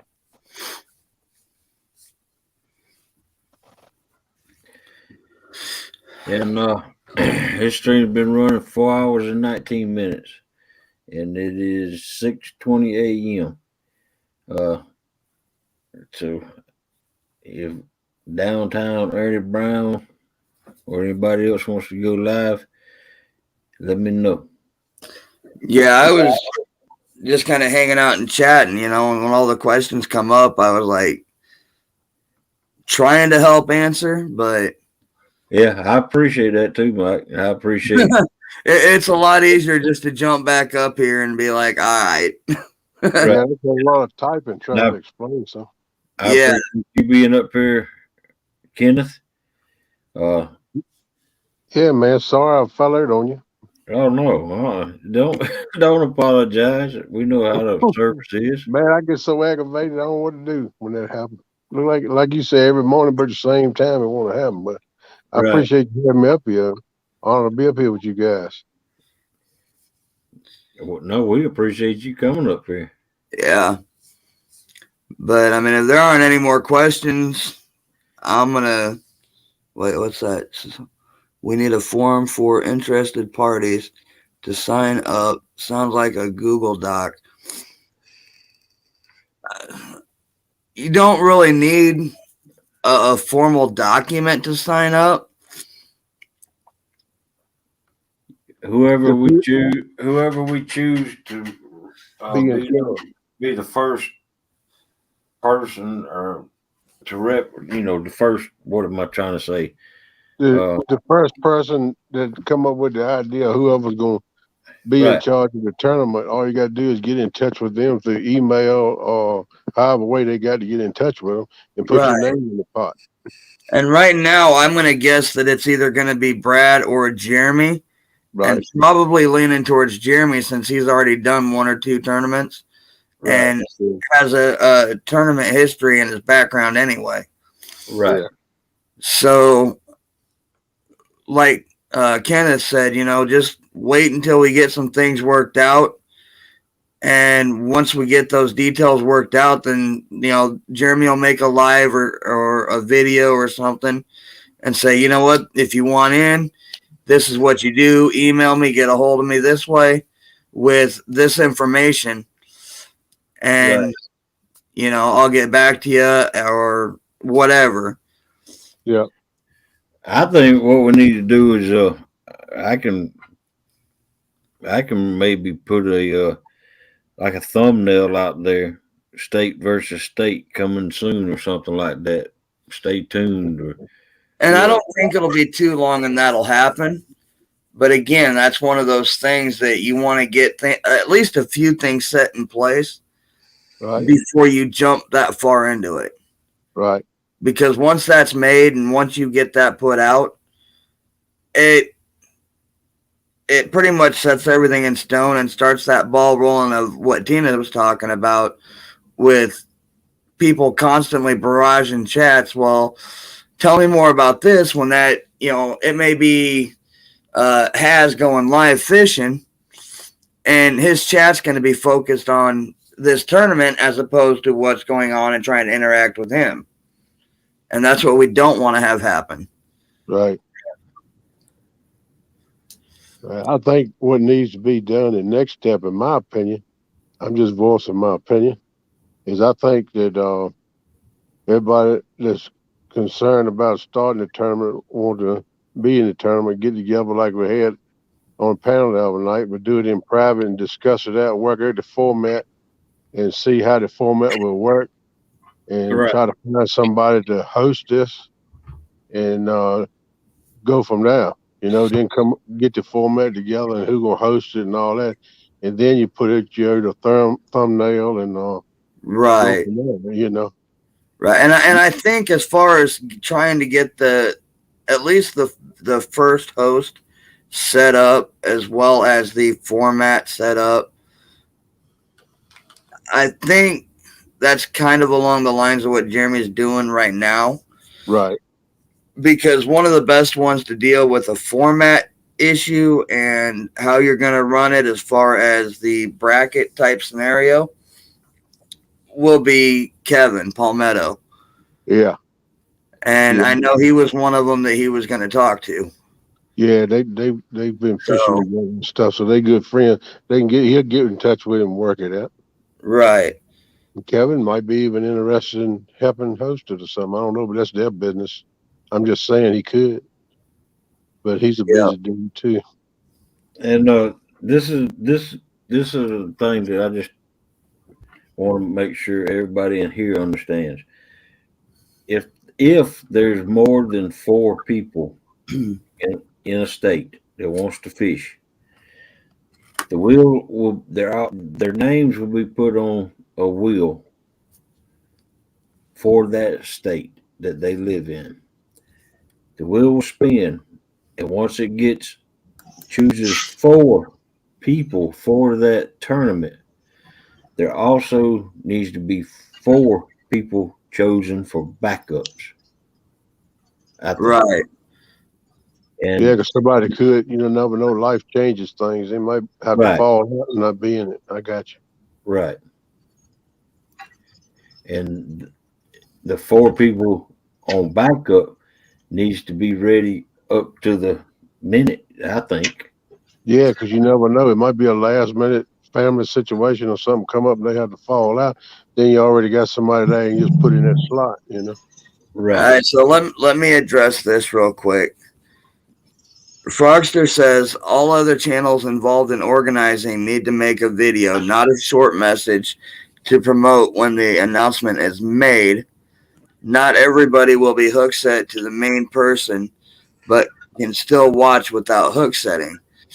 So the answer to that is we don't need, for example, last night it was me, Hogleg, Rustic, Brad, and Jeremy all on panel at one time, everybody discussing it. We All right, don't Lisa, need we don't need 7 videos out when now that YouTube has set the 500 subscribers community tab, we really only need 1 video and then get that shared out on everybody's community tab. Everybody sees it. Right. And I think that the person that's chosen for that should have a community tab so they can do that. Yes, I agree with that. Right. So Because right now, just the people on panel, and I don't know where Brad's sitting, just the people on panel last night that was involved in that was that I know has a community tab is Jeremy and you Jeremy. and Jeremy. So it's going to take more than just me and Jeremy, that's for sure. But I know once that's made, Good morning, Amy. Mike's Fishing Home will share it out because that's what he does. Avid will. Avid will share it. It'll be put all over Palmetto's stuff. Right. And I think that they all need to be leading to one thing. To get all the people to just one information spot. Right. That's why I said we don't need 7 videos out. Right. We only need 1, but we need to be able to share that video out amongst the Right. people that have that community tab. Yep, I agree. Hey, Kelly, how you doing? I'm good. Welcome Good, in, buddy. Kelly. Hey, Tina, how you doing? And Amy, how you doing? girl? You need to go ahead and turn. Kelly. I turned. Morning, Amy. I'm not like those ones that'll put the turn signal on right when I'm turning. I hate those people. So Tina's asking who has a community tab. Here, I'll get you. Here you go. Ready? There you go. I put it on right when I turned. But yeah, so Tina's asking who has a community tab because she don't. So Not me. the people that have the people that have the community tab are anybody with 500 or more subscribers. Yes. Right. So now we've got enough. We got enough in our community that will share it out. Absolutely. And right now, the only one on panel that has one, I believe, is me because I think you're just shy, aren't you, Kelly? Yeah, I'm at 448 right now. Yeah, so you're getting close. Yeah, I'm going. The weird thing is, in the last, in the last week, I've been going up 1 subscriber like every other day, and then I'll lose like 3, and then go back up 1 every other day. Right. So it's gonna be a slow process, but yeah, I'll be there. And if anybody in chat's not hook set to the Bullock Experience, y'all need to hook set him. Somebody We had dropped a his fun. link. We had a fun show Wednesday night or Tuesday night. I mean Tuesday night. They need to drop Kelly's link, the Bullock Experience. So if You have anybody in here that doesn't have him can hook set him. Leave a comment on the video and hit the notification for more content notification. And Just that way for- the hook set will stick. just to remind myself, Kelly, you had the Parkers on there, right? Yes, I had Mr. Yeah. John and Miss Dana. Yeah, that was a good show. Right. Mm-hmm. It was hilarious all night long. Yeah, they're a trip, man. Whenever you around them, you gonna laugh. That's something else. Oh yeah. Thank you, down Yeah, down make you- there, man. There you go. It'll make you. It'll make you laugh, and it's just. I think somebody said the other day, it's laughter is the best medicine of all. So it was just. But laughter's therapy. It's like fishing's therapy. All of it's good for your soul. Man. Oh yeah, absolutely.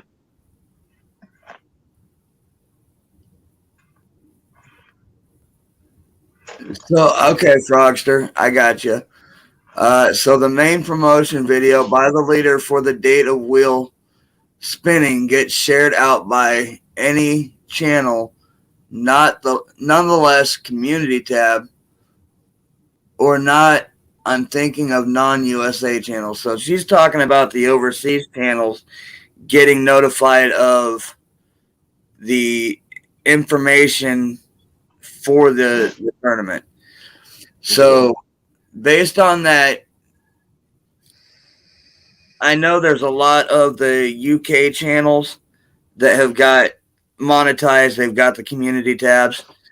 And a lot of those guys I know are subscribed to a lot of the community here. So once we share it out on our community tabs, they can Everybody pick gets it, yeah. reshare it Everybody on. get a notification. Right. Yeah. So the UK channels, the South Africa channels, the Irish channels, everybody will eventually get the notification, and we'll put it out in plenty of time so that to make sure that everybody gets it before the event. Good Yeah. morning. How you doing, brother? Appreciate you dropping. Because usually when it comes to tournaments, it's usually the information comes out at least a week ahead of time for everybody to notice, everybody to get the information that are not part of the tournament. Right, and we're right now just talking about getting stuff set up with rules, the formats, hosts, all that. And right now, that stuff won't be shared out as of right now. Picked up another sub. Bullet. Appreciate it. I think that was Alan A, I believe, went in or something like that. No, Andy A. Andy A. Yeah, appreciate it. Yeah, I just saw it come across my screen. Appreciate that, right. Andy. Y'all help the man out. Let's get him on up over 500. He needs to be there. Yeah, I'd love to have that community tab. It's coming, brother. You can get it. I'll let people know. These Facebook pages, community pages that we have, are great. They really are. Absolutely. But here's the problem with the community tabs, community things in Facebook. They only reach those that are in that community. Right. Yep. The community tab in YouTube reaches everybody that has a YouTube page, plus the ones that scroll through that don't have one. Right. They don't have a page at all. They don't have a channel or nothing. So you're talking about millions and millions and billions of people are reached by these community tabs. Right. And here's the reason why is because Facebook's format, the way it's set up, is designed to focus specifically on your friends list. Yes. YouTube is set up as a recommended channels, videos, whatever, to draw in more people. Right. So that's why these tournaments that everybody does draws more and more and more people into our community because of that. Yep. We're not going to draw, I hate to say it, Facebook is not going to draw us any more than who's in that community. Right. They're not. They're not going to get you any more hook sets. That's the reason why I kind of quit posting my stuff to YouTube or to Facebook, because I'm not getting any extra people from there. Right. So I've hit up like Avid and a few others. Say, hey, when I create my show, can you please share it out so we can get more people in? Not just to my channel, to the person I've got on guest, to our community, because we need more people to this community. Right. Yeah. Yep, I agree with you, but I mean, if you want to share it out on Facebook, go right ahead. I'm that's all for you sharing it out. and, But and that's just I'm it. not looking for Facebook people, because I've done reached probably my max of that. Right. Pretty much. I might get one ever so often. Right, and that's the whole thing of it. As far as our community, as it was before, it was strictly just the U.S. until this summer. Yeah, That's when the UK channel started coming in. That's when Pete came in with South Africa. Pete Whiskers for South. Yeah, and then we got Australia came in. Oh, we've got a whole bunch of them from other countries. And don't Right. forget blogging. So up till that time, everybody in the U.S. basically burned their Facebooks and burned their Instagrams with flooding shares. We're now, for lack of better terms, we almost have to rely on the UK channels and the overseas channels to share our lives on their Facebooks to bring their people over. Yeah. Because we can't do it anymore. It's pointless for us. Yeah, because I mean, I've been looking at some of the communities on Facebook that I've been part of for a long while now. I don't ever see anybody new anymore. Right. So we're done. I mean, our communities on it are almost burnt out of bringing anybody else in. Right. But we're going to bring in people that don't fish, that like fishing, or just like to have some entertainment on YouTube. yes, That's the point of grabbing the community there. And that's what my show is here for. We talk about Hogleg and everything. Hogleg. Yeah. Scroll up to Tina's 1, 2, third comment up for Tina, and highlight that for me. This one? Yep. So right there is a perfect example. Tina, you are new, fairly new to the community. Mm-hmm. You have a Facebook that you use to funnel your stuff through to your website.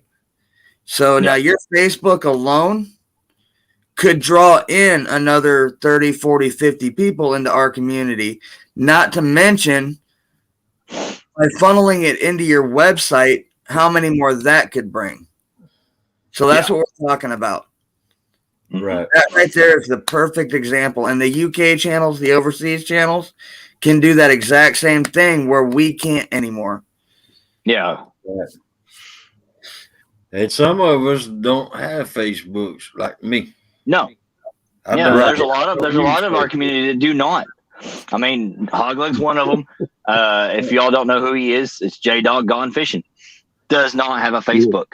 Right. He's just strictly YouTube. So he has no way of sharing out any of his stuff. So that's one that relies just on us and the YouTube community to share his content out. That's his big 70 and 72 pounders. Kelly. That I want to brag about. Right. You see the comment that the Ricky Texan eventually said, don't get Kelly to 500 or he would get a big head. He rarely says, I've already got it.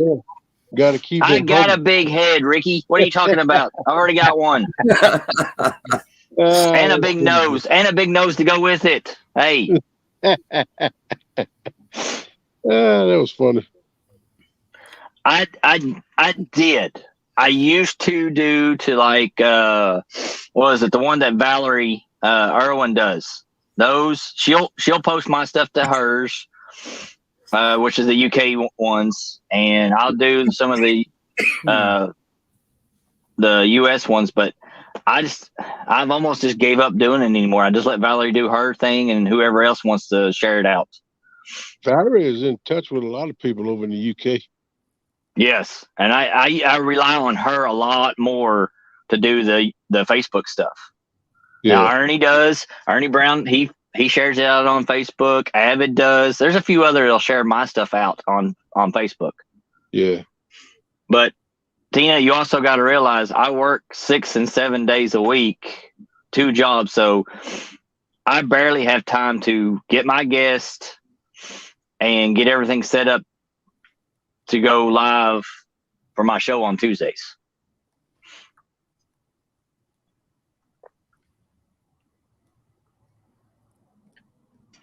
Crickets.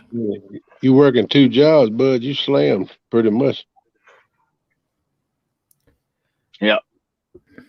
Yeah, like yesterday, I was on my feet 5:30 yesterday morning till almost 3 o'clock for just one job. Well, you're skinny, man. You can handle Hey, I'm bigger than Mike Turner and J Dog. Okay, put together.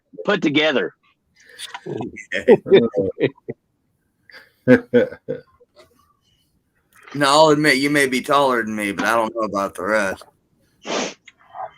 I thought I was smaller than J Dog, but apparently, as of yesterday, no, I weigh a lot more than he does. Really? Yeah. Okay, I missed something there. Yeah, he's a skinny boy. He don't weigh much. He weighs maybe $110. Wow. Oh, I $120, guarantee somewhere around there. I weighed a $110 in 3rd grade. Yeah,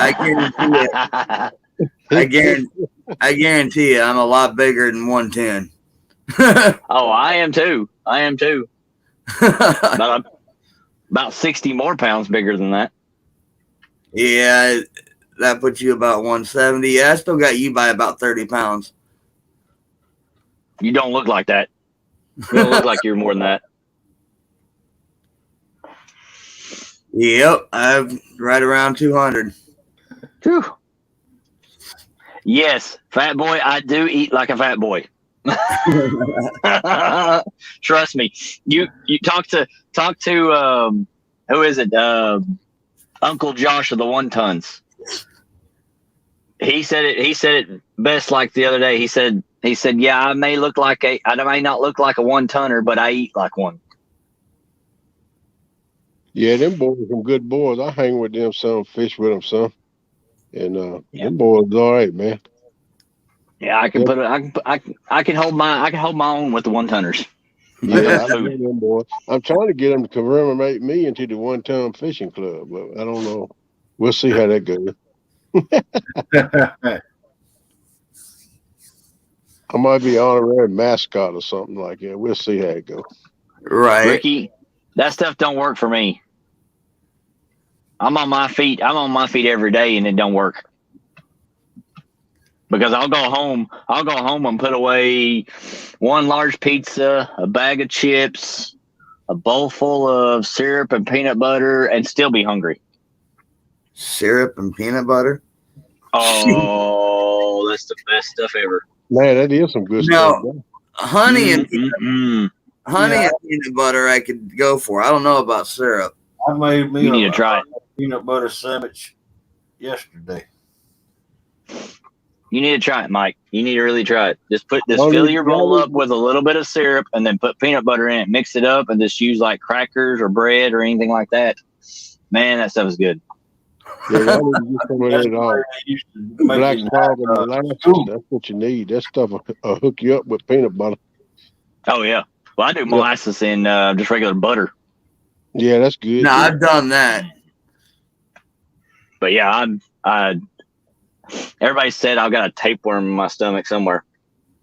I got a big tapeworm in my stomach. I weigh 235 pounds. Yeah, if I got a tapeworm, it weigh about 180 pounds. Yeah. You know, though, it's funny though, Kelly, that you said I don't look like I'm like that big. Because I actually sent a friend of mine when we first started talking. She's like, "You're not that big." I'm like, "No, I'm a fat kid." I said, "Trust me, I'm a fat kid from day one." She's like, "No, you're not." So, was it 2020 that COVID hit? Mm-hmm. They shut down our our casinos that summer, and so it opened up a lot of bank spot on, or access on the river for a while. And I get tied into a nice cat, 8-10 pounds.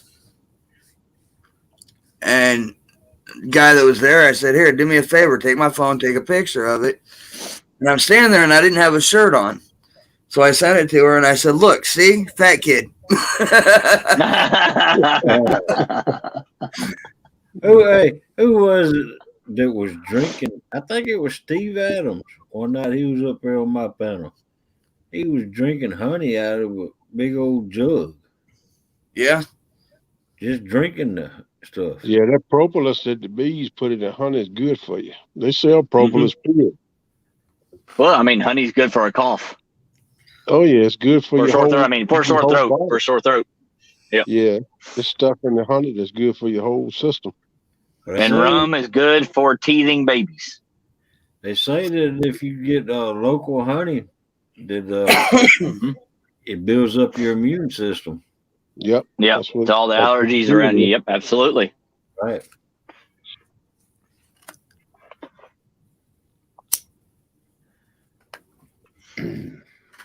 But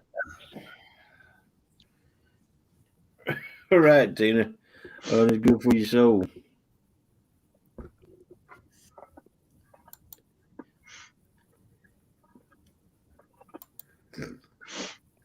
Yeah, there you go. Frogster says her Facebook is not personal; it's more fishing community. So they see, there you go. and that's exactly what we need over here, you know, with your guys' help over there to get things like this tournament set up when that information comes out, to get that the link shared out to bring people in to say, hey, you know what, this is pretty cool, or you know, whatever, to help build the community up even more.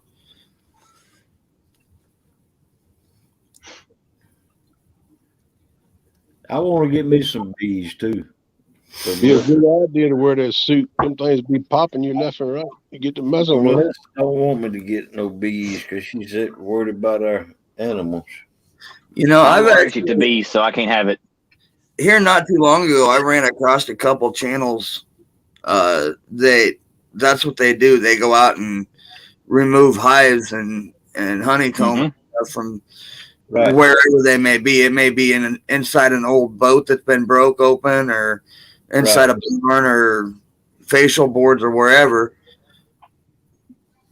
And these people, they don't use suits. I mean, they're completely nuts. I seen one the other day doing that, man. They cut the comb in two, then got the part there with all the honey in it, and the part didn't have the honey that they were making. They put it back in place so to keep the hive going. Well, what it is a bee will not sting you as long as you have the queen around you. That's like a lot of them will get the queen if they can find the queen. As long as they have the queen, and the queen is safe and not being harmed, the bees will not sting you and hurt you. Right. But I've seen them move. I've seen them move them. Have a good day. See, these people here, I mean, they're going in, they're removing facial boards and whatever on houses. Yep. And they're reaching in and breaking off honeycomb with bees all around them and all over them. And they're not being bothered whether the queen is there or not. Like, no. Well, they also spray them. They also spray them down with that mist chemical that they're using. That actually keeps them calm. A little bit of smoke will calm them down. Yep. You can just pick up hay or anything, smoke them. Yeah. Put that smoke on them. Yeah. And what most people don't know is bees and wasps and all that don't sting at night. They sleep. They're not active at night. Right. Yeah, we burned up a couple hornets' nests when I was a little on the farm. That's what we did. We wait till night with all of them in the nests and all. Yep. Then we go there with like a torch, and we throw stuff up on gas and stuff up on the outside. They get to come in there, and that fire, man, will burn their wings off and fry them as they come out. If you attack the nest at night, they will come out. But normally they won't come out. I used to take a aerosol can and a lighter and just torch them. Wasps don't sting at night, Ernie. My grandpa told me a story one time where they found a honeybee nest, and they said they was gonna go get the honey.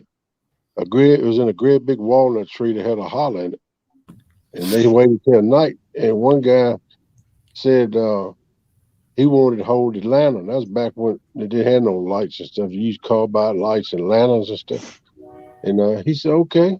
He said, if you want to hold the lantern, you can hold it. We need somebody to hold it. So they went back and they got to messing with the honey and getting the honey out of it and all.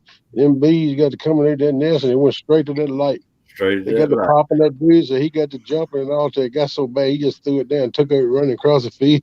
Right. Yeah, he used to talk about it all the time. He's actually still seeing dance. And we asked him after it's over. We said, "Look, we're going to get some honey now. You want to hold Atlanta?" He said, "Heck no, I ain't."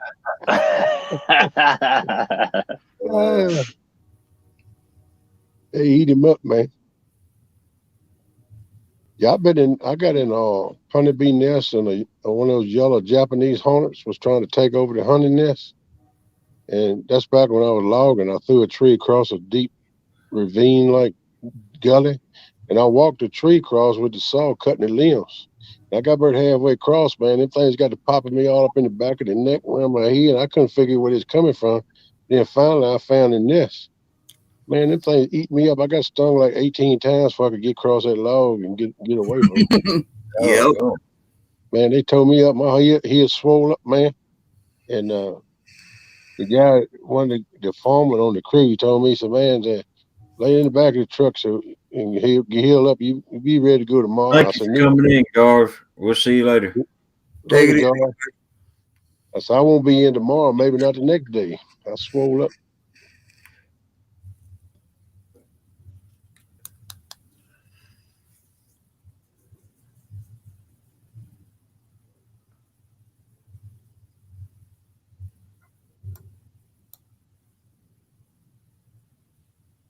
Well, I think I'm about to end this stream. You've only been going, you got 7 minutes for 5 hours. Well, I'll let it go for 5 hours then. There you go. Get that run time in, bro. You don't want to stick around and watch me load a trailer up?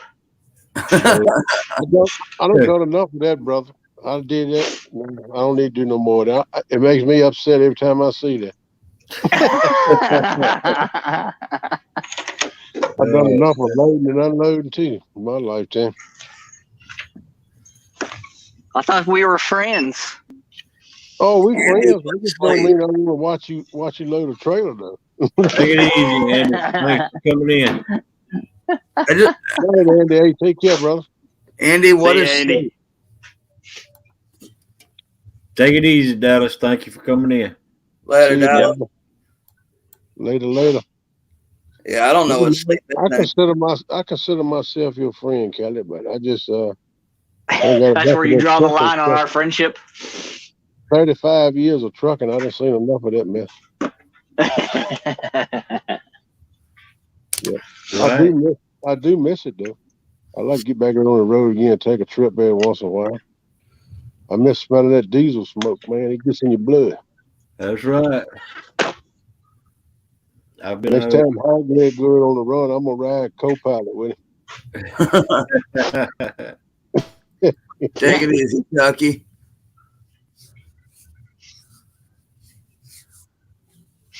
Take it easy, Chucky. Thank you for coming in. him. Later on, Chuckster. You have a good day too, brother. Thank you for all you do, Chucky.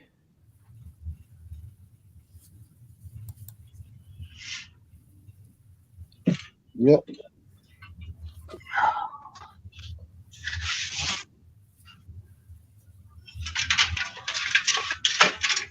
Wow. Yeah, I got one of my friends been out with me, but started running teams. It's a lady started running teams with Oklahoma. I said, nah, I don't know if I want to go that route or not. You got a little shorter trip, man. That might work. I don't like staying gone that much no more. You know, that's what I've never done. I ain't never run team. I run what was supposed to be a team run, but I run it by myself. But your team didn't want to run it with you. No. I ain't never run teams either because I don't want to lay there in no bunk and sleep with somebody else driving. I mean, I just got trust issues. He may fall asleep right down through the wheels. Well, my butt gone. Got a Western Star vintage snapback cap trucker hat coming. You didn't end soon enough, Hog Leg. Chad made it in. Do what? I said you didn't end soon enough. Chad made it in. What's up, Chad? No, we got. Well, I gotta be nice. I gotta be nice, Mr. Chad. Yeah, Chad, you're talking about him now, Kelly. what's up, Mr. Yeah, I gotta be nice. Welcome I'm not in, gonna say Chad. anything. We're going to end the stream in 4 more minutes, Chad. About 11, bro. Good to see you. Yep, absolutely. Nice of you to wake up and join us. Now you have to recap the whole thing. I'm not going to be up here for another 5 hours, so Hog Leg, that's on you. Yeah, No, Hog Leg, you got to recap it, bro. I'll go back and chat. I'll recap it really quick. I'll recap it really quick for him. Hey,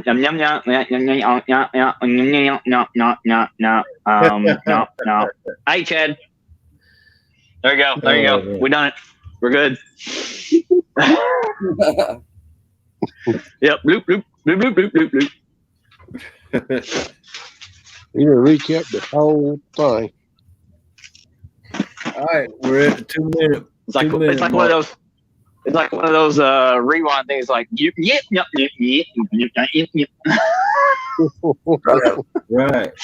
Like the teacher on the old Charlie Brown show. Wah, wah, wah, wah, wah, wah. That's right.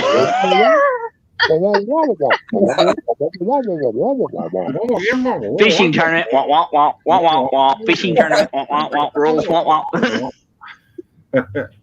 Did you get all that, Chad? All right, we're down to the 1 minute. No, Tina, I am not. Tina, I'm in Kentucky. I'm right above Tennessee. But I do work in Tennessee. About 2 days a week. Well, Mr. Hog Leg, I want to thank you for having me up again, brother. Enjoy coming up with you. Love the show. Enjoy talking to everybody. Mike T, enjoy being up with you, brother. Always a privilege. Everybody else, Kelly, everybody that was up. I mean, it was a good show. Appreciate everybody. And I'm going to bow down and let the boss man finish up his stuff. And we'll catch y'all later on. All right, brother. All right. Thank you for coming in. Yeah, man. I love it. Catch you later. Have a good one, buddy. Well, you know what time it is. We got 48 seconds left.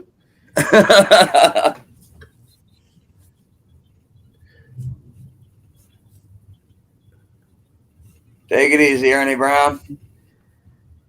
All right, everybody take it easy and y'all be careful today and enjoy your day. We're out.